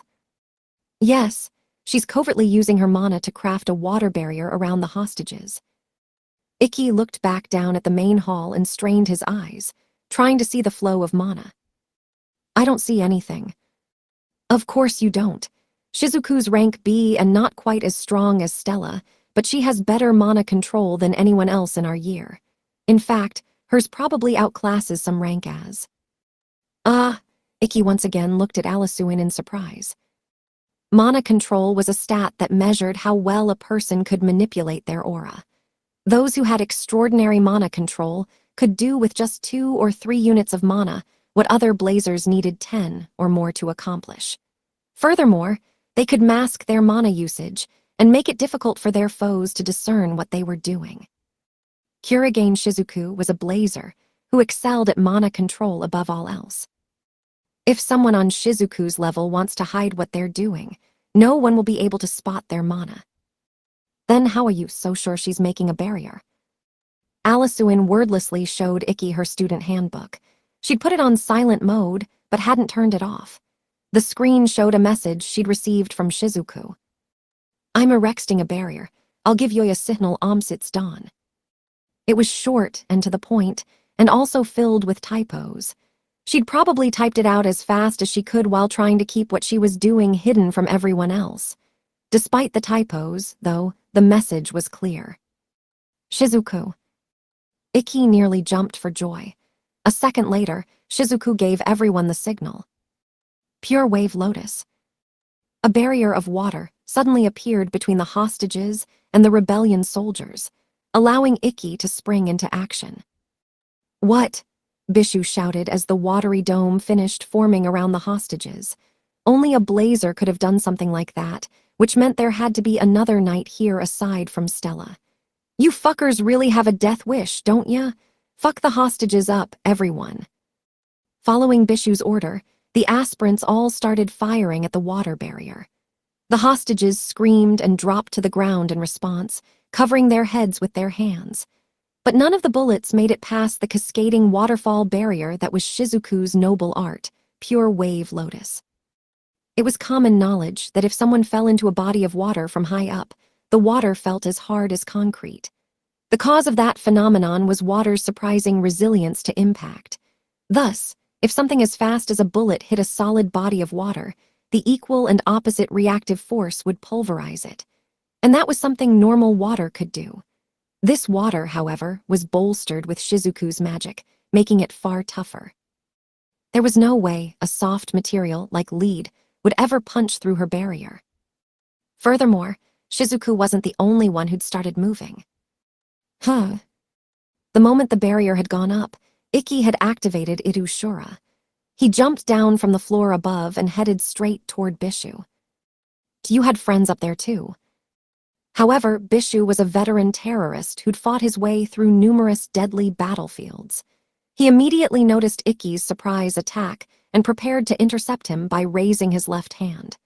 That was the hand he'd used to block Levitain just a few moments ago, the one on which he wore crime, the ring that could absorb any attack. The nature of his ability allowed him to neutralize even earth-shattering blows like the ones Stella could unleash. Compared to Stella, though, the only thing Ikki had going for him was speed.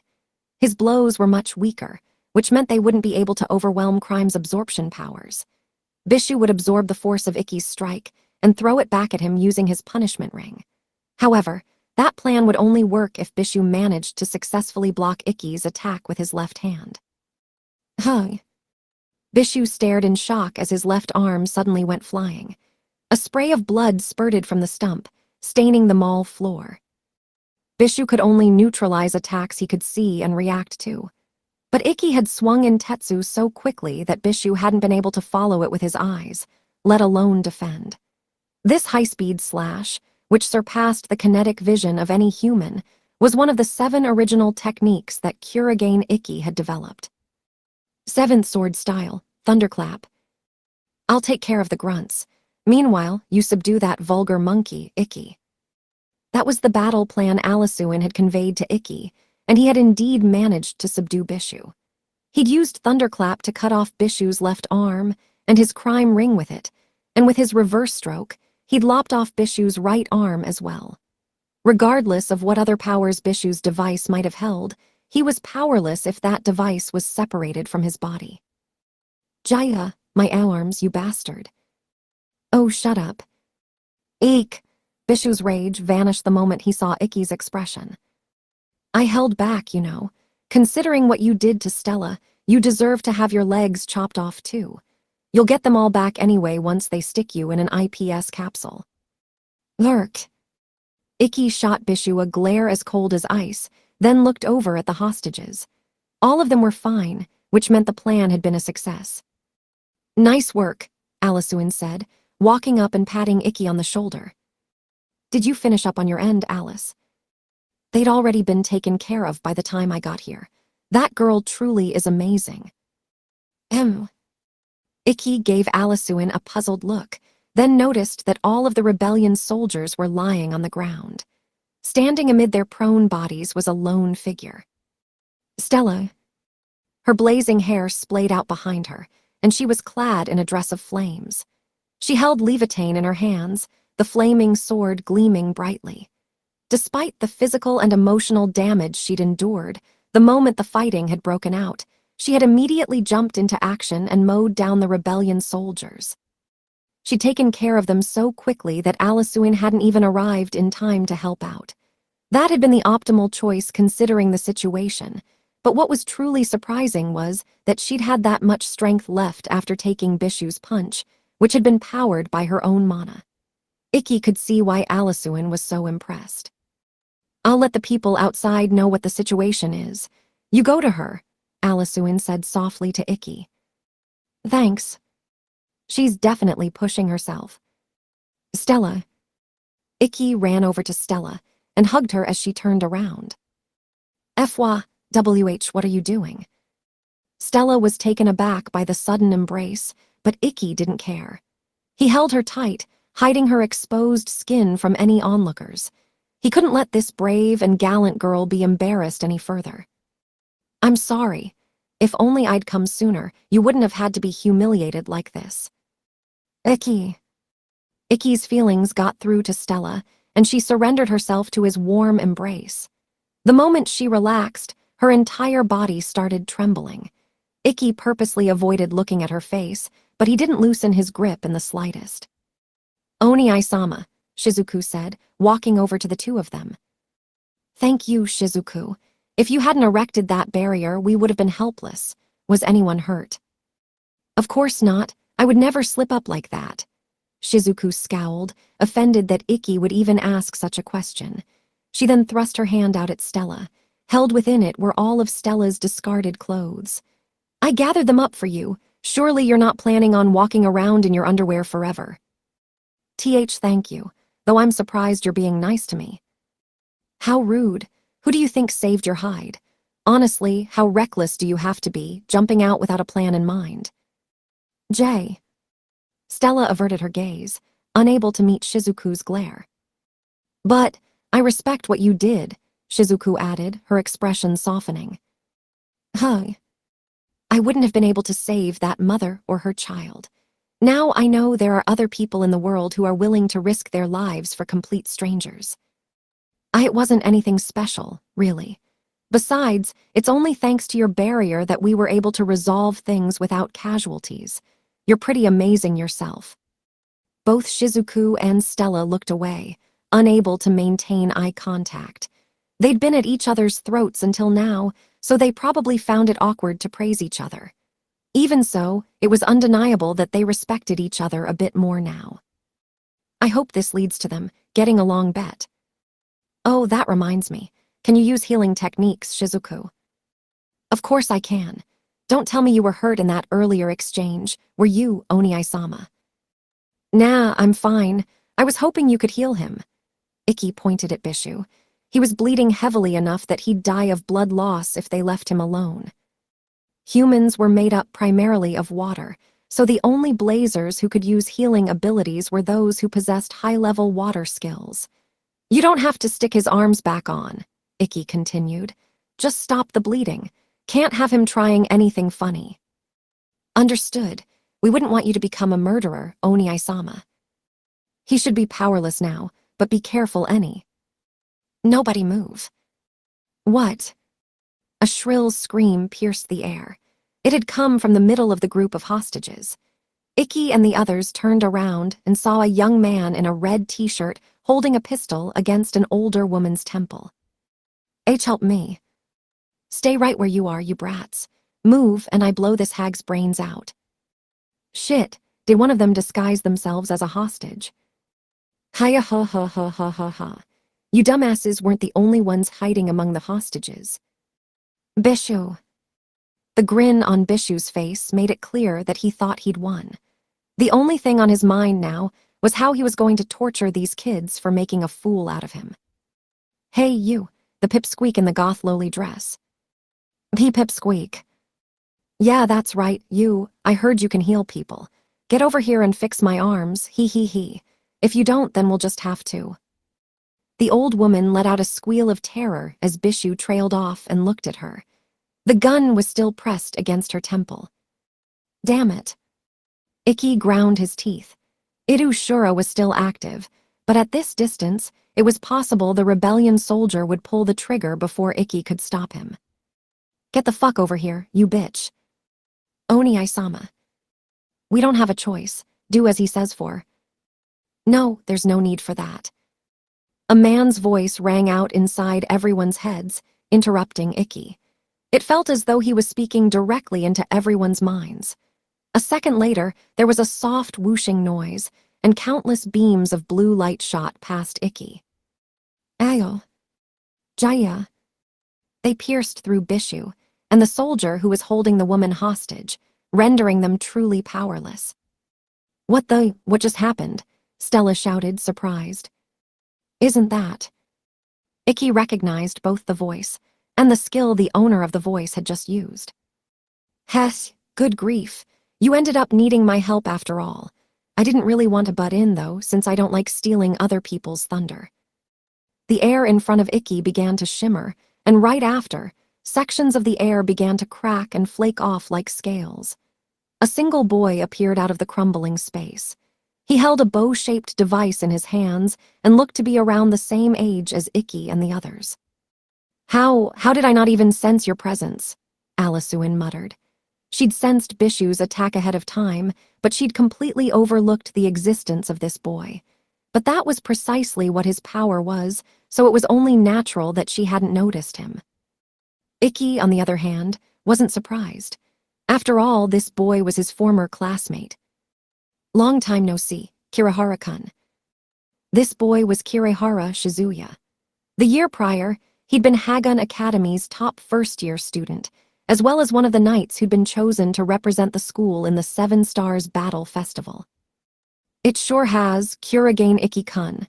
Kirihara smiled slightly and added, I didn't know you were still enrolled here. He gave Ikki a condescending look.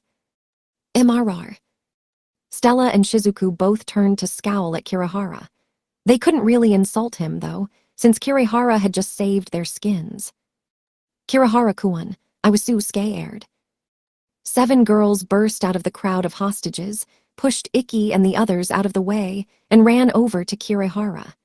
They were all his girlfriends who'd come to the mall with him. I'm sorry you went through such a scary ordeal because of how weak my kohai are, but don't worry, everything's all right now. We knew you'd save us, Kirihara-kun. You were so cool, Kirihara-sama. Knights are so strong. I don't like this guy, Stella muttered as she watched the gaggle of girls fawn over Kirihara. I think that's the first time I've ever agreed with you, Shizuku responded. A few seconds later, the police, who'd been tipped off by Alisuin, rushed into the food court. They started securing the hostages and taking the rebellion soldiers into custody right away. The situation was resolved in short order, and peace returned to the mall. Ugh. Just then, Ikki staggered as the fatigue that came from using Shura hit him. Oni-sama. Ikki, are you okay? Why, yeah, I'm fine. I just need to rest for a bit and I'll be able to walk again. You should sit down. Alisuin led Ikki to a nearby bench. As she did, the police officer in charge came over to the 4 of them. Excuse me, but you 4 are the students who resolved this incident, right? I'm going to need to take your statements, so could you follow me to the police station? My, did you ever come at a bad time? I'd like to let Iki rest first if possible, so. Alisuin turned toward Kirihara, who was still surrounded by his 7 girlfriends. I already wiped your asses for you. I'm not obligated to deal with boring police shit too. Kirihara was clearly uninterested in helping any further. He turned back to the girls around him and started talking about where they should go to relax after that harrowing ordeal. It's okay, Alice. I should be able to recover a little bit if I rest in the police car. Iki, you don't need to force yourself. Don't worry, it's not like I'm injured or anything, so. Iki forced himself to his feet, the exhaustion showing on his face. He then turned to Kirihara and bowed to him. Thank you for your help, Kirihara-kun. No need to thank me. It's the duty of the strong to help the weak. Stella and Shizuku scowled again, but their highest priority was getting Iki somewhere he could rest, not arguing with this playboy. To that end, Stella lent Iki her shoulder and slowly guided him to the police car. As they left, however, Kirihara decided to get in a last parting shot. I gotta say, Kurigane-kun, I'm surprised you're still trying to become a knight with that pathetic strength of yours. Stella could take it no longer. Will you stop already? It's okay, Stella. No, it's not. I won't stay quiet and let him walk all over you. Stella pointed at Kirihara and shouted, You've been talking a big game, but Iki's way stronger than you. As someone who fought him, I'm sure of it. You wouldn't even be able to touch him in a fight. Stella was only able to say that because she didn't know what Kirihara's powers were. She also didn't know about the unbelievably huge wall that separated him from Iki. But he, of course, did. To him, Stella's claims were laughable. What's so funny? Oh, just the fact that you think this failed knight is stronger than me. Ha ha ha ha. Oh God, my sides. It seems Kurigane-kun's made himself look quite cool, so I suppose I'll enlighten you to the truth. He's a coward who was too scared to fight me in the past. What? It was inconceivable to Stella that Iki would ever flee from a challenge. She turned back to Iki, and to her shock, he didn't deny Kirihara's accusation. He just stared quietly at Kirihara, his expression unreadable. Regardless, the Iki Stella knew would never back down from a fight, so she turned back to Kirihara and shouted, Liar! That's not possible. Hef hef hef. Why are you so confident that he's stronger than me anyway, Vermilion-kun? Isn't that obvious? He's the only knight who's ever bested me. In that case, shall we make a bet, Vermilion-kun? What kind of bet? Kirihara turned from Stella to Iki. On whether or not you're right. The truth is, there'll be an opportunity to determine without a doubt who's stronger very soon. Kurigane-kun, you turned your student handbook off, right? You should turn it back on. After a moment, Iki wordlessly turned on the tablet. A second later, he received a new email in his inbox. The sender appeared to be the 7 Stars Battle Festival Selection Match Committee. It read, Kurigane Iki-sama, your first selection match opponent will be Kirihara Shizuya-sama from Class 2 to 3. That's right, your first opponent is me, one of last year's representatives in the 7 Stars Battle Festival. Kirihara Shizuya, the hunter. At any rate, since we'll be dueling soon enough, we'll be able to see whether or not Vermilion-kun's right. If by some miracle you manage to beat me, I'll take back everything I said and apologize for insulting you. But if I win, Vermilion-kun has to become one of my girlfriends. Come on, Kirihara-kun, don't be rid. Before Iki could say anything else, Stella stepped forward and declared, Fine by me. I'll take that bet. What are you doing, Stella? Iki couldn't believe his ears. Don't take the bait. This bet is pointless. I don't even want Kirihara-kun to apologize to me. You might not, but I do. I won't stand for people calling the knight who bested me weak. It wasn't in Stella's nature to back down when challenged. And so, she accepted Kirihara's bet despite Iki's warnings. Then it's settled. Heh! Easy wins normally bore me, but now I'm looking forward to this. See you on the dueling grounds, Kurigane-kun. I'm sure you know this already, but you can't stand up to me with that piddling aura of yours. Better prepare yourself to taste crushing defeat. These selection matches aren't mock battles, you know. They're proper duels. Do try not to get yourself killed. Ha. Kirihara walked off with his posse of girls, utterly confident that he would emerge victorious. Stella, Shizuku, and Alisuin scowled at his back as he retreated. He has a pretty face, but his personality ruins it, Alisuin murmured. I hate him, Shizuku said plainly. HMPH, I bet Ikki will wipe the floor with him. After all, he managed to beat me. Isn't that right, Ikki? Stella turned expectantly back to Ikki. I'm not so sure. He's probably the worst opponent for me to go up against. Ikki. Unlike Stella, Ikki knew what Kirihara's noble art was, which was why he couldn't confidently say he'd win. He knew how much of a challenge it would be to overcome Kirihara's abilities. Shortly thereafter, Stella, Shizuku, and Alisuin were also notified of who their first opponents would be. The three of them would each have their first match on Monday, while Ikki's battle with Kirihara would take place on Tuesday. This would be Ikki's first official battle, and it would be far different from the mock battles he'd participated in thus far. In this fight, he would quite literally be putting his life on the line. Chapter 4, Debut Battle. A day had passed since Rebellion's attack on the mall, and a new week had begun. That meant the battles to determine which 6 students would represent Hagun Academy in the 7 Stars Battle Festival had also begun. Today's battles are about to begin.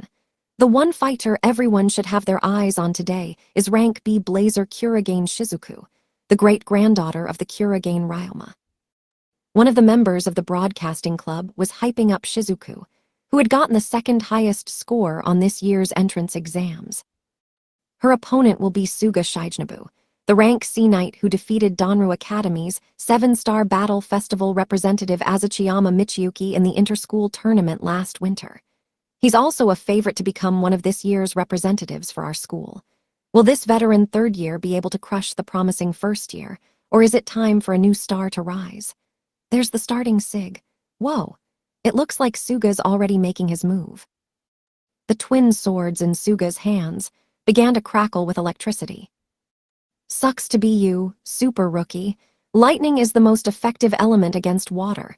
Bad luck for you that you got paired up against me for your first match. White lightning.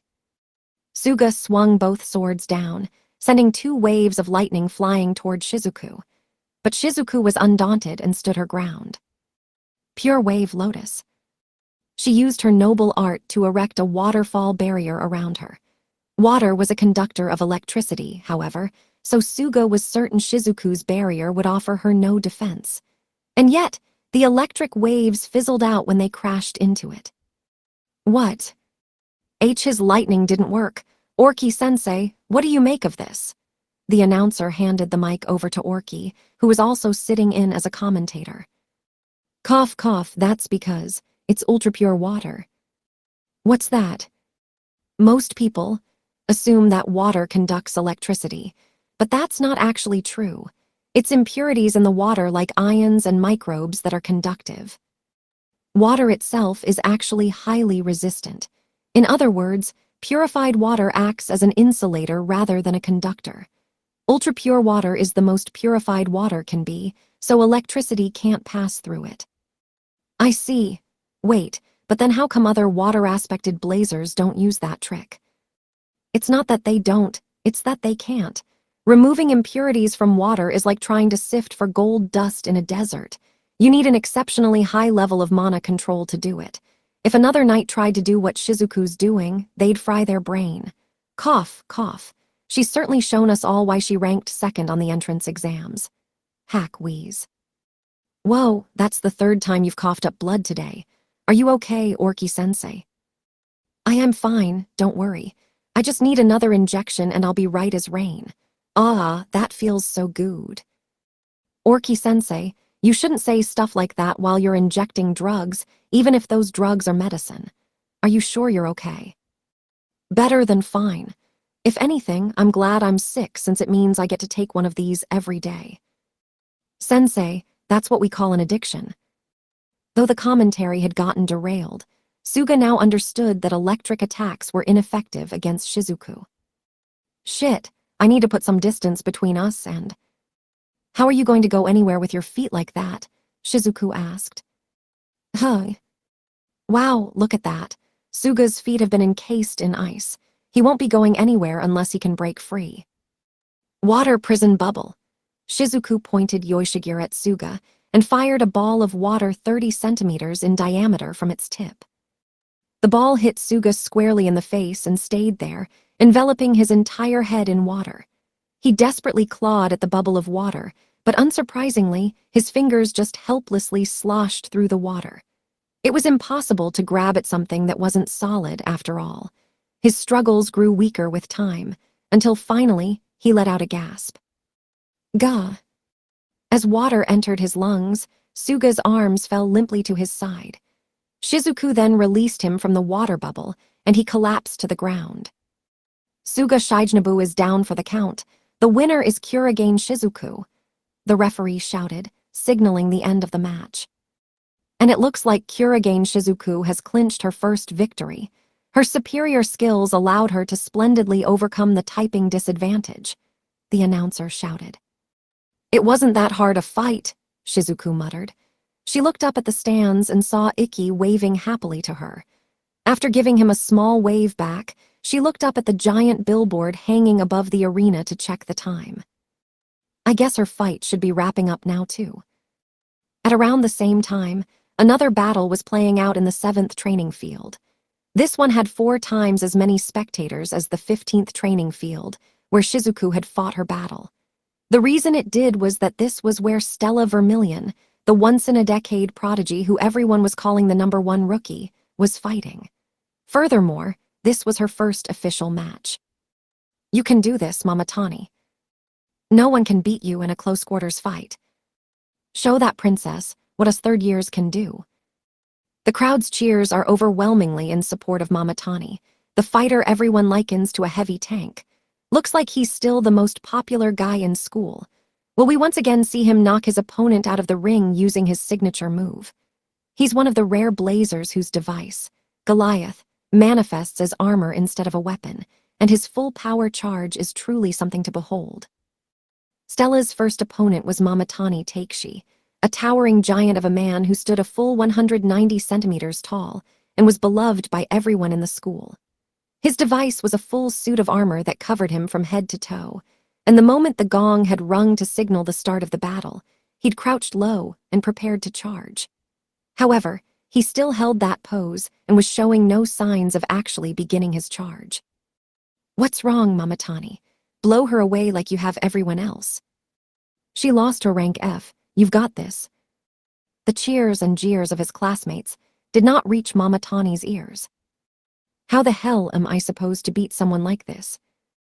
Mamatani was cowering before the ocean of flames Stella had conjured. She was dressed in a fiery cloak, and there was a ring of fire all around her as well. The flame's heat was so intense that it was roasting him through his armor, even though he was more than 10 meters away. Now that he was face to face with her, he could feel the immense amount of energy Stella passively radiated. Trying to go up against that would be like throwing himself into a burning building. It seems like you understand the situation a lot better than the carefree fools in the stands, Stella said, taking note of Mamatani's expression. This is a real battle. Unlike when we're fighting with our devices in phantom form, you will get burned if you jump into these flames. Think very carefully before acting. Stella had seen right through him, and Mamatani's shoulders slumped. I forfeit. Holy crap. Mamatani has forfeited the match without taking even a single step. BWA haha, man, that's lame, but it was a smart choice, a tiny teacher in a red kimono said, cackling. She was sitting in the commentator's booth alongside the announcer. It was hard to tell if she was praising Mamatani or making fun of him. What do you mean by that, Seiko-sensei? I mean that there's no way Mamatani could have won. If someone told you to jump into a volcano, would you do it? You wouldn't, but still, it's pretty lame to give up without even taking a single step. Seiko-sensei, you don't have to be so harsh. the announcer said, looking down at Mamatani sympathetically. BWA ha ha ha. Man, that girl's hella scary. I'd run away from her too. In fact, I think I'll do that right now. Seiko got to her feet and ran out of the announcer's booth. Hey, wait. Seikayo-sensei, there's still matches left today. Geez, who invited her to be today's commentator? What sloppy commentary, Stella thought, letting out a small sigh as she stepped out of the ring. Oh, we've just received word that Kuragain Shizuku, who was fighting in the 15th training field, has defeated third-year Suga Shijinobu, the announcer said as Stella made her way to the exit. Well, I didn't expect her to lose to such a weak opponent anyway. This year's freshmen are quite strong. They utterly dominated the veteran third years they were matched up against, winning their debut matches without taking a single scratch. We might actually stand a chance at winning the 7 Stars Battle Festival this year. Congratulations, Stella, Ikki said as Stella returned to the dorm. HHMPH, it's only natural that I'd win. Despite her tone, Ikki could tell from her expression that she was happy to be praised. I heard your opponent surrendered without a fight. That's because I made my flames burn, even hotter than normal. It's a shame I couldn't be there. I wish I could have seen it. I wish you could have seen it too, Stella muttered. What was that? And nothing. Anyway, it's not your fault. Me and Shizuku's matches just happened to be in the same time block. But you better come watch me next time. Of course. By the way, how come you're back so late? The battle was such a disappointment that I went to the gym to blow off some steam. I see, but I'm glad you, Shizuku, and Alice all won your first matches. Alisuin's battle had taken place right after Shizuku's, in the same training field. She defeated her opponent, a rank E second year, within 10 seconds of the battle starting. Though her powers weren't suited to duels under the open sky, she was strong enough to have been chosen as Shizuku's roommate. I saw how versatile Alice's powers were during the rebellion incident, but it's still surprising just how nasty his offense can be. He doesn't have much firepower, but he's got a lot of tricks up his sleeve. Now that I think about it, that's probably the kind of fighting style you'd have the most trouble with, Stella. I don't intend to lose to anyone, regardless of my compatibility with them. Anyway, shouldn't you be more worried about yourself right now, Ikki? I guess so. Smiling awkwardly, Ikki turned back to the TV. He'd been watching a certain video while waiting for Stella to come back to their room. It was a recording of one of Kirihara Shizuya's fights from the previous year. This video still. You've been watching it over and over since last night. Yeah, I'm trying to get an idea of his breathing patterns while I still can. This video was one of the research materials he'd borrowed from Kusakabe Kagami, the president of the newspaper club. Specifically, it was of Kirihara's first battle in the 7 Stars Battle Festival. His opponent seemed to be standing stock, still while he walked clockwise around them, shooting freely at them from all angles. They weren't doing anything except glancing around in confusion as arrows of light pierced them from all sides. Eventually, they slumped to the ground in a bloody mess, defeated. Even though Kirihara was right in front of his opponent's face, they were unable to do a single thing. The reason for that was because they couldn't actually see him. He can completely erase his presence with his area invisible, hiding his scent and making himself invisible. It's the perfect stealth technique, and he can use it thanks to his device, Aboratsuki. It's a tricky ability to deal with. I can't say I'm a fan of his fighting style. Stella looked disdainfully at the TV screen. It wasn't a very pleasant battle to watch, so Ikki could sympathize. Honestly, it was more like a hunt than a battle. Kirihara never left the safety of his camouflage and was able to shoot down his prey without ever exposing himself to danger. But it's the right way to fight if you have a power like that.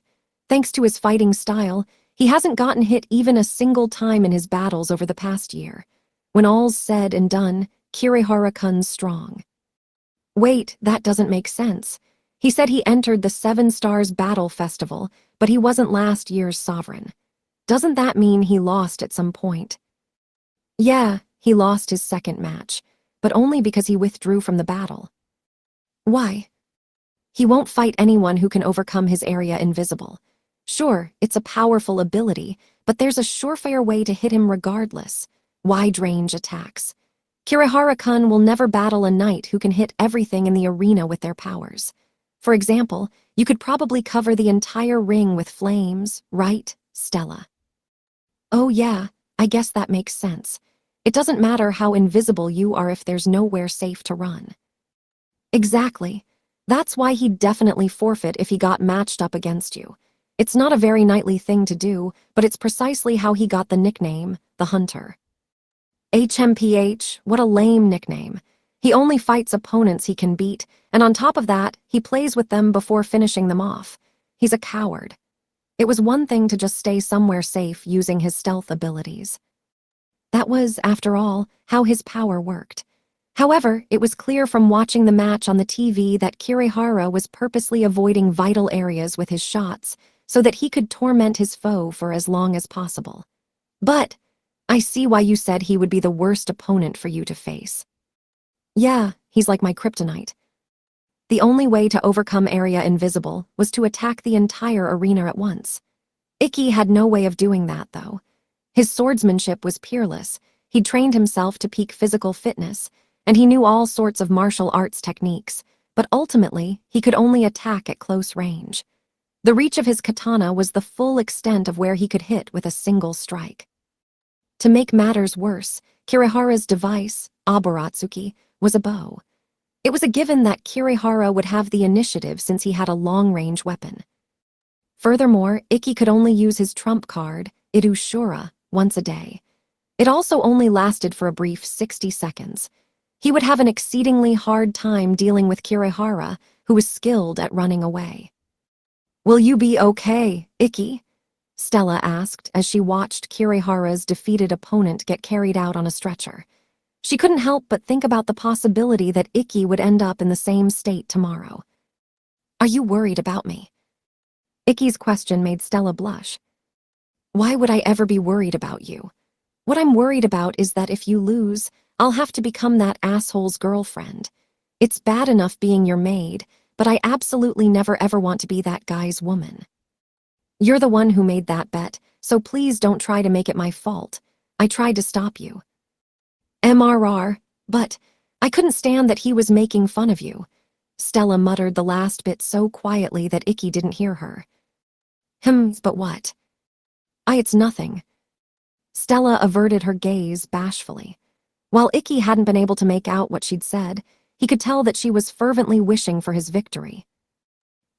Well, I don't need him to apologize, but if I lose, people might start thinking you're weak because you lost to me, and I definitely don't want that. So I'll be sure to win. Do you have a plan? I do, Ikki replied without hesitation. I've figured out how to beat his noble art. Last year, Kirihara had been the top first year.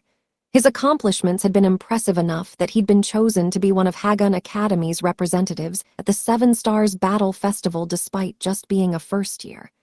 But at the same time, he'd never made it past the second round of the tournament. If Ikki couldn't even beat him, he had no hope of reaching the pinnacle of knighthood. After all, the 6 students with the best records in the selection matches would be chosen as representatives this year. Orki had told everyone there would be more than 10 battles per person.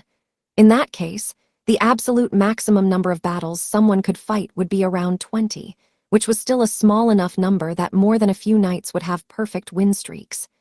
Ikki suspected that he'd be out of the running if he lost even a single battle. Were that to happen, the chance he'd finally been granted after years of patience would go to waste. I'll win this for sure. I promise, Ikki said confidently, making that oath more to himself than to Stella. His expression seemed to reassure her, and she nodded. In truth, before Stella had returned to the dorm, Alisuin Nagi had called out to her.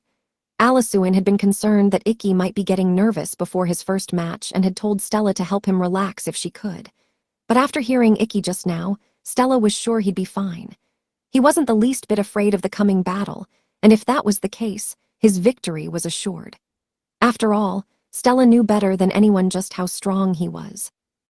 Good, he's thrown down the towel, so you have to beat him now. I think you mean, thrown down the gauntlet.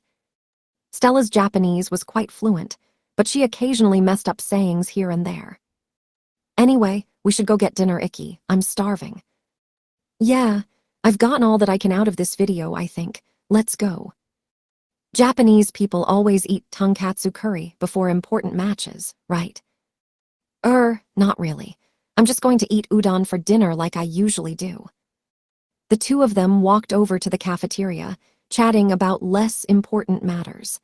And just like that, the day before Ikki's first match ended rather uneventfully. I'm sorry, Kurigane. I don't think I can be your friend anymore. What? Ikki's eyes suddenly shot open. It was still well before dawn, but he just had a terrible nightmare. He unclenched his fists and noticed that his palms were slick with sweat. Why did I suddenly have a dream about what happened last year? And why now, of all times? Those words were still ringing in his ears, and Ikki didn't feel like he'd be able to fall back asleep. It's too early to go jogging, though. Deciding he needed some fresh air, Ikki quietly climbed out of the top bunk, taking care not to wake Stella, and walked out of their room. It was the end of April, and the pre-dawn air had a brisk chill to it that felt great against his sweaty skin. Seriously, why did I remember that whole ordeal now? Ikki mused to himself. He had no idea why his subconscious had sent that dream to him. I heard the director's gonna get mad at us if we talk to him. At some point, rumors of that nature had started spreading about Ikki. He had been the only student not allowed to attend classes. The ostensible reason had been that it was dangerous to teach someone so lacking in power, but that had just been an excuse. Anyone who knew the school's teachers would have been able to tell as much just by looking at how they'd reacted to the news. Regardless, claims that hanging out with Ikki would reflect negatively on one's grades had spread, so people had begun to avoid him. Come to think of it, that particular episode happened right there, didn't it? Ikki looked out at the grassy courtyard from the hallway window. It was around the time that everyone except his roommate had stopped talking to him that a certain individual had called out to him while he was eating lunch on that lawn one afternoon. That individual was Kirihara Shizuya. He'd been the up-and-coming rookie of their year and had managed to become one of the school's representatives in the Seven Stars Battle Festival despite being only a first year. Even back then, Ikki hadn't been particularly fond of him. Most students had kept their distance from Ikki mostly to avoid trouble with his family. Kirihara, however, had gone out of his way to treat him horribly. He had never attacked Ikki physically, but he'd constantly insulted him in public and spread rumors that tarnished his good name. At first, Ikki had wondered why Kirihara had it out for him, since he didn't think he'd done anything to get on Kirihara's bad side. And the truth was that he hadn't done anything wrong. He just so happened to be the one person in the school no one would stand up for. There'd been no need to fear retaliation of any kind for picking on him, and Kirihara was one of many people the world over who loved to take advantage of that. In other words, Kirihara had always been an asshole to Ikki because he'd always been an asshole in general. When he'd approached Ikki that afternoon, Ikki had known it would be bad news, and he'd been right. It'll take a lifetime to get the teachers to acknowledge your strength just by doing what they say and being a good little student. You know that, right? So how about you and I duel instead? If Ikki beat one of the representatives for the Seven Stars Battle Festival, the school management would be forced to accept that he was worthy of being a knight. On the surface, Kirihara's suggestion seemed like a good one, but Ikki knew he couldn't accept it. Battling without a teacher's permission was against the school rules. If Ikki took even one step out of line, he knew the director, who had strong ties to the Kurigane family, would expel him on the spot. Naturally, Ikki's expulsion was exactly what Kirihara had been after. As a matter of fact, there had been multiple teachers around when Kirihara had confronted Ikki, all of whom had been working with the director. Not one of them had thought fondly of Ikki, and they had likely even encouraged Kirihara to challenge him. Realizing that, Ikki had refused and tried to go somewhere else. However, Kirihara had stopped him. Come on, don't be so cold. We're classmates, aren't we? I'm worried about you. Kirihara had then brought out Aburatsuki and shot Ikki. Not only had Ikki refused the invitation for a duel, he hadn't even prepared his own device. Man, that was a real shocker. What Kirihara had done had been a surprise, But what had been even more shocking was that no one had reprimanded him.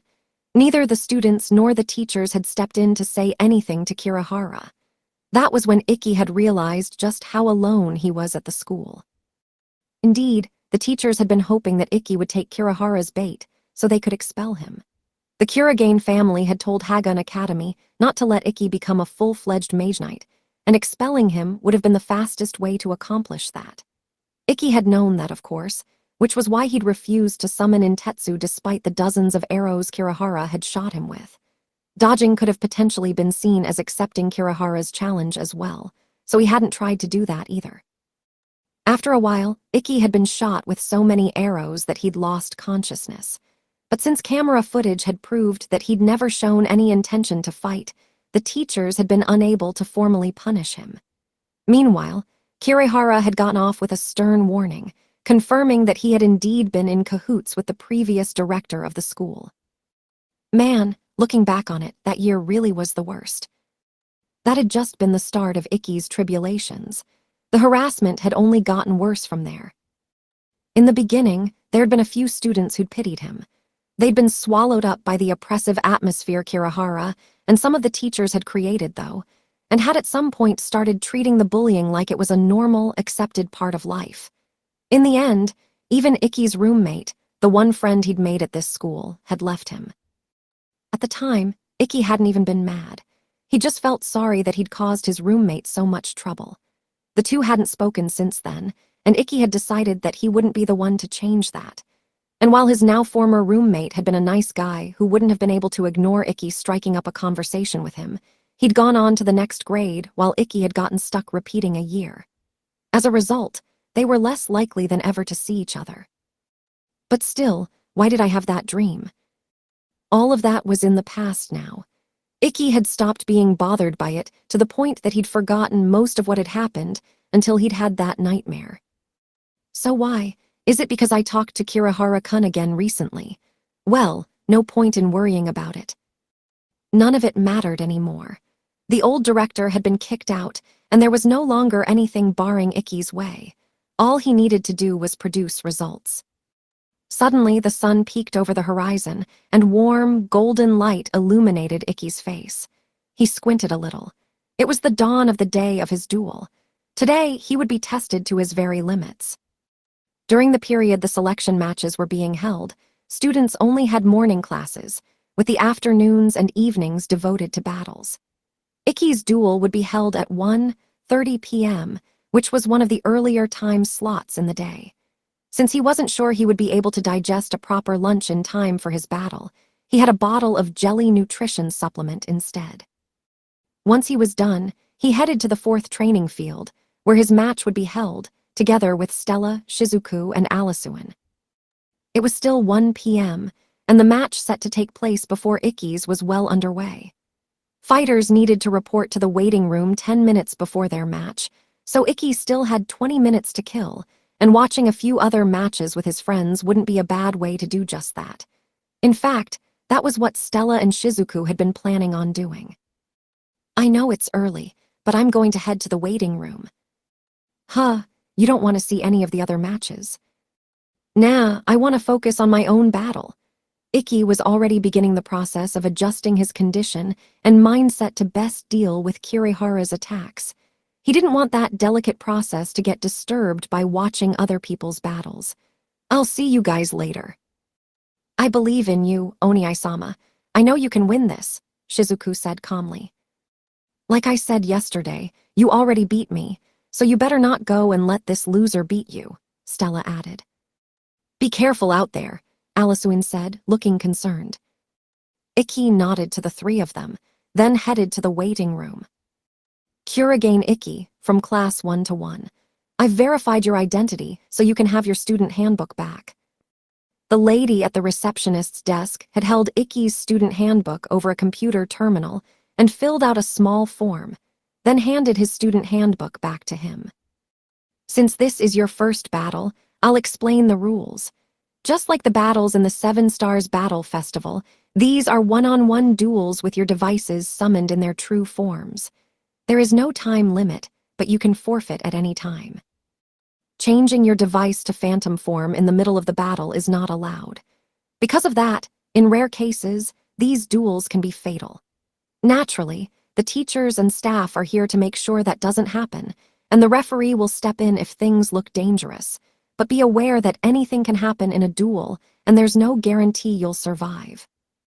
With Ikki now aware of the terms of his involvement, the receptionist went on to ensure that he accepted them. If you still wish to participate despite the risks, then please press yes on your student handbook. Otherwise, please press no. Know that if you decline even once, you will not be allowed to participate in any further matches and will lose the right to become one of Hagun Academy's representatives for the 7 Stars Battle Festival. Ikki, of course, pressed yes without hesitation. BWA haha, that's the spirit, kid. Huh. Ikki turned around and saw a small woman wearing a white kimono with a red, floral-patterned haori over it. The kimono was clearly too big for her, and though she had the features of a small child, she was no student. Ikki knew her as well. You're Seiko Nene-san, right? Oh, you've heard of me. I think everyone in this school has heard of the famous demon princess. You represented Japan in the Olympics last year, and you're also a member of the KOK Top League. KOK stood for King of Knights, which was a high-profile blazer competition that was held regularly. It was the most watched sport in the modern day, and companies paid upward of 3 trillion yen per year to secure exclusive broadcast rights for it. The Top League was, as the name suggested, the most competitive league in the sport, and every trainee mage knight knew of the most famous player in all of East Asia. Seikyo was also famous for being a slob at home, which was something tabloid programs loved talking about at every opportunity. However, no one ever said it to her face. What's a pro like you doing here? Ikki asked. I came here to meet you, Kurigane Ikki-kun, Seikyo replied. What for? Well, I wanted to see what the rank F Kuchan, that's Shinguji, by the way, has been hyping up so much is like. Okay, but I thought outsiders weren't allowed on school grounds. No probs, I'm not an outsider. After Kuchan fired all the useless idiots, she needed new staff to replace them. Since we're friends, I'm helping her out and teaching whenever I've got spare time. I even got my teaching license and everything. Oh, I see. Ikki had heard about how Kurono had purged all the teachers who'd been cooperating with the old director, so it made sense that she'd needed new people to fill those posts. Besides, teaching here lets me snap up all the cute little boys. Oh, wait, I shouldn't have said that. Pretend you didn't hear anything. G got it. BWA haha. I'm a fan of smart, brave boys like you. Since you're only allowed to fight with your devices in phantom form until you get to high school, there's a lot of kids who chicken out when they have to fight for real for the first time.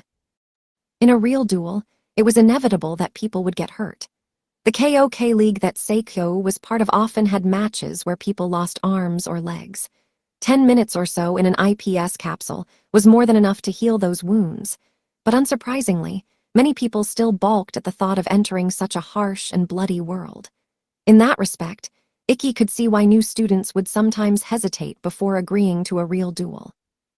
It's real cool how you just hit yes without a second thought, Seikyo added. Pain is something I've been prepared for since the moment I decided I wanted to become a mage knight. Most people chicken out even when they think they're prepared. No wonder Kuchan's got high hopes for you. Actually, now that I get a closer look, you've got quite a cute face, boy. In a split second, Seikyo had gone from being a good 2 meters away from Ikki to being right in front of his face. Whoa! He was so amazed someone had been able to close in on him so quickly that he didn't have time to react. Seikyo pressed herself against him and looked up into his eyes. What do you say to coming to my room tonight for a few special less? What the hell do you think you're doing to my student? Kurono Shinguji said in a menacing tone, stomping into the waiting room. As always, she was wearing a suit. Whoa, it's Kuchan. You really gotta stop popping up behind people like that. I almost killed you by accident. As if you could ever kill me. Anyway, what are you doing here? I thought you were supposed to be the commentator for the 4th training field. Oh, yeah. All the matches there were so boring, though. There's some time before the next one, so I took a bathroom break and decided to check up on your favorite little protege. He's not my favorite. Kurono smacked Seikyo on the head, then turned to Ikki, looking a little embarrassed. He'd never seen her so flustered before. Sorry about that, Kurogane. I hope we didn't break your concentration. It's fine. That was a little unexpected, but I'll be all right. I'll put this gremlin back where she belongs, so don't worry about anything she said. Get back to your commentator's seat, you shameless wench. Okay, I get it. Just stop pulling on my kimono already. This thing's expensive, you know. Kurono dragged a reluctant Seikyo out of the waiting room. As they left, Ikki called out to Seikyo. Sorry, but I'll have to decline your invitation. I plan on having a party with my friends tonight to celebrate my first win. He once again stated his intention to win this duel. BWA ha ha ha. Well, if you've got plans, then you've got plans. But in return, you better make your match an interesting one since I'll be commentating on it. Seikyo grinned and pointed at Ikki, then trotted after Kurono, her Tengu Geta clacking against the floor. She's a hard person to read. However, Ikki had been able to tell even from their brief meeting that she was strong. I didn't even notice when she closed the distance between us. That was the first time someone had been able to get close to Ikki without him noticing. She'd clearly used some kind of special walking technique. He had no idea what martial arts school taught a technique like that, though. Wait, this isn't the time to be thinking about that. I need to concentrate on my upcoming match. While the ability to close in on someone you were staring at without them noticing did pique Ikki's curiosity, it was clearly too complex a technique to master and use in combat right away. In that case, he could think about it later. Right now, he needed to focus on the battle ahead. Ikki stepped into the waiting room and glanced around. There were a few lockers and benches in the room, and a full-length mirror on one of the walls. Other than that, it was as plain could be. However, the small door on the far side felt far more menacing than its appearance suggested. The reason it did was that beyond that door was where Ikki's first official battle would be held. I've finally made it this far. At long last, Ikki had taken the first step toward becoming the 7 Stars Sovereign, the greatest of all student knights. The journey to this first step had been a long and painful one. He'd lost his family, a year of his life, and all of his friends. But he'd refused to give up and kept pushing forward despite all odds, and as a result, he was standing here today. On the other side of that door was the arena where Ikki would fight Kirihara. The time had finally come to see whether Ikki's hard work would bear fruit, or if it had been for nothing. Thump. Hung. Ikki's heart began to pound. What the heck? His vision grew blurry, making everything look like a pastel painting. What's happening to my body? What's happening to me? Ikki couldn't figure out what was going on, but he noticed that he was extremely thirsty. Oh yeah, water. If I just drink some water, I'll be. He grabbed the water bottle he'd brought with him and started to unscrew the cap, but his hands weren't working properly, and as he took off the cap, he lost his grip on both it and the bottle. They fell to the floor, spilling water all over his shoes. I gotta wipe that off, but with what? Wait, what am I even doing? Anyway, I need to get some water before. First year Kurogane Ikki-kun. Second year Kirihara Shizuya-kun. Please make your way to the arena. It's time for your match. What? The announcer's voice snapped Ikki back to reality. He looked up at the clock and saw that it was 1:30 p.m. Even though he was certain he'd arrived early, it was already time for his match. How long have I been standing here for? NGH. Could it be that I'm actually nervous? Okay, calm down. Ikki put a hand to his heart and willed himself to take deep breaths. He'd spent ages watching videos of Kirihara's battles and had memorized his opponent's movements and breathing patterns. He'd also analyzed the strength of Kirihara's arrows and what angles he preferred to fire from. Furthermore, he'd come up with a plan to break through Kirihara's noble art, Area Invisible. Having already simulated the battle in his head numerous times, he knew his body would be able to do what he needed it to. It'll be okay, I just have to do what I practiced, and then I'll win. If he could win here, it would justify all the suffering he'd endured up until now. It would mean none of it had been a waste. Willing his heartbeat to calm down, Ikki told himself that his efforts would be rewarded, then headed toward the door. All right, everyone, that wraps up our third match of the day. The fourth match will begin shortly, and I see we've got quite a crowd. Looks like everyone wants to see how this battle's going to go. I'm Tsukiyomi from the Broadcasting Club, and I'll be commentating on this match along with our special guest, Seikyo Nene-sensei. Tsukiyomi continued the pre-battle introductions. Now, let's meet our fighters. First up, we have one of last year's representatives in the Seven Stars Battle Festival, Kirihara Shizuya. Not only was he selected as a representative while still a first year, he absolutely dominated his opponent in the first match of the tournament, a third year from Bunkyoku Academy who was considered one of the top contenders for the championship. His policy is to never fight battles he can't win, and as a result, he's won every match he's fought. He's done so while remaining completely unharmed too, earning him the nickname, the Hunter. Kirihara waved to the crowd as the announcer introduced him. Many of the girls in the stands squealed with joy as he looked their way. As always, Kirihara is very popular with the ladies, and it's no wonder, just look at how handsome he is. I prefer my boys a bit more on the wild side, though. No one cares what your preferences are, Seikyo-sensei. Rude.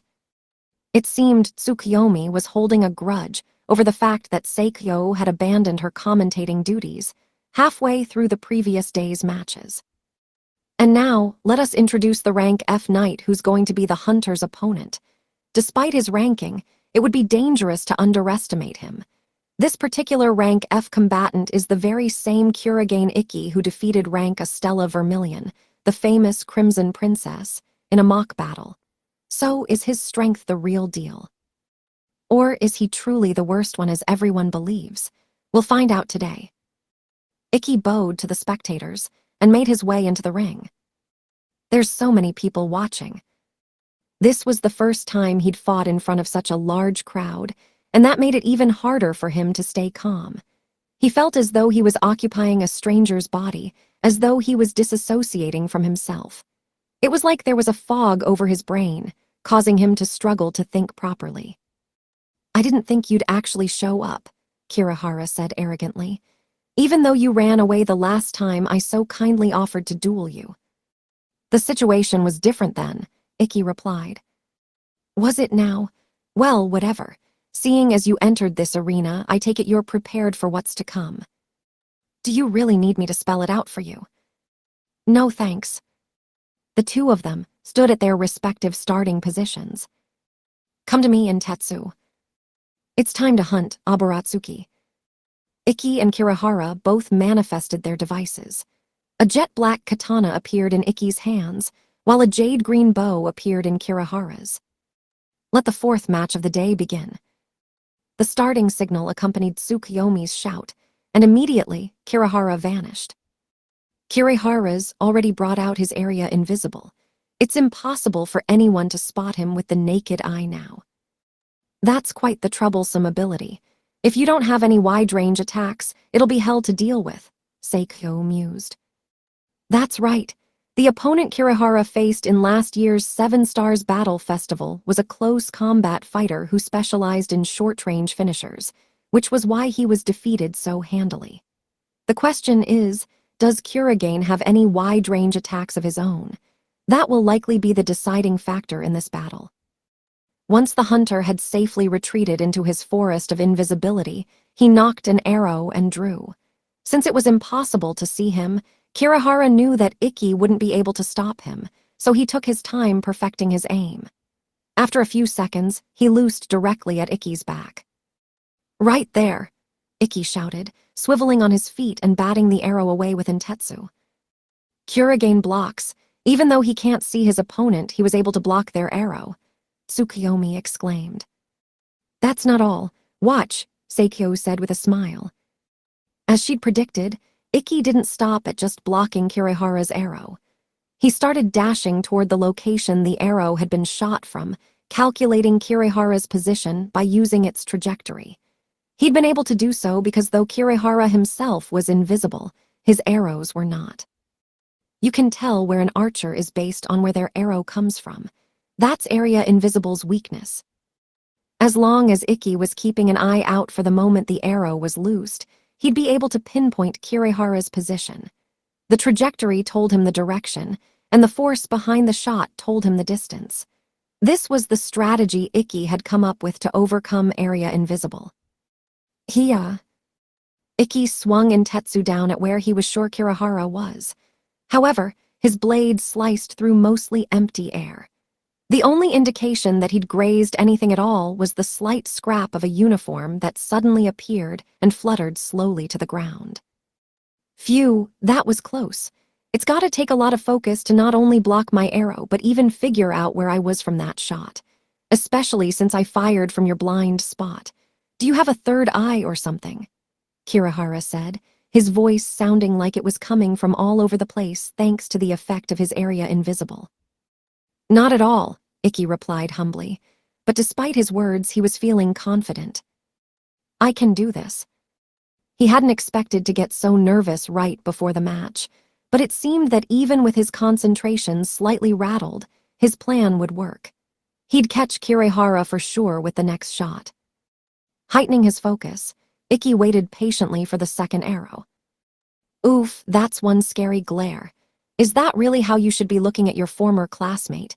We spent a year together, remember? Of course it is. Right now we're in a duel. So you actually think you can beat me, huh, Kurage-kun? I wouldn't be here if I didn't. Ha ha. Fair enough, I suppose. I thought being forced to repeat a year might have given you a reality check, but it looks like there's no cure for stupidity after all. You haven't changed one bit. You really, really piss me off. Kirihara's tone grew deadly, and Ikki correctly surmised that he'd knocked his next arrow. He focused all 5 of his senses, prepared to deal with a shot from any direction and any angle. If you have a problem with me, then shoot me down. If you can, that is. Ikki purposely taunted Kirihara, hoping to lure him into attacking. The moment he shot, Ikki would activate Iru's Shura and cut him down before he had a chance to run.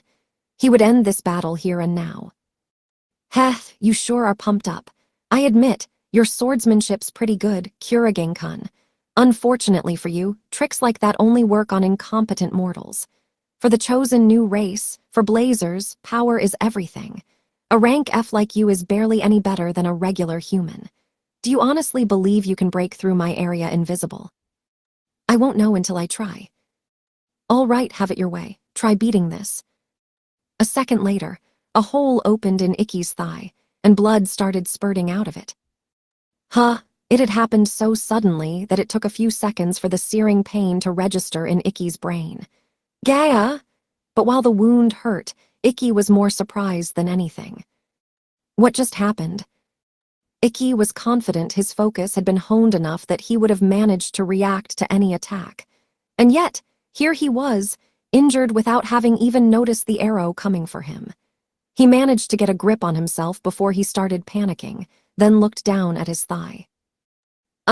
Upon checking his wound, he saw that there were drops of his blood floating unnaturally in the air, as if they were coating some sort of invisible object.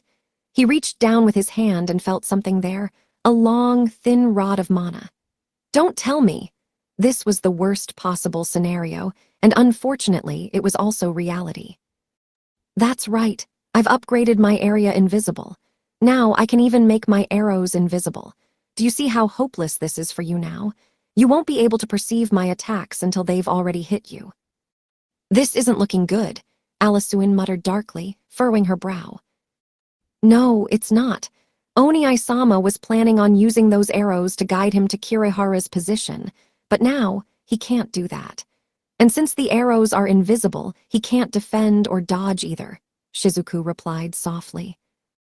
I can see why he was chosen as one of last year's representatives. He has no openings in his offense or defense. Area Invisible is quite the noble art. No, that's not the problem. Stella interjected, shaking her head at Alisuin. Stella-chan. It's true that Area Invisible is stronger than we gave it credit for. I'm surprised he can do that too.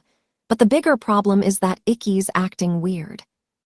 What do you mean, Oni-sama is acting weird? Think about it. Why didn't he rush Kirihara the moment the battle began? If he knew his opponent could turn invisible, then his best chance at victory would have been to use Shura immediately, when he knew for sure where Kirihara was. He should have ended the battle as fast as possible.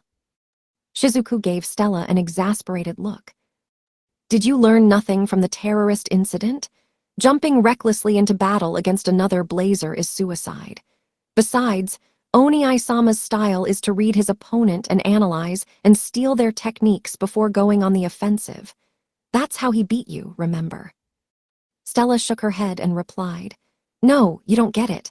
I know Ikki observes his opponents and only uses his trump card when he's certain he can win, but he already knew his opponent could turn invisible. And do you realize how taxing it is to constantly be on your guard from an attack that could come from any direction at any time? Ugh. That finally made Shizuku realize what Stella was getting at. It certainly was mentally exhausting to have to be on edge, knowing a single slip in concentration would mean getting hit by an arrow. A protracted battle was the last thing you wanted in that situation. A quick rush at the start of the battle seemed reckless, but on closer examination, that was indeed the best plan of action against a fighter like Kirihara. So why didn't he do that? Stella muttered, gritting her teeth. It's not that he didn't. He couldn't, Alisuin replied. What do you mean? There's no way Ikki wouldn't be able to make that kind of deduction. Right now, Ikki's so nervous that he wasn't able to notice something so obvious. No way, he didn't look nervous at. Stella trailed off, realizing that he had indeed shown signs of nervousness earlier. Yesterday, he'd told her, I'll win this for sure, I promise. That in and of itself had been strange. He wasn't the kind of person to make such bold claims before a fight.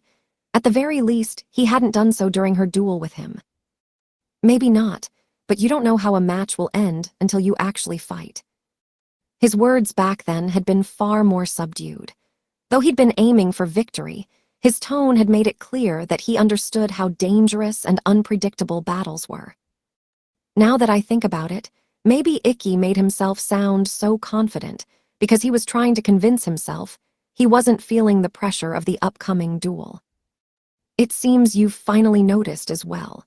But don't blame yourself for not realizing it until now, Stella-chan.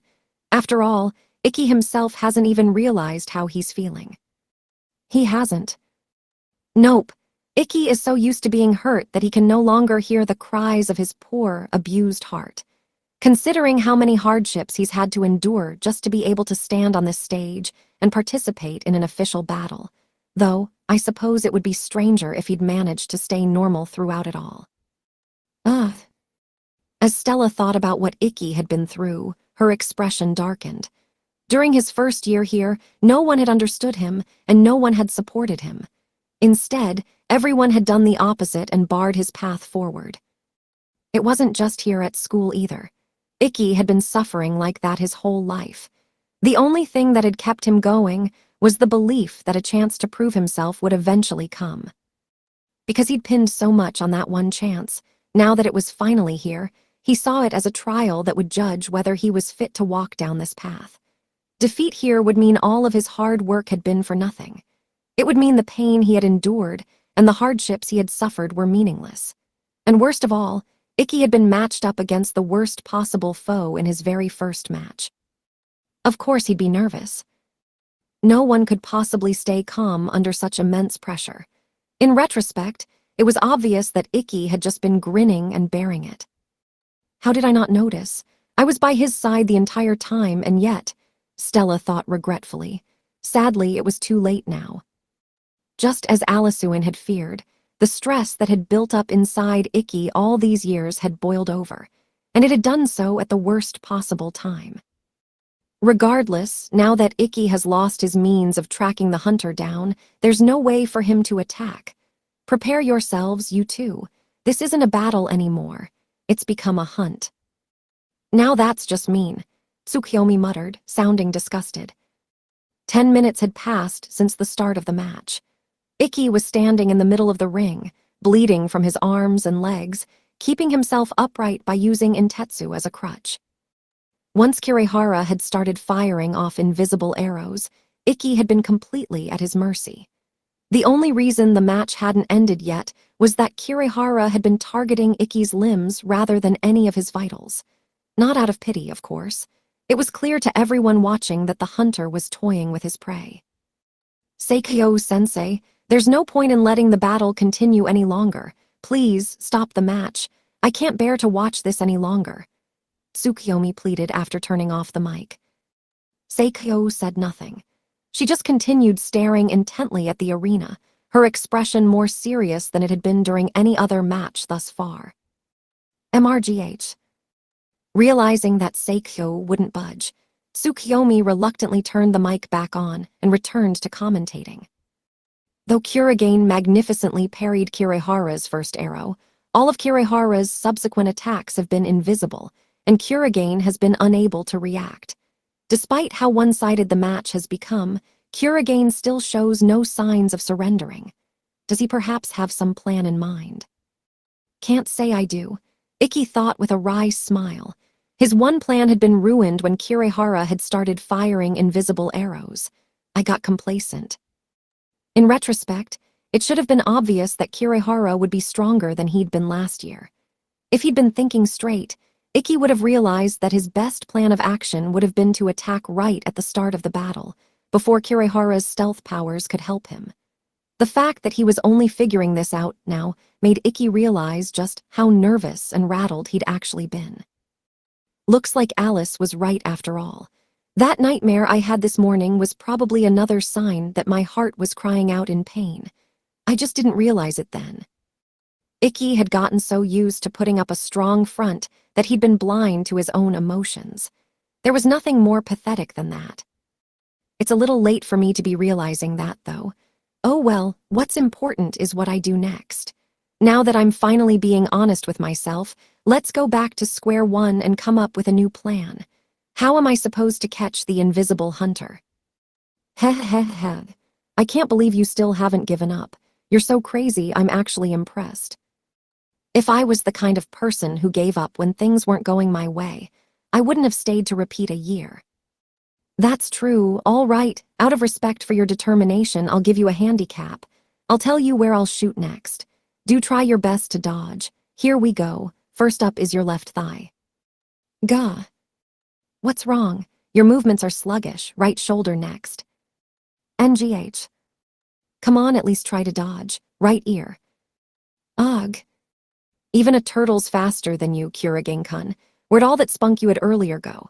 I know you can dodge better than that. Left shoulder, right thigh, right hand, left calf, left knee, small intestine, stomach, liver, kidneys, large intestine, duodenum. Ahaha, if you don't start dodging, you're gonna die at this rate. Jaya. Kirihara had finally started targeting Ikki's organs, and Ikki dropped to his knees. MWA ha. God, you're pathetic. Look at your ugly mug, Kurigane-kun. Come on, give me a smile. You gotta try harder than that. After all, you've got a reason to be trying, right? Since you won't be able to graduate if you don't win this match. Huh, one of the spectators muttered, shocked. The others all looked similarly surprised. WH, what does he mean? Kurigane won't be able to graduate if he loses. I thought our participation didn't affect our grades. Hold on, I bowed out of the selection matches because my teacher told me they wouldn't. Ah, sorry, guys, Kirihara said with a grin. Didn't mean to give you the wrong idea. Don't worry, he's the only one whose graduation is hanging in the balance.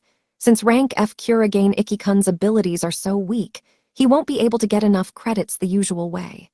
Apparently, though, the new director gave him another option. She'll let him graduate if he manages to win the 7 Stars Battle Festival. For a moment, the entire arena was silent. But a few seconds later, all the spectators burst out laughing. PWA ha. He can graduate if he becomes the 7 Stars Sovereign. You've got to be kidding me.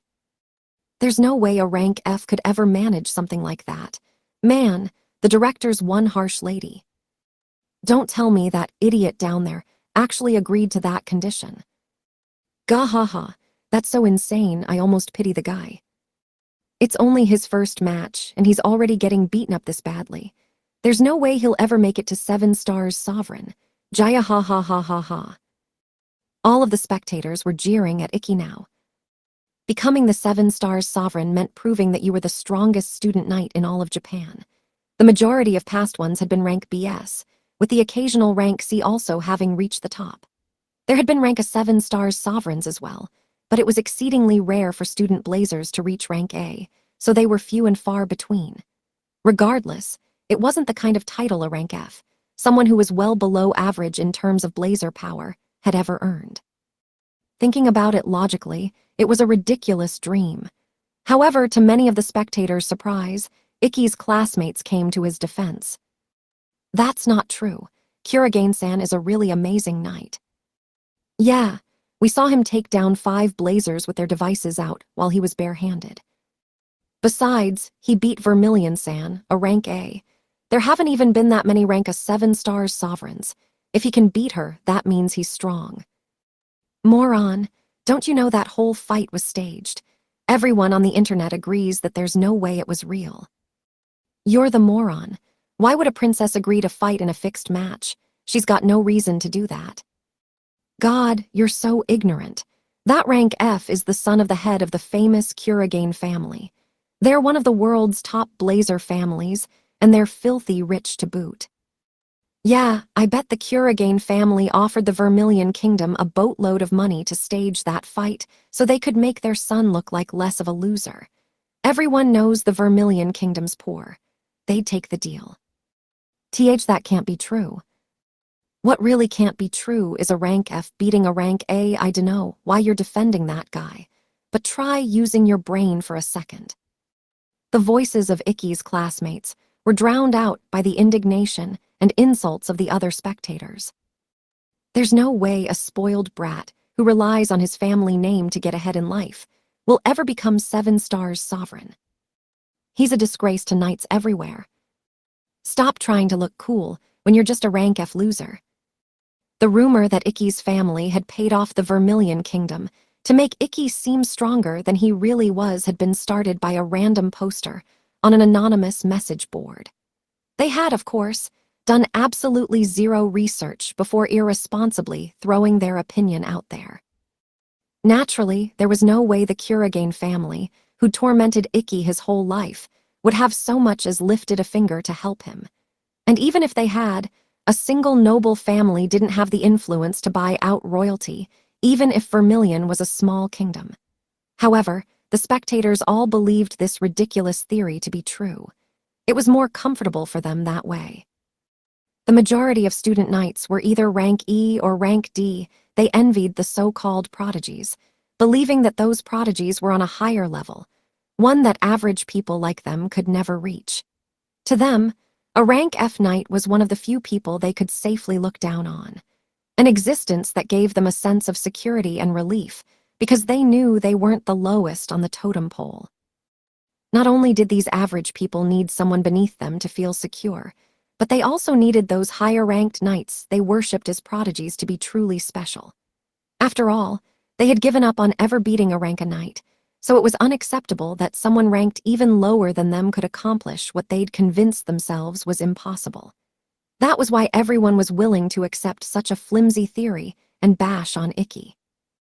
Ikki gritted his teeth as he listened to the spectators' jeers. That really stings. He didn't particularly crave the acceptance of his peers. In fact, he couldn't say he cared what the other students thought of him, so the insults to him didn't bother him much. But it hurt to hear Stella be disparaged. And what vexed him more than anything was that it was his own weakness that was making everyone think Stella had been bought out. Boy, this crowd's merciless. But well, that's what you get for dreaming beyond your station, Kirihara said while continuing to loose arrows at Ikki, who'd fallen to his knees. How about you accept reality? There's no way a guy like you, whose noble art is just shitty body strengthening, can overcome my area invisible. The truth is, a person's worth is decided the moment they're born. Hard work doesn't mean jack shit when compared to natural talent. It's just pathetic watching a weakling act like he'll ever accomplish anything. Don't you guys agree? Kirihara directed that last statement at the crowd of spectators. Yeah, Kirihara-kun's right. Just give up already. You're making it look like Shizuya-kun's bullying you. Drop out, you hack. You only got this far because of your parents. A failure like you shouldn't even be fighting in the first place. No one wants to watch this pathetic display. Egged on by Kirihara, the crowd continued to pelt Ikki with insults. But the fact that Ikki could barely move was a painful reminder of how true some of those words were. He truly was powerless right now. I guess I do look pretty pathetic right now, huh? He had no idea how to overcome Kirihara's area invisible. It didn't just make him invisible, it also completely erased his presence, including smell and sound. Only the noises he wanted heard were audible. As a result, it was impossible to tell when an attack was coming until it had already hit you. Ikki couldn't think of a single viable strategy to use against someone like him. It was sheer stubbornness that kept him in the fight. Not that it would amount to anything, though. Whether he struggled fruitlessly until the end or just gave up now, his loss was set in stone. The defeat would be marked on his record all the same. In that case, maybe surrendering was the right choice after all. Maybe it was better for him to give in to his weakness. Shut up. Huh, the spectators gasped, stunned. They all turned to look at the person whose shout had cut through their scorn. Stella, Ikki thought. Tiny flames danced around the Crimson Princess, whose scarlet eyes blazed with rage. Stella-chan, Alisuin muttered, surprised by Stella's sudden outburst. Shizuku looked equally taken aback, but Stella didn't care. She couldn't take it anymore. What makes you all so certain a rank F can't beat a rank A? Stella spat while glaring at the spectators. You just convinced yourselves that no matter what you do, you can't beat prodigies like us. Hell, you're the ones who stuck us into the category of prodigy, and you created that category all on your own just to justify the fact that you gave up. Well, if you want to give up on your dreams, that's on you. But don't try and deny that Ikki's strong just because you want to feel better about giving up. That was the one thing Stella couldn't condone. Because even though Ikki's abilities as a blazer were weaker than those of anyone else here, he'd refused to give up all this time. Even though the rest of the world had laughed at him and called him worthless, he'd continued to believe that talent was a wall that could be overcome, that he could overcome. And because he hadn't given up, he'd finally acquired a power that did indeed let him overcome that wall, granting him unparalleled strength for 1 minute. Stella had seen how radiantly Ikki's soul had blazed during their duel. She would never forget that sight for as long as she lived. Never before had she been so impressed by another person's strength. Never before had she admired another so greatly. It was because she knew how precious Ikki's achievements were that she couldn't stand to see people pretend they weren't real. Talent is just a small part of what makes us who we are. And it's because you guys cling to that one small part that you can't see just how strong Ikki really is. You'll never be able to understand him, so don't act like you know him. Don't insult the knight I love. Stella. Shocked by Stella's words, Ikki finally turned to look up at her. When she saw his expression, her heart began to ache. What's with that pathetic look? Indeed, Ikki looked like he was on the verge of giving up. But Stella realized that she couldn't truly fault him for it. Though he acted mature, he, like her, was still just a kid. No matter how strong his resolve was, no matter how hard he tried to act tough, at the end of the day, he had a human heart and human feelings. Despite what Ikki told himself, he did rail at the unfairness of it all, and it did hurt when people made fun of him. And as long as he continued to walk the path of a knight, he'd continue having to endure that pain. In a way, it would be better to let Ikki break and give up now. Stella understood that, but even so. Ikki, didn't you say that no matter what anyone else said, you'd never give up on yourself? I thought for sure I'd be able to reach even greater heights if I was with you because of that. So why do you look so defeated just because these losers are making fun of you? The man I lost to isn't that weak. The knight I admire, the knight I fell in love with, is the Kurigane Ikki who's always looking forward and who takes pride in who he is. So at least when you're in front of me, you have to always be the cool knight I know, You stupid idiot. Even so, she wanted to aim higher than ever alongside Ikki. That was why she was pouring her heart out to him, letting him know there was someone else out there who believed in the man known as Kurogane Ikki. Upon hearing that, Ikki curled his fingers into a fist and punched himself in the face. What? The spectators all stared at him in shock. They had no idea what he was doing, but Ikki no longer cared about any of them. Thank you, Stella. That was the wake-up call I needed. Slowly but surely, Ikki got back to his feet. As he rose to his feet, Ikki looked up into Stella's crimson eyes. He could see the tears spilling from them, and he knew whose sake she was spilling those tears for. But even though she understood and sympathized with his pain, even though she was the one person listening to the cries of his heart, she'd still told him to fight. She knew just how harsh a path Ikki would be walking, but she'd asked him to walk it all the same. I can't believe there's someone other than Ryoma-san who'd say that to me. Ikki had believed that all his effort would become meaningless if he lost this fight, that the harsh realities of the world had rejected his dream. He'd thought defeat would prove that he simply wasn't good enough, and that had terrified him. But that couldn't have been further from the truth. It was true that if he lost here, achieving his goals would become much harder, but it didn't mean the hard work he'd put in to get closer to that goal was for nothing. After all, I finally met a girl who told me she admires the way I live my life, and that she loves me for it. The moment he realized that, Ikki felt as though he was in his own body again. His heart and mind were finally in sync. His thoughts, which had been clouded by anxiety and nerves, were now crystal clear. While he was injured all over the place and his body was in tatters, it could still move. At long last, Ikki was in peak condition. And since he was, there was no need for him to give up just yet. There were still things he could do. In fact, there were still things only he could do. So I might as well give it a shot and keep going until I can't anymore. No matter how badly he was beaten, as long as he put everything he had into the battle, it didn't matter.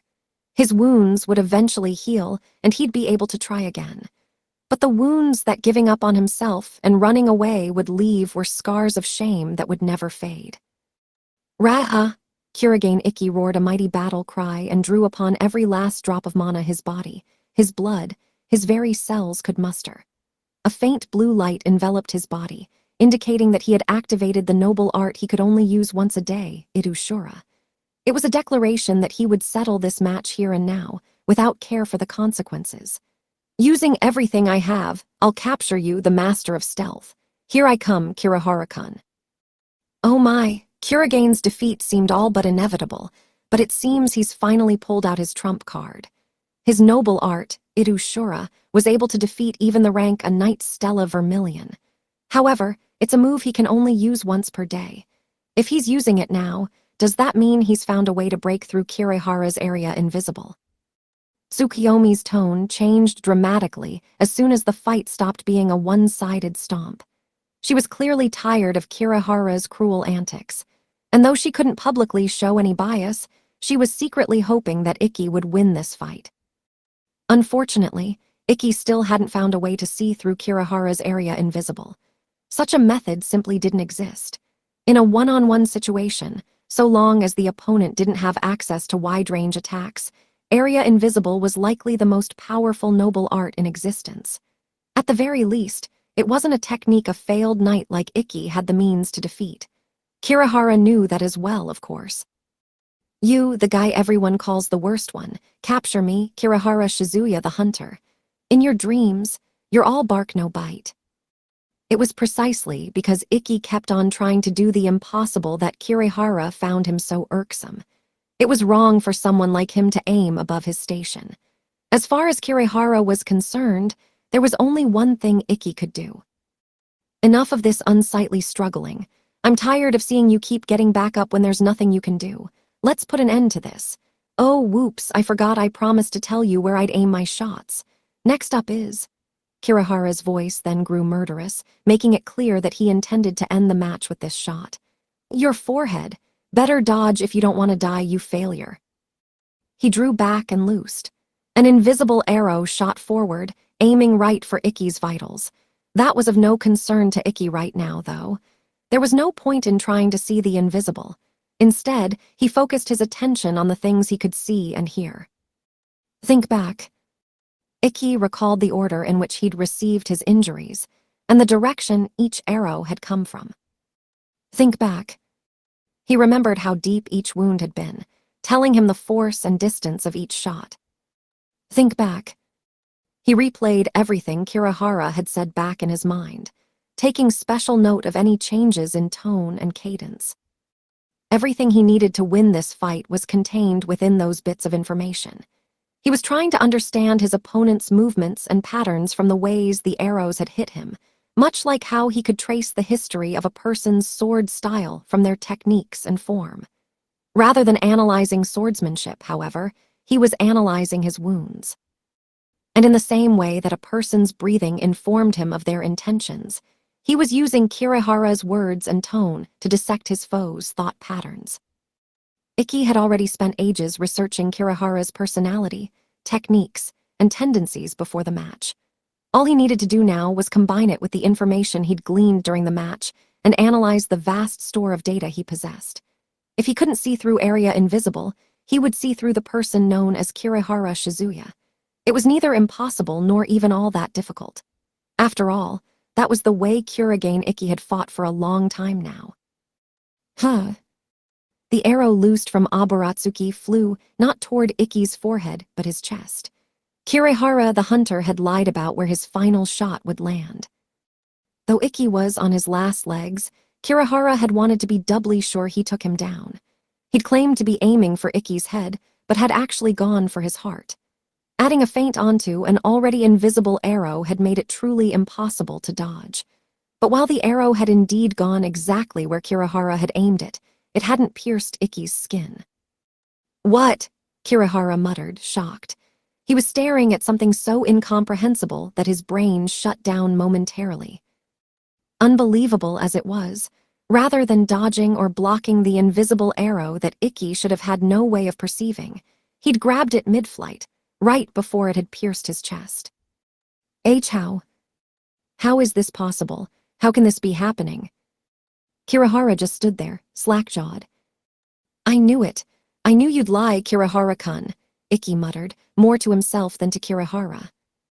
"What are you saying?" "Ah!" A shiver ran down Kirihara's spine. Despite the fact that he was still invisible, Ikki was staring straight at him.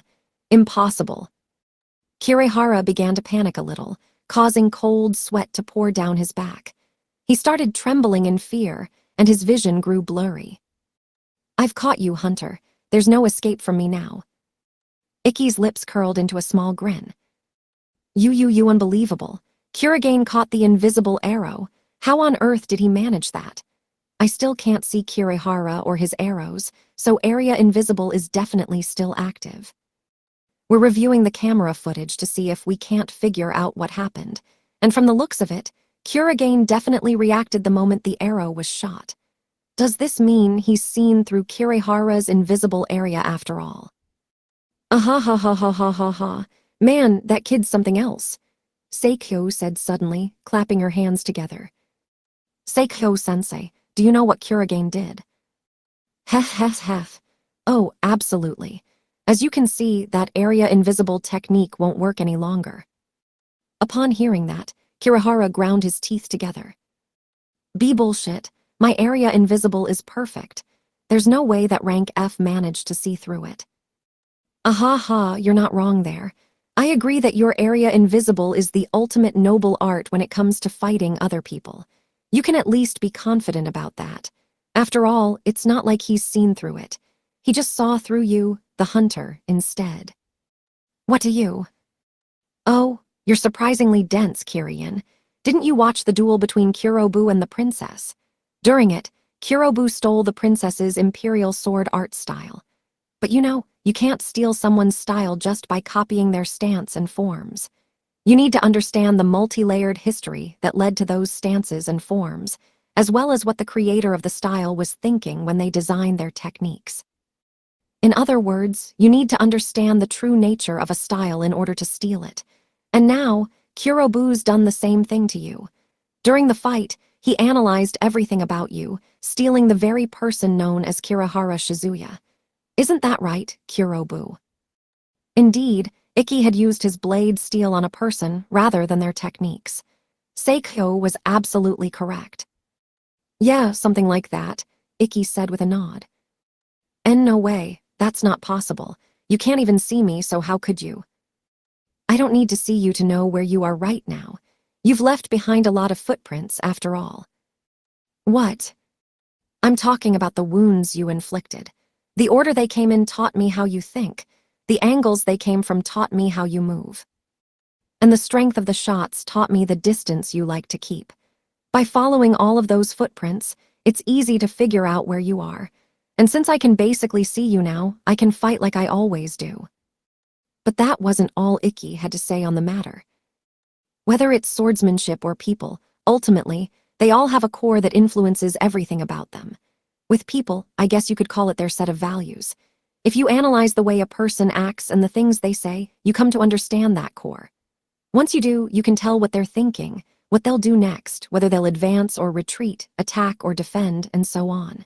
For example, I can tell that you took 3 steps back just now, Kirihara-kun. Gwa. Kirihara let out a garbled scream as a bone-chilling fear settled over him. Just as Ikki had said, he had indeed taken 3 steps back. But it was only natural that Ikki could read Kirihara so well. Understanding someone's core meant far more than knowing what they were thinking in the moment. It meant fully understanding their underlying thought processes, their very identity. Something that fundamental to a person couldn't be changed overnight. No matter how hard someone tried to think deceptive thoughts to throw Ikki off their scent, Ikki would know which were misdirections and which were sincere, as even those ideas came from that person's identity. Stealing someone's identity meant understanding their thoughts and feelings on the deepest level. Thus, Ikki decided to dub this particular technique perfect vision. At this point, Kirihara finally understood that what was frightening about Kurigane Ikki wasn't his exceptional swordsmanship or the once-a-day power boost he could use. No, it was his otherworldly observational skills with which he could peer into the true nature of whatever he wished that was truly terrifying. And Kirihara had been caught by those observational skills. I've seen through you. This battle's mine. As he said that, Ikki shot forward, heading straight for the trapped hunter. Stay away. Kirihara desperately pulled Aburatsuki's string as far back as he could, put all of his remaining mana into one last arrow, and shot it high into the sky. The arrow burst in midair, raining 100 invisible arrows of light down on Ikki. It also riddled the stone floor of the arena with holes, causing it to crumble in places. As Kirihara had no way of aiming the shower of arrows he'd created, they came down over a large area in a truly random pattern. This was his other noble art, Million Rain. If Ikki was reading his thoughts, then he figured his best bet at winning was carpet bombing half of the arena. It was an assumption that was very much correct, as this was, in fact, the best course of action he could have taken. Why won't any of them hit you? However, Ikki was able to effortlessly bat aside the arrows that got close to him without slowing down even a little bit. Aside from the wounds he'd already received, he emerged unscathed from the cloud of dust created by Kirihara's Million Rain. Now that he'd seen through Kirihara's true nature, even an attack like this couldn't stop him. You're just wasting your time. Even if you try to empty your thoughts, subconsciously, you still want to beat me. You still want to kill me. There's bloodlust lingering in your fearful heart that you can't suppress. Try all you want to fire at random, but your will hasn't stopped guiding your actions. As long as there was some manner of will guiding Kirihara's actions, Ikki's perfect vision could see through them clearly. It took a certain level of martial training to unleash attacks devoid of bloodlust or other emotions, which Kirihara most certainly did not have. All his Million Rain had accomplished was launching more arrows. They weren't truly fired randomly. It doesn't matter if you fire 100 arrows or 1,000, Ikki continued. They're no match for my Irushura. There was nothing Kirihara could do now. In the same way that a pro shogi player could see 100 moves ahead, Ikki could predict and deal with any action Kirihara might take. Wait, stop, Listen to me, what the hell? Am I really going to lose to this rank F trash? I'm not like you. People actually expect things out of me. I'm not a failure like you. I actually have face to lose. You can't beat me, it's not right. Stew up. But of course, Ikki had no intention of stopping, and Kirihara had no means of stopping him. W8, this has to be some kind of sick joke. Stop. Come on, let's just calm down here for a sec, okay? That's a blade you're holding, you know that. If you cut someone with it, they'll bleed. That's real bad news. You can't just hurt someone like that. Let's talk it out, okay? W8, I've got it. How about we settle this with rock, paper, scissors? Come on, Kurigane-kun, we used to be classmates. We're friends, aren't we? Ikki ignored Kirihara. After all, it was Kirihara himself who'd asked Ikki if he'd come here with the proper resolve. The moment Ikki had stepped into the ring, he'd prepared himself both to get hurt and to hurt others. Therefore, he would show Kirihara no mercy. Ikki blocked the last few arrows Kirihara shot at him in a desperate panic, then raised his gleaming black blade high as he got within striking range. Haza. Eek, Stuup. Fine, I forfeit, so please don't hurt me. Ikki swung Intetsu down, and the place right below his blade began to glimmer with light. A second later, Kirihara became fully visible, and he fell onto his ass. He was completely unconscious, foaming at the mouth and with his eyes rolled up into the back of his head. However, he had no sword wounds on him. The tip of his nose had been lightly scratched, but the cut was so shallow it wasn't even bleeding. Ikki had known Kirihara would surrender.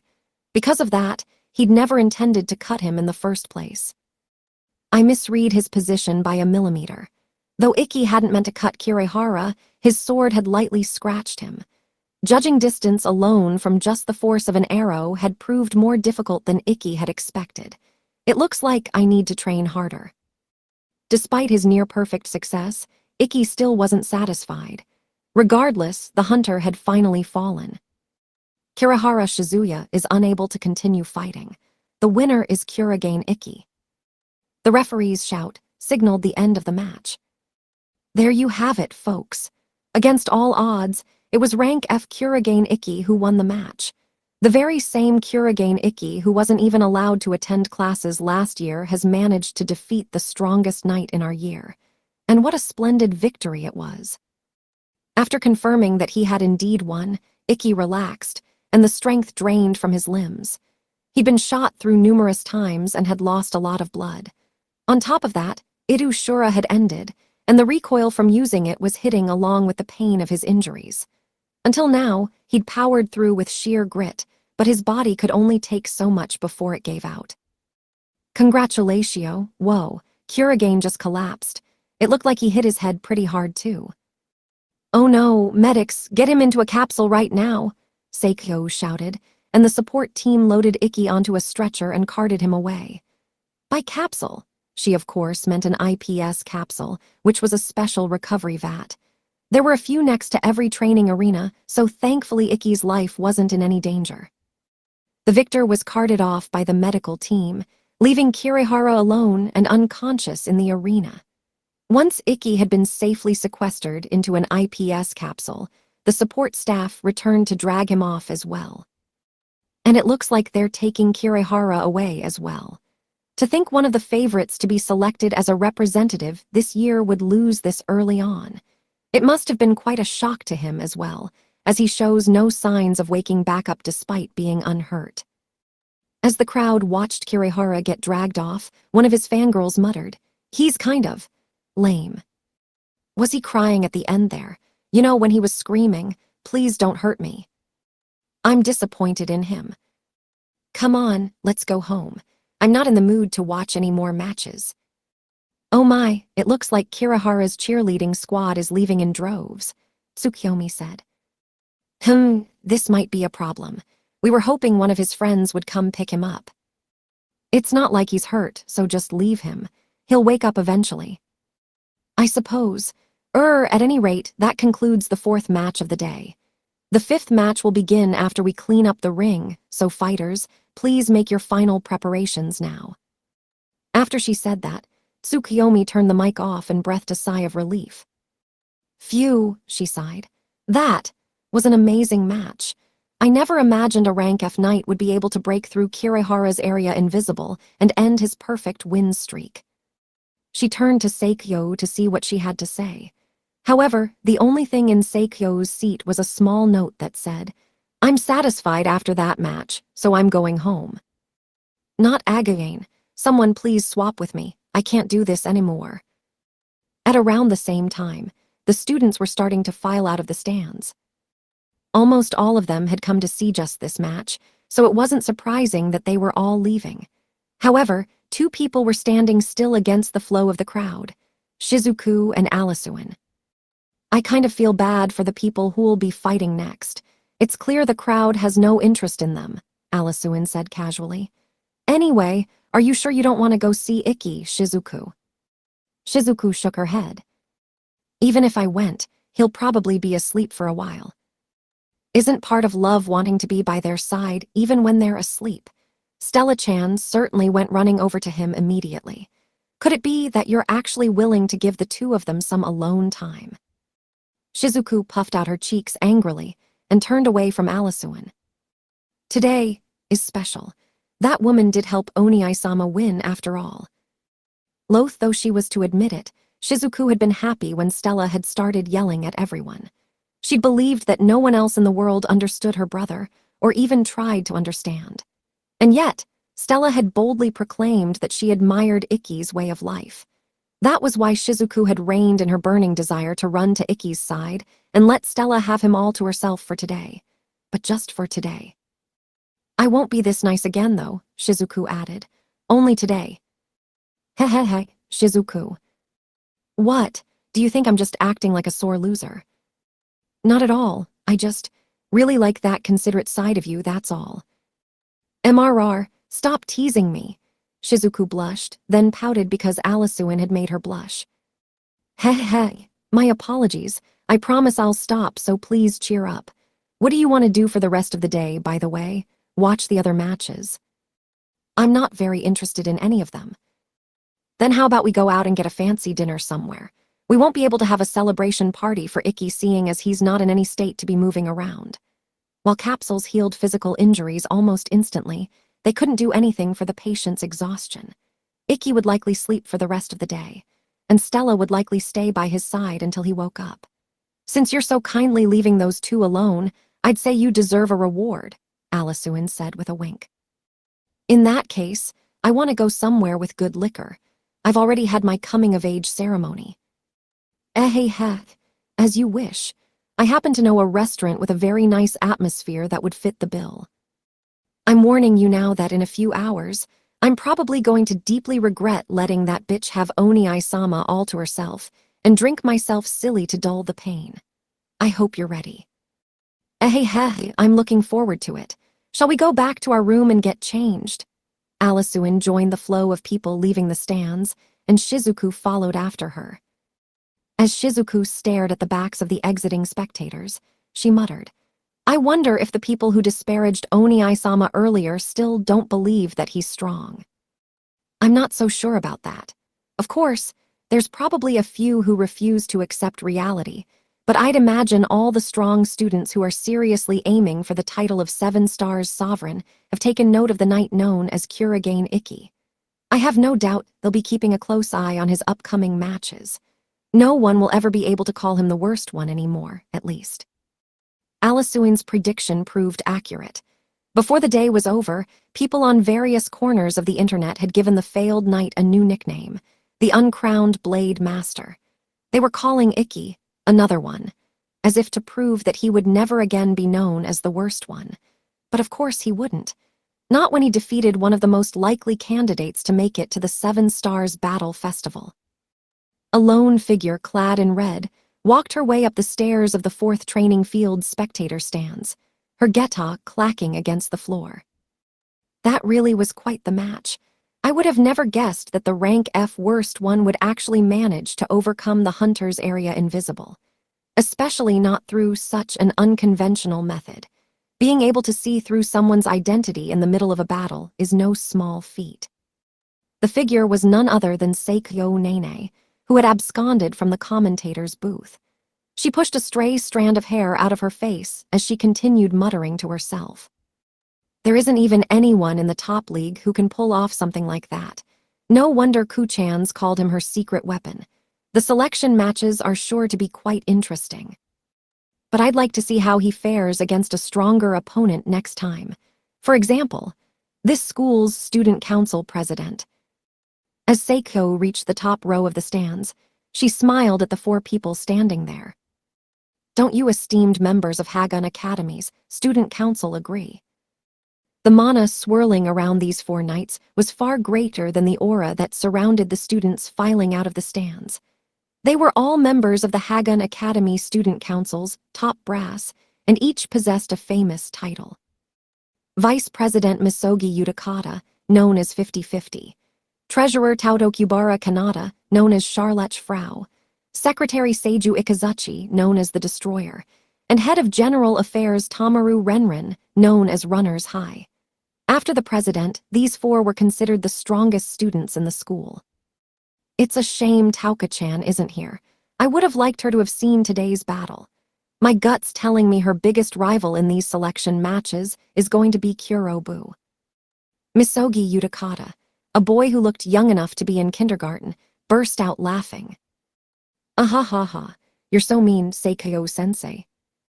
Oh ho ho, indeed that poor boy is working so hard. You shouldn't make fun of him like that, said a tall, blonde girl, Taudokubara Kanata. She was wearing a white dress that looked like it belonged on a French noblewoman, and though they were indoors, she was carrying a parasol. Oh, you seem quite confident. Are you that certain Kurobu won't be able to match someone who made it to the top 4 in last year's tournament? Ahaha, come on, Seikyo-sensei, you know what we're implying. Precisely. Last year's accomplishments have nothing to do with why that boy stands no chance. What do you mean? It's quite simple. No matter how much a rat sharpens its fangs and hones its claws, it will never be able to defeat a lion.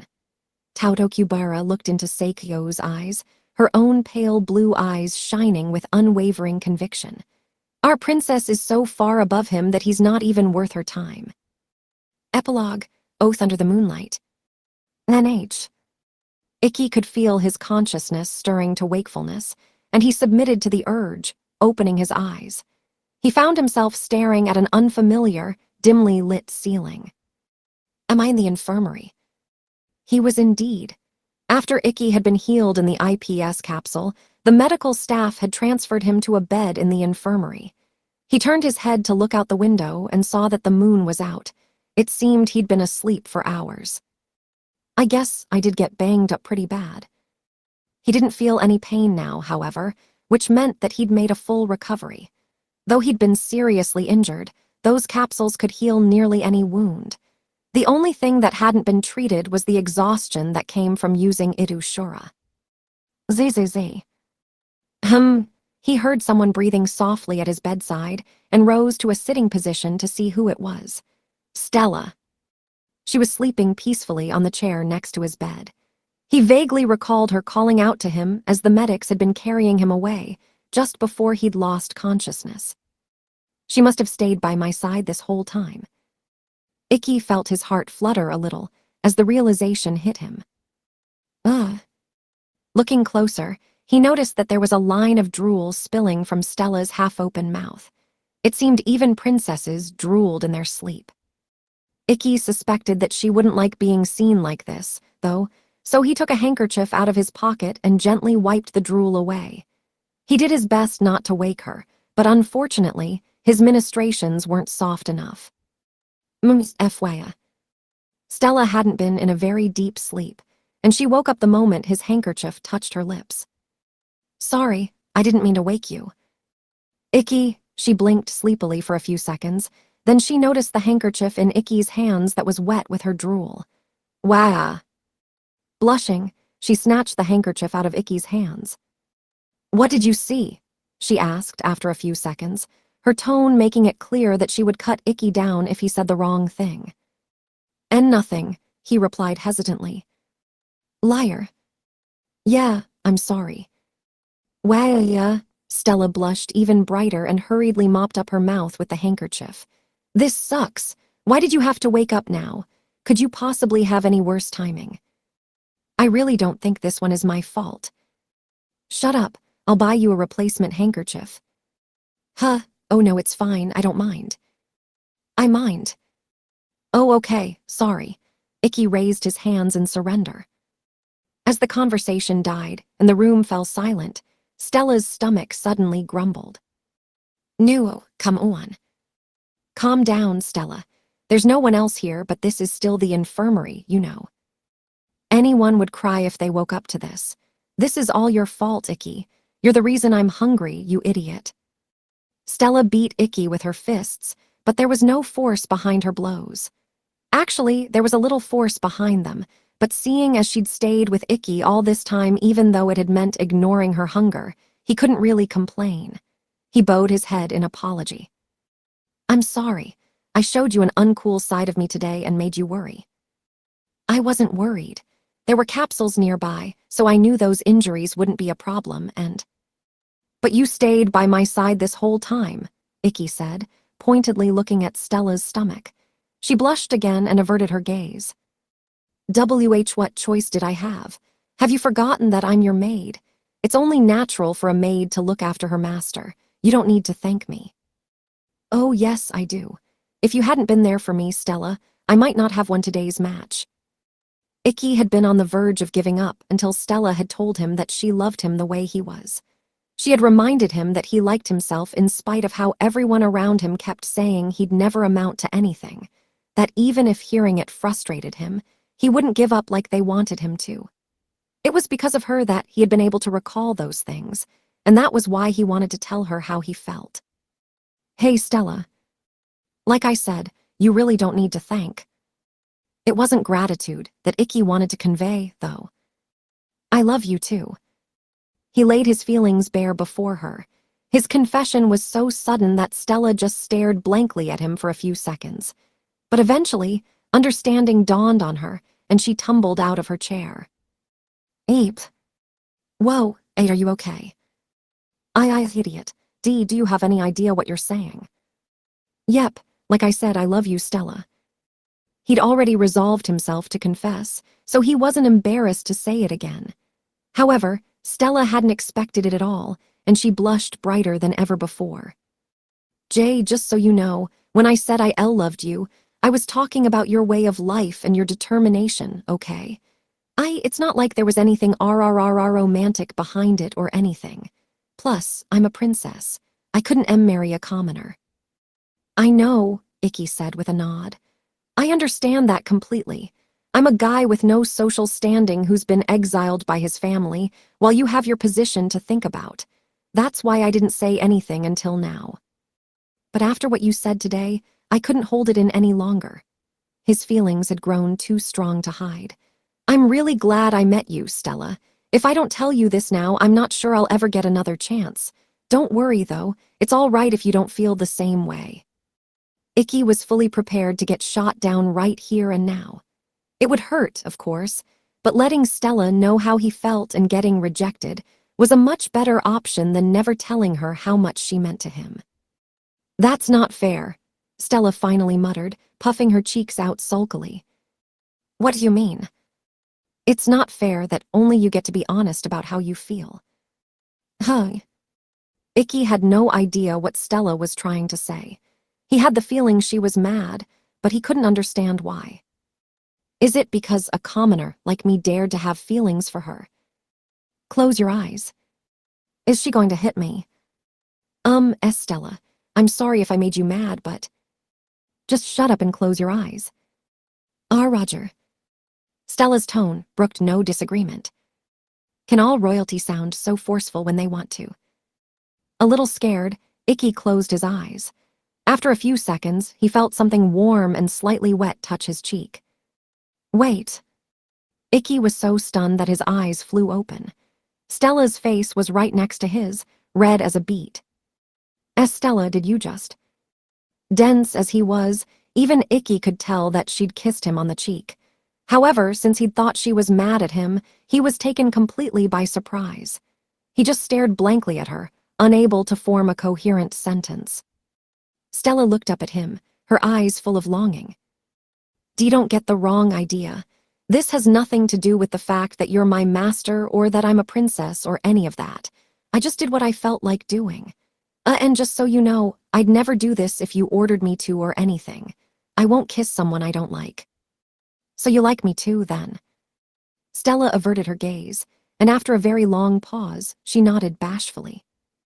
But I've never, gone out with a boy before, so you might end up disappointed with a girlfriend like me. I would never. Besides, I've never gone out with anyone before either. Indeed, Icky had never had a girlfriend before. He'd technically had his first kiss stolen away by his little sister, but otherwise, he had no experience with women. Stella perked up a little upon learning that. Does that mean I'm your first girlfriend? Why, yeah. I see. That makes me kinda happy. Seeing Stella happy made Icky happy as well, and he smiled. Sorry, you're just so cute that I can't help myself. Way. Icky pulled Stella close and embraced her. Thank you. I'm really glad to know you feel the same way, he muttered quietly. Sheesh, today's special, so I'll let this slide. But you have to be gentler next time or I'll sock you good, Stella said with a sigh. Nevertheless, she wrapped her arms around Icky's back and returned his embrace. Stella was warm and soft, but Icky could also sense a core of pure determination burning within her. It was that strength that he loved most of all. Hey, Stella. What? Earlier, you said you think you can reach even greater heights if you're with me, right? I did. Well, I feel that way about you too. If I'm with you, I'm sure I can get much stronger than I could if I was alone. So let's aim for the pinnacle of knighthood together. I want it to be you who I fight for the title of the strongest knight. Icky let go of Stella and stared into her scarlet eyes. He wanted to walk the same path as her, aim for the same goal as her, and duel her again on an even grander stage. At first, Stella looked surprised, but then her eyes began to blaze with a fierce light. Bring it on. Next time you'll be the one tasting defeat. What Icky wished for was exactly what Stella wished for as well. It was precisely because she loved and respected Icky more than anyone that she wanted to fight him again. After all, she was aiming to become the strongest knight, just like him. But since only one could stand at the top, it was natural they'd have to fight for the throne. And so, on that silent night under the full moon, the two of them swore an oath. No matter what powerful foes stood in their way, they'd win every battle they fought so that the two of them could once again face each other as rivals in the battle to decide the Seven Stars' sovereign. It's a promise, the two of them said in unison.